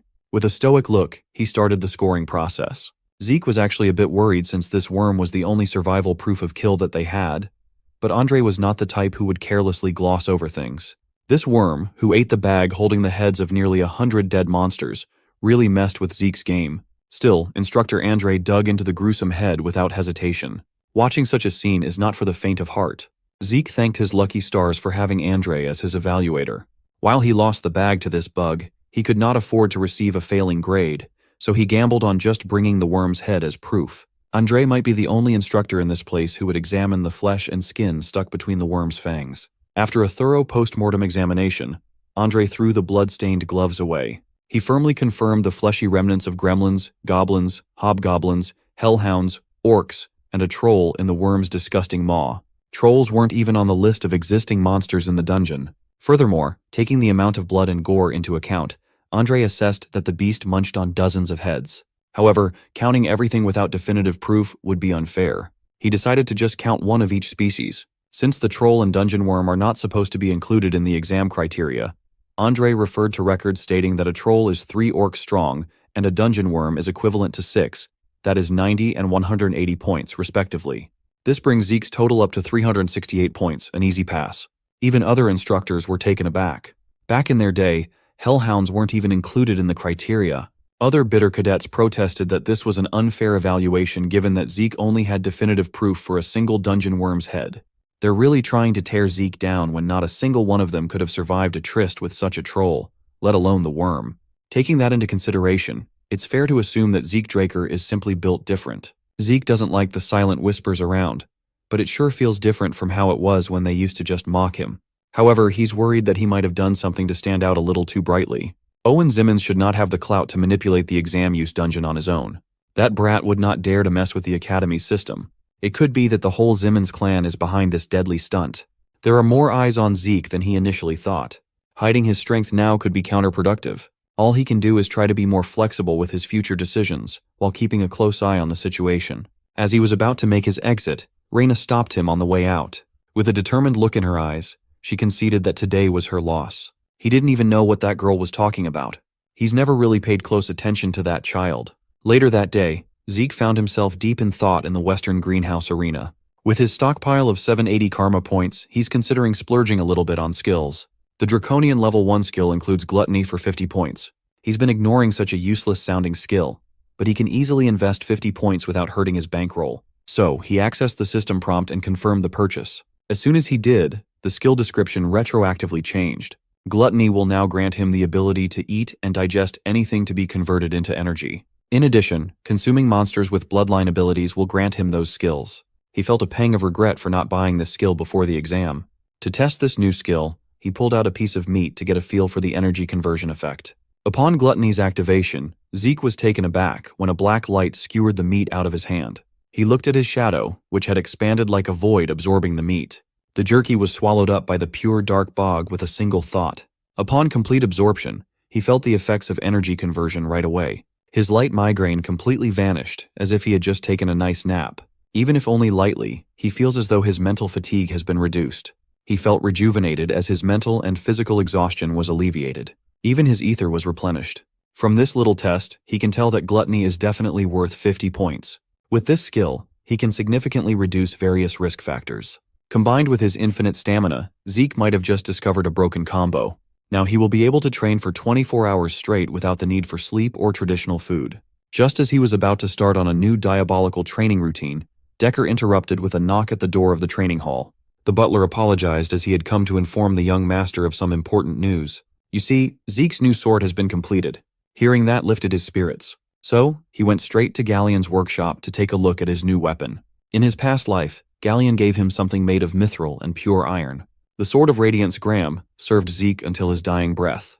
It had become a famous blade that any competent fighter would recognize with just a glance. This time, he gave Galleon the fang of a dragon to work with. He thought a single additional material would produce something similar to Graham's appearance, but that doesn't seem to be the case. In front of him, lying inside a sword box, was a pure black greatsword surrounded by suffocating dark air, the complete opposite of the Sword of Radiance he was expecting. He grabbed the handle and lifted the blade with one hand. Judging by its appearance alone, Zeke would be the first to admit that it's not a very pretty sword. He asked Galleon if the lack of sharpening was on purpose.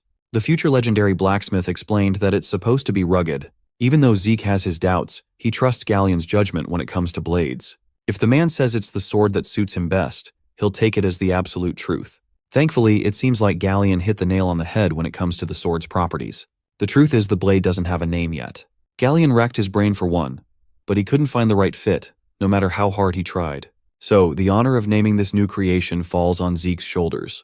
Graham, the Sword of Radiance, was named by Galleon himself. It seems like the addition of the Dragon's Fang really changed the trajectory of history. Wordlessly, Zeke summoned a dagger and cut his wrist open.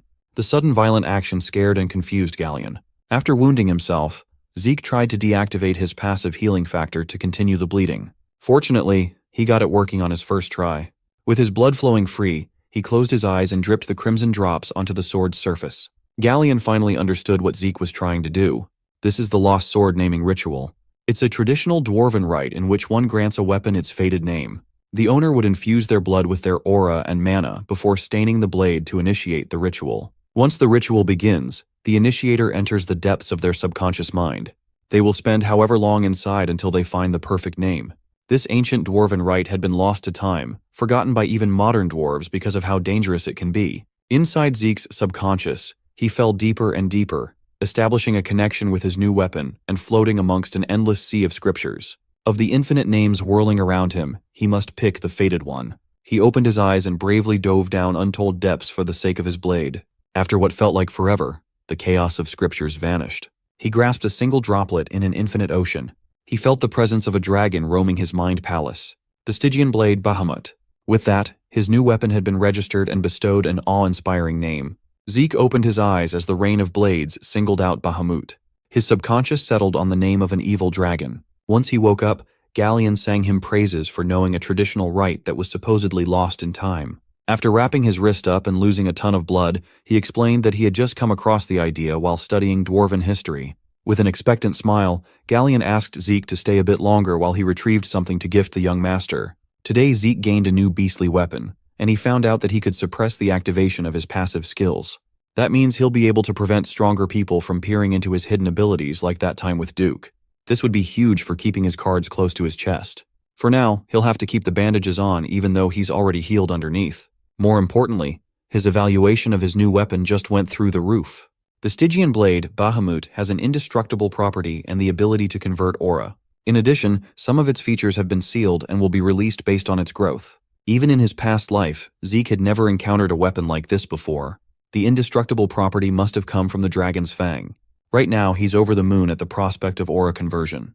The reason he overexerts himself to create magic circuits for Galleon when commissioning this sword is partly because of this broken ability. Graham's core ability made Zeke a beast.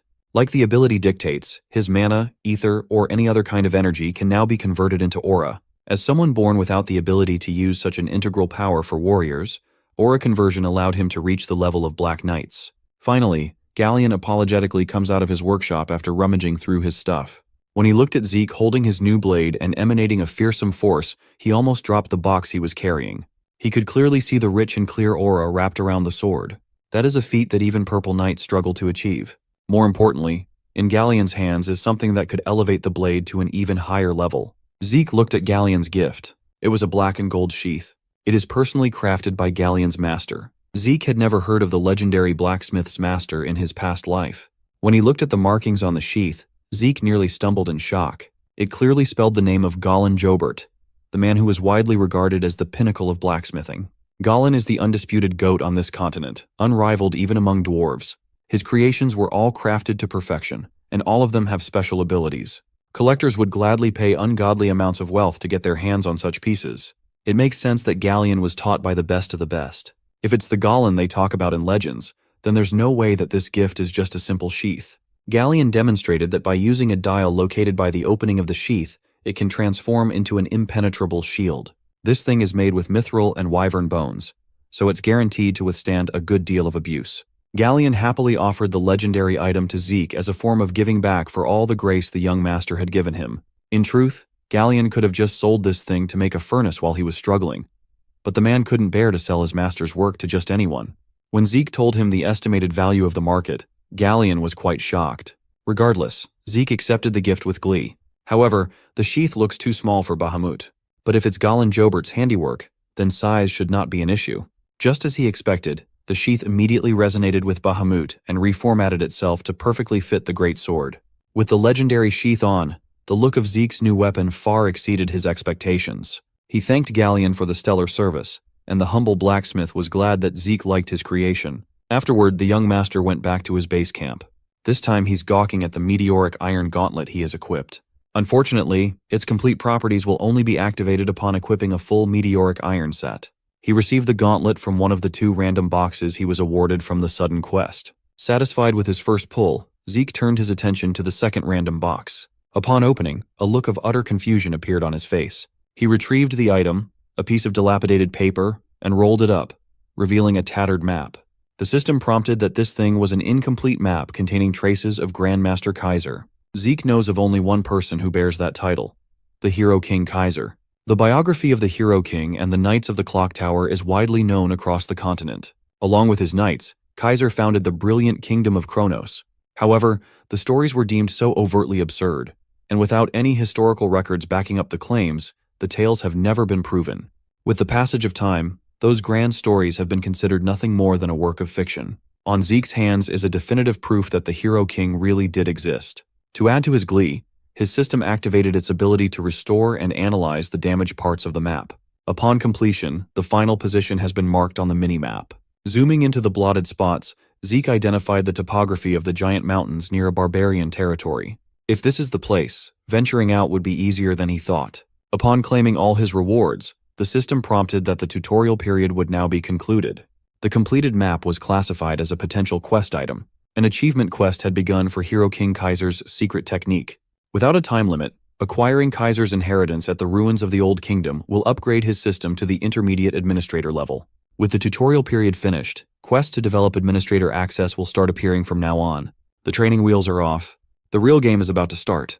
With higher administrator levels, the rewards should become more impressive too. Zeke Draker is just itching to claim everything the system has to offer. First, he decided to use up the points he'd been saving. For 50 points, he unlocked level 2 draconian skills. Gated behind the upgrade were 2 domineering abilities, Dragon Scale Armor and Dragon Claw. Just as the name implies, Dragon Scale Armor gives the user draconic scales that provide high magic resistance for a price of 80 karma points. On the other hand, the Dragon Claw will allow him to summon a powerful Dragon Claw to strike down enemies in a single strike. Like the armor, it costs 80 karma points to unlock. Right now, he can afford to buy both abilities. However, it's unclear when he'll be able to amass points in one go again, so being a bit frugal would be wise. Eager for a power-up, he bought the skills along with a few more things and saved 400 points for the future. Without wasting another second, he tried using the Dragon Claw, summoning a projection made of pure energy. With one efficient sweeping motion, the floor of his training arena was torn asunder. Looking at the damage done, Zeke was elated. The destructive power was way better than he expected. To test the Dragon Scale Armor, he grabbed the Stygian blade, Bahamut, and raised it for a wild swing as he coated his arm with dense dragon scales. Without holding back, he tried to cut his armored arm, but Bahamut rebounded instead. He didn't use aura, but he struck with the intent to cut through. Using dragon scales is no different from having a full plate of armor on, even when he's completely unarmed. Dragon Claw is used for offense, and Dragon Scale Armor is used for defense. It's simple, intuitive, and effective. The next few days passed with Zeke completely engrossed in his training until the semester exam finally arrived. Students lined up inside the Draker Academy Central Training Hall as they listened to the instructor's explanation of rules. For this exam, they will be going up against training dummies specially crafted to withstand physical force. The only way to damage these things is by pouring aura into their weapons. Forget about destroying these dummies. Those who fail to make even a dent will fail. All the following assessments will be considered null, and failures will be forced to start over from the basics. Without giving the cadets any time to process the weight of this exam, the instructor rattled off names one by one. Those who were called first were visibly flustered. Owen Zimmons watched his incompetent peers with disdain. He's been training with these dummies at home. He's got plenty of aura training. This is only possible because the Academy's aura education was established by his family. He's confident that even pureblood awakeners won't be able to match him when it comes to aura control. When his name was called up, Owen smirked and confidently unsheathed his sword. Taking up position in the middle of the dummies, he shocked his fellow cadets by showing off his sword resonance. Even some instructors were impressed that he was already adept at such an advanced skill at such a young age. With swift and practiced footwork paired with textbook swordsmanship, Owen left fatal slashes wherever he went. He was precise and sharp as the dummies were torn one by one. No other cadets that have gone up could match up to such a dominant display of skill. Once he was done, Owen stood in the middle of the stage to aura farm while his cloak fluttered. The instructors were hyped, praising the Zimmons kid. Some even lauded that it's only a matter of time before he surpasses Sir Abel at this rate. If there's anything Owen hates, it's being compared to those purebloods. As he walked away after throwing a childish tantrum, the instructors were confused. After Owen's turn, it seemed like the cadets felt more pressured to perform, resulting in increasingly poor performance. It's evident that they were intimidated by the kids' stellar performance. Even so, there hasn't been a single failing student. Every cadet has been able to pour aura into their swords, no matter how little. This much is to be expected for the special class. However, even in a place filled with geniuses, the real prodigies will always stand above the rest. Reina Tarun stepped up to the stage and gave a polite bow. Before starting, she turned to the instructor with a request. With a strong-willed gaze, she asked to be graded according to her dragon-slaying arts. She is fully aware that these are the grading criteria for higher-ranked cadets. In the crowd, Owen scoffed at Reina's arrogance just because she'd been hailed as a pureblood awakener. Pouring aura into a blade and being able to use dragon-slaying arts are two entirely different feats. The mere act of maintaining an aura blade already requires an incredible degree of concentration. In the case of dragon-slaying arts, fine adjustments must be made for each and every movement, making it exponentially harder. Owen reckons that the best she can do is make a swing or two before her aura completely dissipates. He's already praying for her downfall, thinking that Reina is just trying to one-up him. The instructor made it clear that the condition for failure in this criterion is much harsher, but she still wished to proceed. Finally, she raised her slim sword and coated it with aura. All eyes were on her. With a sword in hand, her demeanor only became fiercer. When she moved for the first attack, the nearest dummy was sliced in half, shattering into pieces. The second, third, and eventually the last dummy suffered the same fragmented fate. When she reached the last target, Reina's aura was still going strong, a testament to her control and power. From just a single glance, anyone could tell that this display makes Owen's performance look like child's play. The cadets picked up on this. Owen and Reina aren't even in the same league at this point. Owen's pride and his aura control don't even compare to Reina's. The dipshit couldn't even lift his head up to look at the stage. He bit his lip so hard it was almost torn. After such a high-handed display of skill, Reina turned to the lineup of cadets and raised her sword to point at someone. Owen, ever the narcissist, thought that Reina was mocking him. Then he realized that he didn't even register in her eyes. He's just a nobody.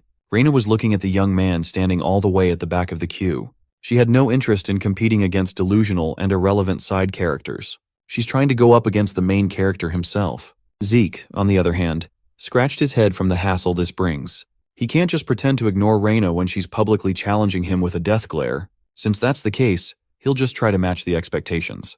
Raising his hand, he asked the instructor to be graded according to the criteria of the dragon-slaying arts as well. A junior instructor was pissed. He thought the young man was just trying to show off after seeing Cadet Reina accomplish it so easily. Fortunately, the lead instructor stepped in and did not give Zeke any more grief, granting him the approval. With a sly grin, Zeke made his way onto the stage. The junior instructor wanted to reprimand Zeke because he'd never seen the kid attend class even once. He must not have been informed that this cadet won a bet against Instructor Andre, exempting him from all required lectures. Furthermore, Zeke Draker is a generational talent, a golden light pure blood awakener. More recently, he even broke Sir Abel's unprecedented record in the dungeon escape exam. Zeke Draker is more than qualified for some special treatment. Stimulating his ether, the Stygian blade Bahamut activated aura conversion. Now that he's doing it seriously, Zeke noticed that harnessing his full strength was extremely difficult. Once he reached critical mass, he held the black blade with poise. Upon raising his sword to initiate his move, Reina's eyes widen in recognition. This is a move that belongs to the first chapter and first verse of Dragon-slaying arts. The Sky Slice stance. Reina can recognize the degree of perfection that Zeke was exhibiting. His form far surpasses her own. It's even comparable to Instructor Andre's mastery. This is only natural considering how many hours Zeke spent thoroughly imprinting dragon-slaying arts into his body before he regressed. His sword and movements are flawless. His positioning and footwork are swift and precise. Even the minuscule changes in the flow of aura have been ingrained into his body to the point of not requiring conscious thought. He can do this shit in his sleep. In his past life, he came to the point of growing bored of dragon-slaying arts. But starting over from the basics doesn't feel too bad. After cleaving his way through the dummies with ease, he sheathed his sword and walked away. He overheard the shocked discussions about how he effortlessly wrapped his huge sword in aura. Zeke might have overdone it and shown off a bit too much. Unlike Reina's wild demonstration, his form of destruction was clean, precise, and overwhelmingly lethal. He wanted to be evaluated on a similar level to Reina, but he ended up overshadowing everyone again. Even the instructors could tell that he had the combat level of a purple knight. In the crowd, Owen Zimmons was utterly defeated. He really tried to mess with such a monstrous cadet. Reina, on the other hand, felt as though a fire was lit on her underside. After that performance, Zeke was called up to the dean's office. His results have reached all the way to the top brass. He tried to be humble while being praised, but everyone knows that reaching the level of a purple knight at his age cannot be attributed merely to luck. So the dean asked if he would be open to taking the grade advancement exam. Depending on how he performs, he could skip one or more grades. It's a system designed for remarkable students like himself. This would expedite his plans immensely. So, with a confident grin, he accepted the dean's proposal and made his exit. Since it looks like the fat fuck already has something planned, it would be best to keep playing along while staying vigilant. Back in the dean's office, the lumpy leader passed down the orders to one of his people to take special measures. Reina and Zeke Draker, both pure-blood awakeners, have decided to take the exam. Things are starting to get interesting. A few days later, the top 2 freshman cadets were called to the Draker Academy's upper-class aura training hall. Zeke and Reina awkwardly stood next to each other while waiting for the exam to start. He could feel her eyes peering into him, not even trying to hide her competitive spirit. Finally, the examiner for the grade advancement exam had arrived. He's one of the main family's upper-class knights, the man known as Sir Owl Draker. Upon seeing Owl, his eyes widened in surprise. He only knew this man as Dieback Blade. In his past life, he once saw this man carry dead civilians in the middle of a battlefield. At that time, simply seeing the Draker uniform would cause Zeke to raise his guard. Just as he was about to challenge the damned dog of the Empire, he sensed not a single iota of hostility, only grief and desolation. The man didn't come here to kill or conquer. He came here to make graves for the victims of war. In fact, the dirt caking his uniform and the plethora of graves littering the land is a testament to the man's feelings. Zeke grabbed a pair of shovels and offered to help. Even if the man refuses, he'll just help anyway, so they might as well work together. He introduced himself as Zeke Murray, a member of the Northern Allied Forces. When asked if he's a Draker, the man vehemently said no. He had decided to abandon that accursed last name. Zeke and the man have that in common. That day, Owl Draker decided to take the moniker Dieback Blade. Now young Zeke is seeing that man, but only now does he know that Dieback's name is Owl. It suits his curt character perfectly. The 2 cadets bowed and respectfully extended their greetings. Zeke didn't expect that an upper-class knight would conduct their advancement exam. In reality, these knights are the supporting pillars of the Draker clan. They hold a high-ranking position and wield a ton of power. Another instructor explained that the exam format would be simple, a swordsmanship battle. The fight will continue so long as the cadets have not lost consciousness or have given up. Reina grabbed her slim sword and offered to go first, only to be reprimanded by Owl. There is no need to go separately. Owl wants these 2 to come at him together. He wants all the smoke. Reina felt insulted, but Zeke calmed him down with logic. She should be aware that there's a giant chasm in skill level between them and Owl. On top of that, the test had already begun the moment the knight spoke. Reina would have lost a lot of points if she failed to control her emotions and rushed in. With a deep breath, she composed herself. Swallowing her pride, she asked Zeke how they should tackle this exam together. As expected of a combat genius, Reina can set aside their rivalry with quick judgment for the sake of a win. It just so happens that Zeke has already figured out a perfect strategy for this sort of situation. All they need to do is land one good strike. After giving Reina a rundown of the plan, she took her position behind Owl. Zeke paid attention to Owl's blade, an odd sword with a single edge hailing from the Eastern Empire, the Huando. It's the same type of weapon that Dieback Blade used before the regression. It's evident that Reina's pride has been bruised a little, but the weak cannot afford honor and pride. She must learn to cast her feelings aside and focus on the winning strategy. After giving the signal, Zeke and Reina launched themselves toward Owl at the same exact time. Even with the numbers advantage, they can't seem to land a clean hit against the knight's experienced and precise defense. Judging by how easily he's thwarting Reina's flank attacks, one would assume that the man has eyes behind his back. He wasn't just blocking either. He's even parrying some strikes like a pro. After the first bout, the cadets failed to connect with even a single attack. Reina was quickly humbled upon experiencing how skillful an upper-class knight really is firsthand. She's sticking with Zeke's plan to focus her attacks on Owl's blind spots. Even though she's moving with textbook perfection, she can't seem to pierce through an ironclad defense. Growing increasingly impatient, she pulled out the Dragon-slaying arts chapter 3, verse 1, and charged in with the intent to kill. Pushing her speed to the limit, she performed the half-moon swing and missed. The big movement left her open for a counter, and Owl mercilessly kicked her in the throat. She was forcefully sent flying towards the wall, kicking up a storm of dust and worrying her attendants nearby. Still, she took that kick like a champ and quickly got back up after losing consciousness for a moment. Meanwhile, Zeke was saddled with dealing with the knight on his own. With Reina's current skills, creating an opening is practically out of reach. But for Zeke, who was going toe-to-toe with an upper-class knight with a smile on his face, it seemed possible. Before they executed the plan, Reyna protested that she was not one to participate in such shameful strategies. She wanted an honorable duel, but Zeke gave her a reality check. Honor would never put food on the table. They didn't come here for a match between knights. They came here to pass an exam, and the academy was testing their ability to kill. Even though it's against her principles, she eventually bit her tongue and accepted her role. Even though the chance of victory is slim, they'll just have to force a situation where they can get the dub.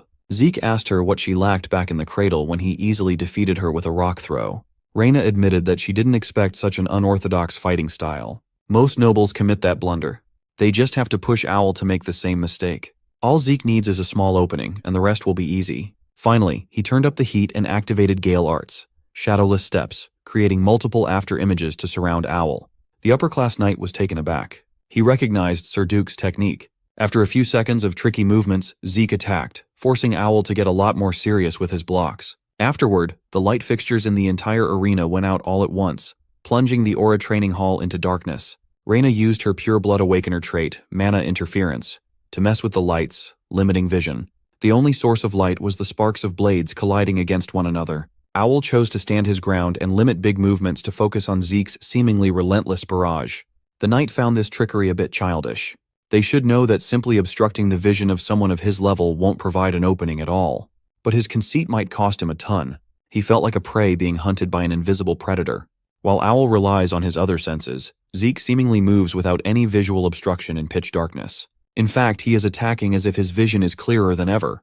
Zeke has been waiting for a chance to try his new draconian skill in combat, and this should be a good time to do so. Sheathing his blade and starting from a safe distance, his hand turned into a vicious claw. Since Owl isn't the type to yap about a foe's capabilities, using a secret tech shouldn't hurt. Zeke activated Dragon Claw, lighting up the training hall with pure energy as Owl raised his Huando to deflect. He simply couldn't believe that this was a first-year cadet's sword strike. It doesn't feel like a sword strike at all. Owl felt the oppressive force of a mythical beast weighing him down. Regardless, it's safe to say that Zeke Drake had already long surpassed the level of a cadet altogether. Since Reyna doesn't seem to have the same freedom of movement in the dark, Owl focuses solely on the young man. Still, disregarding unnecessary forces for restriction only works against an opponent of a similar level. And that is not the case in this battle at all. Eventually, Owl Draker pinpointed Zeke's location and went on the offensive. They clashed dozens of times in a matter of a few seconds. Surprisingly enough, Zeke kept up with his stoic intensity. However, Zeke could tell that Owl was starting to acclimate to the darkness. He's moving like his vision is not impaired anymore. With both hands gripping his Huando, Owl struck a decisive blow. But he hit nothing but air. Zeke had vanished, leaving only a hazy figure of a shadow. He felt the young man reappear behind him and struck once again without hesitation. With a second swing and a miss, the knight realized that the lights were being tampered with again.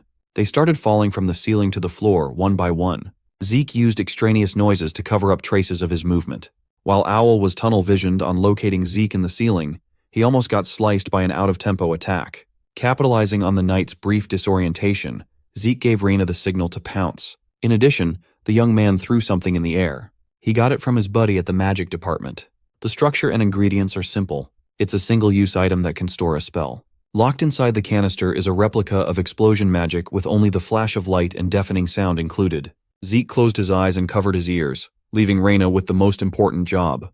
Unable to account for such a disruptive trick, Owl Draker was caught in the noisy explosion. He felt stupid for falling for such an underhanded trick. The upper-class knight also admitted that disregarding Reyna altogether was a massive error in his judgment.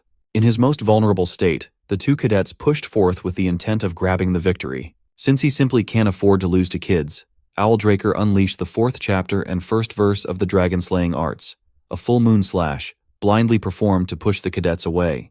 The mere fact that he was forced to use a serious technique against these brats made Owl Draker feel like a scumbag. When the test concluded, both cadets were put on stretchers to be treated. Despite the last bit of the test, Owl Draker did a good job. While the upper-class knight was settling the last bit of the test, he heard a familiar gruff voice. He bowed and politely greeted Duke, the Knight of the Gale, who came by to tease Owl. When asked how Zeke did on the test, Owl fell deep in thought. At the final moment of the showdown, he could tell that the kid intentionally abandoned his sword and raised his guard instead when he could have launched a counterattack. Owl reckoned that the clever young master wasn't aiming for a complete victory, he just wanted to advance. He only revealed his abilities to the extent that he felt was necessary. So, he answered Duke's question with honesty. Evaluating Zeke Draker is far behind his capacity. Later that day, the result of the test was discussed by the higher-ups in the Academy grade advancement meeting.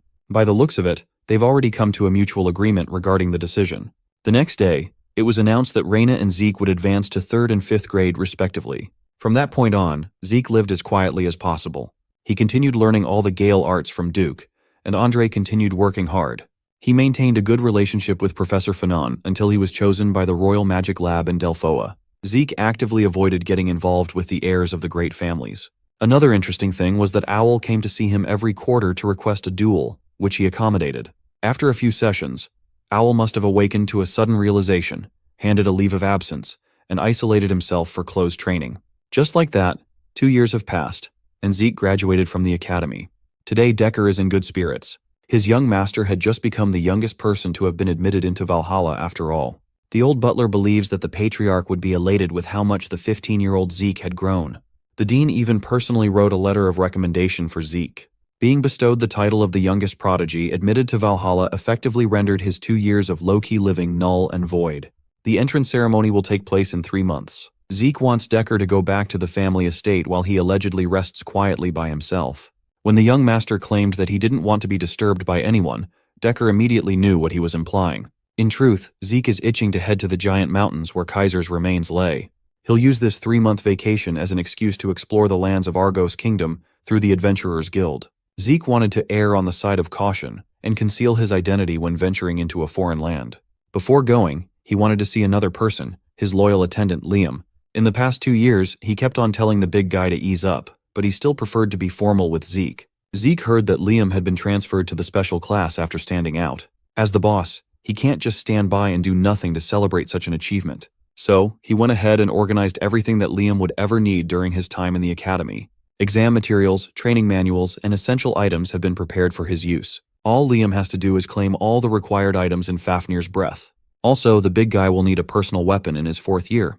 So Zeke had already arranged for that with Galleon. Everything has been paid for, so there's no need to worry. After all, he truly has faith that Liam will follow after him in Valhalla sooner rather than later. Hearing everything his boss had done to set him up for success moved the gentle giant to tears.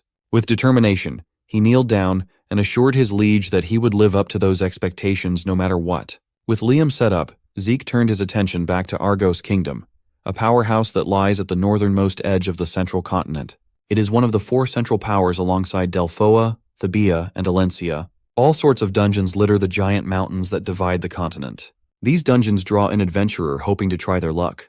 The first king of Argos realized this opportunity and tied the kingdom's central business to dungeons and adventurers. Under the support of the royal family, the giant mountains have been divided into hundreds of regions with unique shipping routes and bases. Eventually, the Argos Adventurers Guild spread all across the continent. Right now, our boy is inside one of its many branches. He took on his pre-regression name, Zeke Murray, to register and donned a very convincing disguise. Zeke got some heavy-duty brown wig and green magic lenses. He wants to operate in peace, and hiding his identity as an adventurer is practically a requirement. The mere mention of the Draker name would undoubtedly make him stand out. Now that he's back in the outside world, it's time to stretch his legs and go on a treasure hunt. He boarded one of the many caravans heading for the giant mountains. It's a relief he managed to share one, given that it's currently peak season for adventurers. Inside the caravan, some plucky adventurers tried to make conversation, asking if he was a first-timer. Their leader, a particularly pushy blonde, tried to recruit Zeke with a smile. He bragged that they were veterans who knew their way around the mountains and warned Zeke of the dangers of going solo and ending up as Monster Chow. One glance was all it took to peer through their real intentions. These garbage people are evil. They love taking in new adventurers to use as monster bait or sell them off to slave traders. So Zeke didn't bother replying to their advances. Then, he noticed something odd, told the blondie to shut the hell up, and walked over to the caravan coach. He warned the coach that there were monsters tailing them from 500 meters to the left. Judging by their presence, it seems to be a mob of orcs. The coach insisted that they were on a secure route, so they should be safe. Overhearing Zeke's warning, the blondie called him a nervous rookie. Everyone knows that routes managed by the Adventurers Guild are completely secure. Forget monsters. Not even wild animals would dare to get inside the safe zone. If that's the case, then what the hell is that thing behind Blondie? The caravan was absolutely clobbered by the mob of orcs. The monsters were swift and decisive with their ambush. They killed the horses pulling the carriage and absolutely demolished the entire thing. The orcs killed the passengers one by one. While his crew was being massacred, the blonde adventurer was pinned down by the remains of the caravan. When an orc heard him screaming in terror, he joined his garbage crew in their bloody graves. Meanwhile, Zeke had already bounced out of that supposedly safe route. The presence of roaming orcs around the safe zone means that the base isn't operating properly. With his decades of experience in tracking, it didn't take Zeke long to find the kingdom's base. He was greeted by the sight of blood and gore. Corpses of knights littered the place. Judging by the size of the base and the manpower concentrated in this place, most monsters would not have stood a chance. So Zeke examined the corpses a little more meticulously. He could tell that these people weren't butchered by a monster. They were slaughtered by a human. Whoever's the culprit intentionally left massive lacerations on the corpses to disguise it as a vicious monster attack. However, a monster can't possibly leave cuts this clean. On top of that, there are almost no traces of resistance. These soldiers must have been killed by a wicked ambush from someone at the Purple Knight level. If Zeke stays any longer, he might even be implicated with such a heinous crime. Right now, he can't afford distractions. Finding traces of Kaiser is his top priority. Venturing deeper into the woods, he started seeing more and more symbols that mark barbarian territory. According to the mini-map, he should be close to his destination. However, the Empire's hunting dogs are sniffing around and are trying to tail him, thinking he would not notice. These dogs have been recruited from the greatest talents among knight trainees. As a unit under the direct orders of the Emperor, they are trained in tracking and assassination. Currently, only those in the highest positions of the Empire are aware of their existence, but the dogs will make a grand display in the public eye when the Continental War starts. While Zeke is heading deeper into the woods, he's been watching their movements. The tracking techniques they are using are painfully familiar. This is precisely what they used to take his life before regressing. From Duke's conversation with his dad, Zeke finds out that the Emperor is obsessed with immortality and is willing to turn the continent inside out to find it. Even in his past life, the Mad Emperor was obsessed with all sorts of rare artifacts. That man wanted to unify the world and rule over it for eternity. With that in mind, there's a possibility that the Empire is also targeting Hero King Kaiser's ruins. Zeke will have to confirm it himself. Suddenly, he bolted out of the hunting dog's vicinity. Just as one of them was about to shoot a flare up into the air, Zeke cut the man's hand off with a single strike. The one holding the gold emergency flare should be this group's leader. While the leader bleeds out, Zeke asks if they're the perimeter guard team, since a standard team should consist of 12 men instead of just 3. Hearing that the young man figured them out so quickly, the dogs barked. To shut them up, Zeke beheaded the leader to make them understand the situation better. He's not the prey, he's the fucking hunter. All he can see is 2 mouths that can talk. They had better start doing that before the number reached 0. After a lot of convincing, Zeke found the location of the dog's temporary base. Inside a cavern, dozens of Imperial hunting dogs have gathered. They're probably responsible for the massacre of the Argos Kingdom base camp from earlier. Since they're taking such drastic measures, it's possible that they really found Kaiser's ruins. Before checking out the hunting dog base, Zeke arranged the corpses of his victims neatly and scribbled some sinister symbols on a tree using their blood. Even though it's just a temporary base, the hunting dogs sure know how to make decent accommodations. Still, most of the dogs are deathly bored of guard duty. Since they're inside barbarian territory, no one in their right mind would dare to intrude. The guards went from deathly bored to just plain dead. One by one, they were sniped by an unstoppable force. The kills were so discreet that the dogs inside barely noticed. Before they knew it, their death sentence had already infiltrated their little base. Zeke was brutal, meticulous, and decisive. All his kills were done in one strike. When one of the dogs tried to warn his fellow puppies, Zeke shoved his whole hand on the guy's mouth and slit the dipshit's throat. Holding a dagger stained with the Empire's blood reminded Zeke of old times. He felt nostalgic for the days when he acted as the blade who stifled a 5-year-long power struggle. Once he was ordered by his boss to raid the Pabella cartel. Of course, the hunting dogs spotted and encircled him eventually. The one in charge recognized Zeke's style as the knifemanship of a southern hitman. The only ones who practiced such a brutal style were the McCains and Pabellas. Either way, they need to deal with this masked assassin. With a single glance, Zeke evaluated the battalion's leader as nothing more than a low-quality blue knight at most, far weaker compared to the standard of hunting dogs in his past life. Zeke stirred the pot even further, insulting the survivors after slaughtering their comrades. Finally, he burst into action and took on dozens of hunting dogs at once. No matter what they tried, they couldn't get past Zeke's infallible knife. As the fight continued, he found it odd just how weak these dogs were. Are they too weak? Or did Zeke just get too strong? Right now, it doesn't matter. To expedite the carnage, Zeke used his mana reflection skill to kill the lights. The leader correctly suspected that this was the Dragonslayer's mana interference, but the intruder didn't fight with a sword and didn't use aura either. The power outage must be a coincidence. Mr. Leader tried to rouse his men up, assuring them that power would be restored soon. All they have to do is focus on defense. A few seconds later, the power did come back. The lights exposed dozens of hunting dog corpses neatly lined up on the ground. The only one left was the dumbass leader, and Zeke's already got his eyes on the man. When he mentioned Kaiser's ruins, the leader unconsciously reached for his sword with his trembling hands. Zeke is not expecting to extract any valuable intel from this man. It's better to just find the ruins on his own.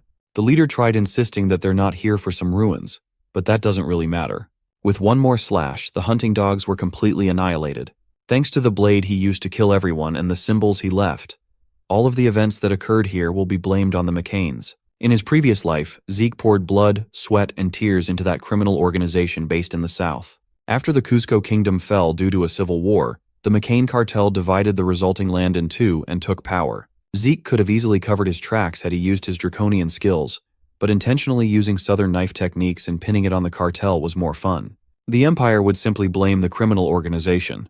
If the Emperor launches a crusade to eliminate McCain, Zeke also stands to benefit. Anyway, after searching the base, Zeke found a letter that proved just how crazy the Emperor had become. His only command was to find any kind of ancient ruins. The most shocking thing was the enclosed operation map.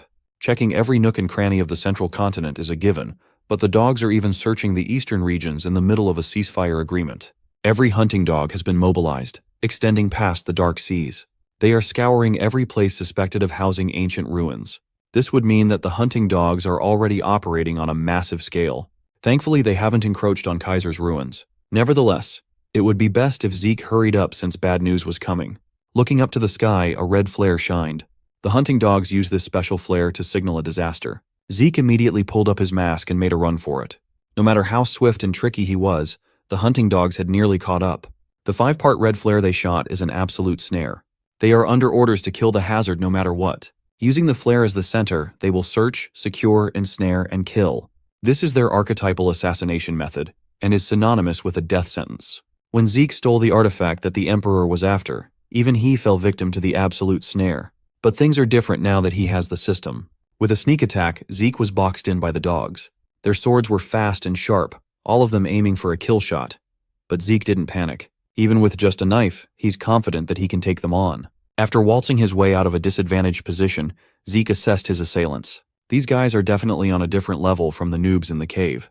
He tried to keep some distance, but more and more dogs kept on coming out of the woodwork. Surrounded by dozens of the Empire's best and brightest, this simple excursion has turned into a real hassle.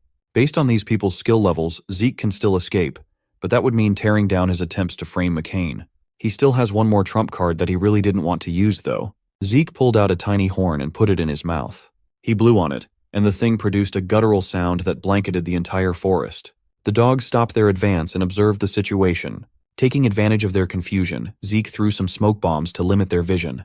They tried to close in on him, thinking that the sound was just a distraction, and failed. Still, while the absolute snare is in effect, not a single soul can outrun the dogs.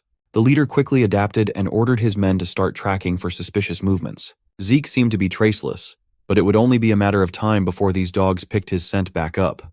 While the leader was deep in thought, his men started dying off. Coming out of the woods were throngs of barbarians thirsty for blood, even though the dogs tried their best not to provoke these savages. While they can take a few of them, going up against an entire army is just asking to be wiped out. Some of the dogs tried to stand their ground, but their aura blades couldn't even tear through barbarian skin. In contrast, a single punch from a barbarian can crush a man's head. The leader of the dogs had never seen these savages so enraged. At this rate, they'll all die. So he pulled out a flare and shot the signal to withdraw, canceling the absolute snare. As they retreated with their tails tucked between their legs, the barbarians continued to chase. When the coast was finally clear, Zeke dug himself out of his hiding spot and breathed a sigh of relief. That horn was far more effective than he expected. A barbarian's horn is used for efficient communication during the chaos of battle. It's a tool of war. In his past life, Zeke developed a friendly relationship with the Mohawken tribe, and they taught him how to make and use the horn. The signal he sent the savages was a message about outsiders intruding upon their sacred land. Sure, barbarians are considered to be simplistic and uncivilized, but they have clear cultures and traditions and live under their own set of principles. The replica that Zeke crafted only held up for one use, but it was a massive help. With the dogs off his back, he can finally continue his quest. He arrived at the entrance of the ancient ruins rather quickly. Here, he encountered yet another obstacle to his plan. It's just one thing after another today. He had discovered a 9-headed fallen dragonborn corrupted by contaminated energy. Zeke doesn't even know what a fallen dragonborn is. According to the minimap, the door leading to the ruins is directly behind the best. First, he tried to open the door remotely using the system, and it worked. He successfully opened the home of the Hero King, Kaiser. However, this prompted the fallen dragonborn to go on an aggressive rampage. Zeke can't cheese the beast and walk past it now. Since he's being forced to fight, he immediately uses his dragon-slaying arts and closes the gap between him and the monstrosity. In order to dodge 9 attacks all at once, Zeke tapped into his Gale arts and used shadowless steps. His plan was to interfere with the monster's vision using shadowless steps and sneak into the entrance quickly. For a second, it looks like the bold plan is going to work. Just a bit further, and he would have pulled off the scam, but the fangs of the Dragonborn stopped him from doing so. Alas, he was forced to pull out the Stygian blade, Bahamut. He immediately used Dragon-slaying arts chapter 7, verse 1, Dragonhead Severance, to the fullest degree. Upon severing one of 9 heads, Zeke discovered that the fallen Dragonborn's blood had a corrosive property. Thankfully, his healing factor kicked in before his skin was peeled off. After the initial clash, Zeke finally remembered what this monster was. His master from his past life barely subjugated such a formidable beast. The 9-headed dragon Hydra. He felt his blood pumping with excitement, eager to test himself against such an opponent. The battle raged on, with Zeke using Bahamut as Hydra's toothpick. While he was dealing with one head, the other ones continued to wreak havoc. He's starting to doubt his clan's naming scheme for the so-called dragon-slaying arts at this point. In this age where dragons are extinct, dragonborn monsters are the closest lifeforms to them. Still, it seems like none of his attacks are working against the beast. No matter how much he cuts, the Hydra just heals back up. Taking such a monster down might be a bit too much for him currently. The monster is positioned about 30 meters away from the door. For now, Zeke wanted to try something, so he asked the system to close the entrance. His request has been confirmed, and the door has been shut. Zeke took his position with a determination to give it another go. He compounded applied dragon-slaying arts and the 5th form of Gale arts together. Charging forward, he unleashed the Windsplitter. The burst of speed should give him enough velocity to get through the door. The Hydra eyed him and sent 3 heads coiling to block his path. Zeke made it closer to the entrance than he ever had. But the Hydra was quick enough to stifle his progress with a vicious bite on one of his arms to drag him away. He thought he could outsmart and trick the beast, but it's clearly hell-bent on fulfilling its guard duty. Since the beast wants his arm so badly, Zeke gladly ceded his limb. Using his blade, he cut his own arm to escape from the Dragonborn's clutches. A severed arm is not that big of a deal, considering Zeke's inhuman regeneration. Incensed by his reckless fighting style, the beast showed another new attack. It spewed out a poison fog that quickly enveloped him. The Hydra's poison quickly seeped into Zeke's body. He countered with a spiteful attack of his own. With soul manifestation, laceration tore through multiple heads at once. Now, most of the Hydra's head has been cut off, causing it to crash on the ground. The dragon and the Dragonslayer stared at each other, both of them on their last legs. The beast initiates the final clash as Zeke lifts his sword to deal with the only remaining head. Unconsciously, his draconian skill, Dragon's Dignity, kicked in. In the Hydra's eyes, Zeke had transformed into the specter of a real dragon. His threatening words to kill and crush the beast utterly intimidated the fallen Dragonborn. A fear that resonated deep, thrummed from within its genes, and stunned the monster. Its aggressive demeanor completely dissolved, becoming more like an obedient dog in front of Zeke. It slowly cowered away to tend to its wounds while sweating bullets. Zeke finally took a breather. His regenerated arm is still raw, and the poison is still coursing through his bloodstream. If he knew that the dragon's dignity worked against the Dragonborn, he would have used it a lot sooner. For the first time in a while, he felt tired when infinite stamina was supposed to be permanently active. Fiddling with his system, he was prompted with the option to activate Draconic Control to subjugate the Dragonborn target with his authority. Who would have thought that he could strike fear in the heart of a monster that nearly devoured him whole? Whatever the reason, this presents a pretty exciting possibility. He might be able to subjugate monsters. He wanted to give it a shot, but the system prompted that he lacked the required administrator level to subjugate the fallen Dragonborn. Zeke felt that this was fair. It would be weirder if such a broken ability didn't have restrictions. He slowly stood up and felt a painful throbbing inside his body. The Hydra's poison wrecking his body has surpassed dangerous levels. His passive healing was not working. Desperate for relief, he thought of Gluttony's other effect. He can consume bloodline abilities. Since Hydra has such a potent poison, it's safe to assume that it has a bloodline ability to resist such toxin. While he writhes in pain, Zeke's shadow extends as Gluttony descends. He devoured one of the Dragonborn's freshly severed heads, melting and pulling it into the void. Doing so upgraded his Gluttony skill from beginner to expert. He completely recovered his energy, and most importantly, he rolled the much-needed bloodline ability, an incomplete constitution for poison resistance. As his shadow retreated, Zeke forced himself to stand back up. His poison resistance constitution completely neutralized the painful throbbing coursing through his body. Before entering the ruins, he gave his status window a quick check. Everything seems to be in order, and the poison resistance constitution might unlock some new possibilities for him in the future. On top of that, gluttony, which has been stuck at the beginner level, had finally gone up. Overall, he got some hefty upgrades. Now Zeke can start moving without some pesky nine-headed worm holding him back. Hero King Kaiser was a legendary figure by every metric. He was born from a wise human sage's and the fairy monarch's love. Like any archetypical hero, Kaiser's life was wrought with difficulty from the day he was born. He was separated from his parents due to an evil mage's schemes and abandoned in a forest filled with beasts. In there, a sacred wolf took in the young, lone, and crying baby Kaiser and raised him like a cub. Thanks to that, the Hero King grew up safely and fiercely. He eventually saved the oppressed humans and created the Kingdom of Human Liberation in the central continent, Kronos. Every single person on the continent knows of Kaiser's legend. They've heard it in bedtime stories. However, solid proof substantiating the tall tales is non-existent. Right now, Zeke is standing in the ruins that would prove Kaiser and Kronos Kingdom's existence. The tower that housed the Hero King is right in front of him. It's far smaller in scale than what the storybooks depicted. Zeke didn't expect that the ruins he was trying to get into would be the Kronos Kingdom itself. Looking at the tower's gate, he could see the similarities between Kronos and the home of the Dragonslayer. The gate opened and Zeke promptly entered. In the middle of the room was a singular piece of blue glowing ore. If he's not mistaken, this thing should contain the Hero King's secret technique. Upon touching the ore, the quest linked to the secret technique has automatically begun. The system warned Zeke that he could not leave the limited area until the linked quest's completion. The ornate gates closed, trapping him inside. He must acquire Kaiser's wisdom from the remnants of his presence left in the ruins to gain the fairy monarch's tears. As far as Zeke knows, the fairy monarch's tears came from Kaiser's mother. She was an existence that granted the wishes of men. Getting that as a reward would be game-changing. While he doesn't know how to use it yet, the tear is surely a cheat-level treasure. Hovering his hand on the crystallized tear, he asked the system how to proceed, and it started extracting data from a magic recording device. The system opened entry 546 of Hero King Kaiser's magic video records. In total, there are 12 entries that correspond to Zeke's question, and the first one was automatically played.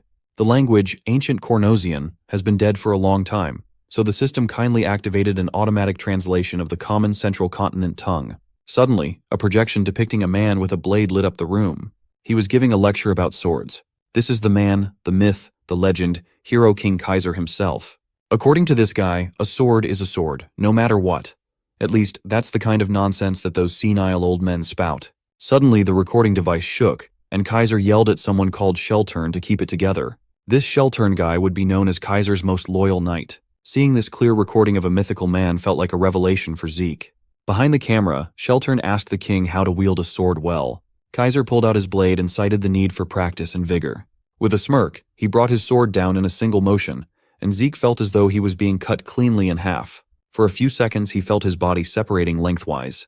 When he snapped out of the nightmare, he was sweating bullets. It was just a recording of a practice swing, yet the overwhelming spirit felt so real. This is the wisdom of the Hero King that he must inherit. Thinking about wielding a blade at that level pumped him up. So, he asked the system to replay the video from the beginning. After replaying the recording over and over and trying to mimic that intensity, 4 days have passed in the blink of an eye. There are 3 doors that can be opened from this locked room. The first one is food storage, which contains enough supplies to last for months on end. The second door leads to a resting area with a bed and a bath to manage one's condition. The final room contains a variety of books and weapons of war.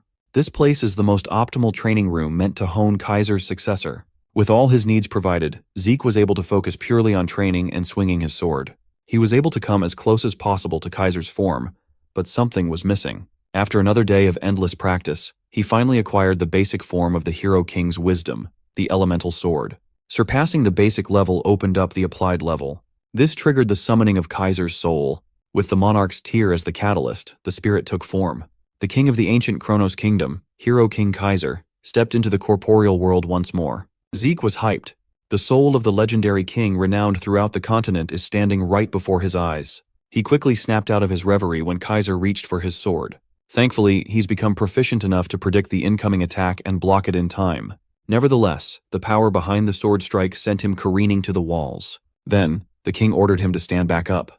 He felt a sensation he'd only ever felt once before when facing his master before regressing. The hero king mocked his pathetic skills, deeming him unfit to learn the elemental sword. Kaiser was deeply unsatisfied.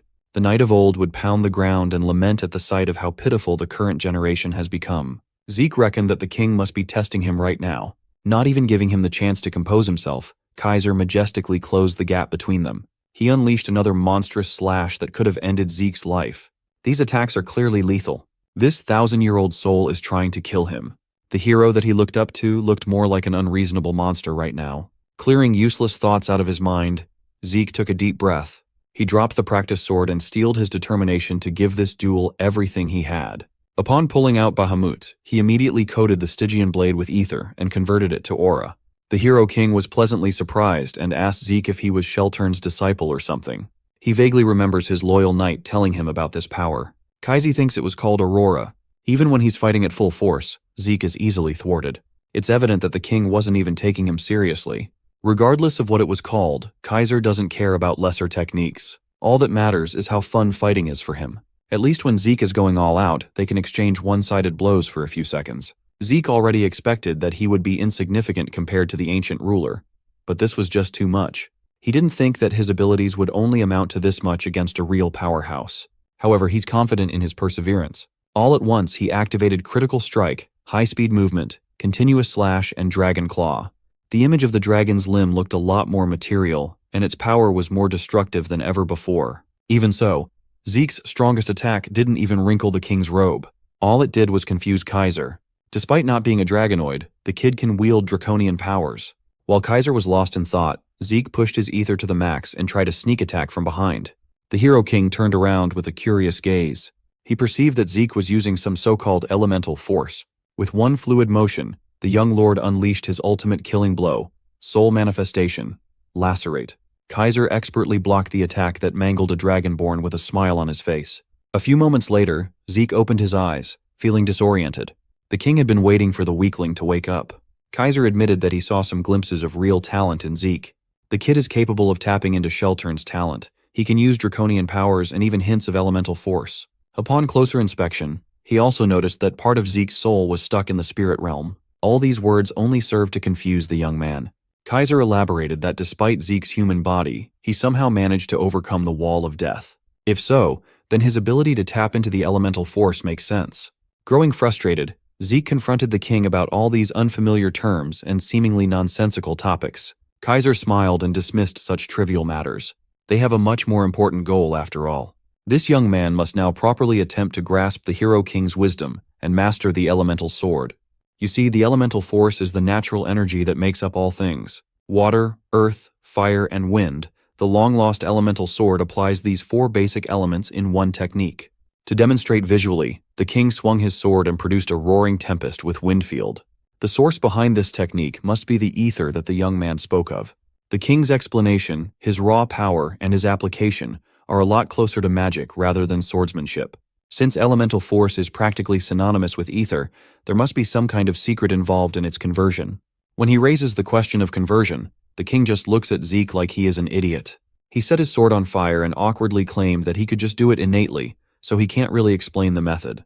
So Zeke was forced to observe and form his own explanations. It's not that he can't feel ether from the king. It's that he simply could not. This man's ether usage is so perfectly fine-tuned that it would take all of Zeke's focus just to barely feel the ether's movement. After condensing what he learned thus far, he attempted to use the elemental sword. Kaiser definitely called his soul manifestation earlier some kind of elemental force. If so, he just needs to tweak soul manifestation a little bit to come to his own interpretation. When he tried to get a feel of the conversion, the king was a little bit surprised. After a few moments of forcing his soul manifestation to change form, he managed to form a gale sword. Instead of praise for getting the hang of it so fast, Kaiser smacked him in the head instead. The king insisted that he must use real elemental force, not some inferior knockoff incantation. According to Kaiser, incantations are an exclusive domain for dragons. Dragonoids might be able to use them, but humans are out of the question. Whenever Zeke relies on that power, he'll just end up pushing past his limits, and that won't end well at all. There is a marked difference between human and dragon souls. The young man might be able to imitate it for a bit, but he'll never be able to use incantations to their fullest potential. Kaiser is disgusted with whoever developed such a pathetic and reckless imitation. Come to think of it, Zeke had seen mentions of incantation before. When he absorbed Bahamut's heart, he acquired the draconian skill of incantation, but was not able to use it yet due to a lack of administrator experience. If that's the case, he can actually unlock its full potential when he grows stronger. He might be able to use soul manifestation without its drawbacks too. The king impatiently demanded that he practice properly before getting bashed in the head once more. Naturally, application training took much longer than basic physical training. Through the effects of the divine body, Kaiser's expert demonstrations, and regular spars, Zeke eventually came to an understanding of the fundamental principles of the elemental sword. While magic is activated using mana as its driving force, elemental sword uses ether as fuel to drive the power of spirits. After understanding the underlying principles and the method of usage, Zeke quickly began using the technique. Now, he can actually utilize some of Kaiser's fearsome techniques. Even though he's come so far, he's only progressed enough to the entry level in Kaiser's eyes. Reaching the next realm will be incredibly harsh, so he better get plenty of rest. But while he rested, he wanted to ask the Hero King a few questions. As Kaiser lazily rested on his floating cloud, he entertained the young man's queries. Zeke asked why the king called him Sheltern's disciple upon seeing the aura. Now, the king finally remembered what that power was called. Aura. Back then, Sheltern claimed that humans couldn't use elemental swords, so he created his own technique. That damned knight of his, Zeke Draker, must have ignored the king's technique altogether and only passed down his own creation. Zeke was taken aback. He just casually found out that the right hand of the Hero King and the inventor of Aura was a freaking Draker. That means the original progenitor of his family was not Tarakan, but an even more ancient fighter in the form of Sheltern. Putting all follow-up questions aside, Zeke asked the king what the spirit realm was. Now that he's somewhat proficient with the elemental sword, he still can't grasp the concept of the realm. Kaiser nonchalantly raised his hand and caused a fissure to appear beside him. That fissure was made by the wind field pressure. He doesn't even need to use the sword to conjure such a thing. Kaiser explained that the spirit realm is basically the afterlife, but not quite. Once someone leaves their corporeal body in this current realm and their souls enter the spirit realm, one can never return. An impenetrable wall stands between these two planes of existence. However, Kaiser also mentioned that part of Zeke's soul was trapped in the spirit realm, and Kaiser himself is freely roaming the real world as a soul. Admittedly, this is the first time the Hero King has seen such a bizarre existence as Zeke. In reality, there are a couple of ways to cross between planes. In Kaiser's case, he enlisted the help of a dragon to cross over. Zeke was flabbergasted. He thought that there was no way such a haughty existence would help a human. The king was confused. Back in his day, dragons were life forms that cherished humans. This is news to Zeke, who only perceives dragons as apocalyptic beasts. If dragons cherished humans, then why did the evil dragon Bahamut try to destroy the world? Zeke's worldview is shattering. He doesn't even know what to believe anymore. Kaiser asserted that Zeke himself is a living testament to the dragon's care for humanity. His heart and the fang to create his sword were clearly gifted by Bahamut. Kaiser had some run-ins with that old dragon back in his heyday. Although Bahamut's character is questionable, that old bag of scales also has a cute side and cannot refuse a sincere request. It sounds like the Hero King and the evil dragon were on friendly terms. Keeping the fact that Bahamut was subjugated and killed by humans a secret would probably be best for now. So Zeke played along and claimed that his heart and sword were gifted to him by Lord Bahamut. Kaiser laughed heartily, clearly reminiscing about the dragon's kindness. He even mentioned that Bahamut regularly feuds with Kronos because of his fiery temper. The Hero King cleared up that Kronos was the guardian dragon of his kingdom, and Kaiser was his contractor. While the king was racking his brain over the name of the kingdom, Kronos was leisurely drinking tea beside him, so he named the kingdom after the dragon. Even so, Kronos didn't react much, as though he'd already expected it to happen. In truth, Kaiser wanted the dragon's name to be known by future generations. If that's the case, thousands of years ago in Kaiser's era, dragons and humans must have truly lived in harmony.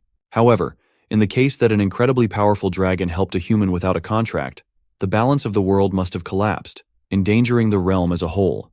These human-loving dragons must have suppressed their strength, polymorphed into their human forms, and helped humanity through contracts. Kaiser is one of those dragon contractors. So, the reason why so many ancient figures were unfathomably powerful was because they were receiving help from contracts. The mystery still remains. What the hell happened that caused a rift between two harmonious factions? Zeke thinks he can solve this question when he hears the entire story from his new eccentric master. Finally, resting time is over, and the two prepare for another clash. By this time, they've developed a playful rapport with each other. The final course of this training camp is a real duel against the hero king. However, such a simplistic format would not be any different from what they've already been doing, so Kaiser added another rule. From now on, eating and sleeping will be forbidden, and the duel will continue until he says stop. Also, Zeke will be limited to using the same element as whatever Kaiser is using. Without waiting for another second, the room was set ablaze with a roaring flame field. A fiery dance waltzed. Kaiser claimed that Zeke was free to break the rules. If he has more than one life, he's free to try. The first form of the elemental sword is found on the element of fire. Meeting the king's sword with his own flame, the flame field sparked. The clashing blades spread a great amount of heat, boasting overwhelming destructive power. Right now, Zeke is capable of standing toe-to-toe when it comes to cooking with fire. His eyes constricted upon sensing that the next phase was about to begin. The second form is founded on the element of earth, steel field. Kaiser jumped into the air, springing into action. Steel field focuses on weight, specializing in subduing and defending. It allows the user to freely control solidity and mass. Zeke gritted his teeth and endured the mass to the best of his abilities. He managed to deflect the king away from his effective range. He thought he did pretty well until he felt a wound on his cheek. Kaiser is on to the third phase, a power founded on the element of wind, wind field. In a span of a few seconds, he must defend against hundreds of wind blades trying to cut him up to pieces. Compared to the flame field, it admittedly lacks in power. But when it comes to attack speed, movement, and sword aura, it stands above and beyond. The last phase is a form founded on the element of water, the water field. Water flexes between both attack and defense. It also excels in suppression and support. Dealing with crushing waves is a supremely difficult thing to do. The form is as variable as water itself, possessing a versatile and well-balanced strength. Sandwiched in between two tsunamis, Zeke went on a free fall. He's bleeding from multiple painful wounds, unable to even threaten the king in return.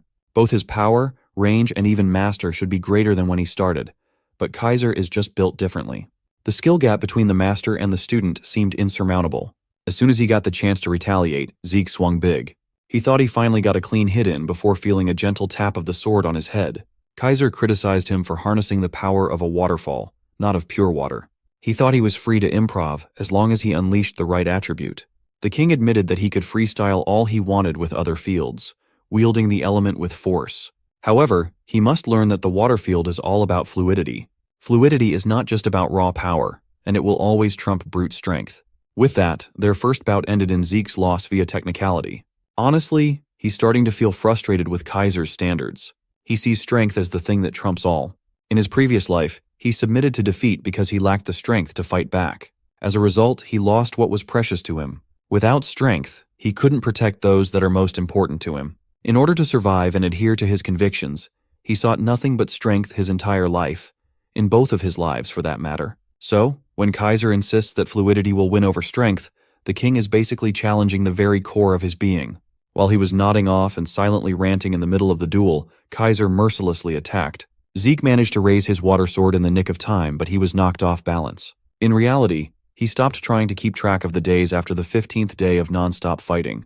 By his estimation, it should have been at least a month since they started clanging swords without stopping for food or rest. Thanks to that, he realized that his infinite stamina wasn't all that powerful. In front of his monster, his broken skill seemed lackluster. Day by day, Kaiser increased the intensity of their tryst. Lately, they have been focusing on mastering fluidity in the water field. At this point, Zeke is having a hard time putting any strength into his exhausted arms. To make matters worse, the floor has gotten too slippery, messing with footwork. With Kaiser's next attack, his knees finally buckled. Without a stable foothold and being subjected to ungodly forces, it was only a matter of time. Instead of despairing, Zeke smiled. After days of opposing the ideology in his mind, he finally understood what Hero King Kaiser kept on telling him. Fluidity will trump strength. The strength to grip one's sword and the strength to remain standing. Once he was stripped of these things he had prided himself on, and casting it all aside, he finally gleaned the wisdom behind his eccentric master's words. The methods he learned to control a blade's arc and strike trajectory are nothing but chains that bind his freedom. Once he cuts away these unnecessary shackles, he can flow with the freedom of water. From above to below, he can carve his own path. Regaining the passion in his eyes, Zeke initiated the next exchange instead of being stuck in defense. Thinking about it, Zeke actually felt this liberation in his past life. It's a state where the line between his sword and his body blurred. The sensation of being one with the world around him. Just like the waves at times, violent and at times refined.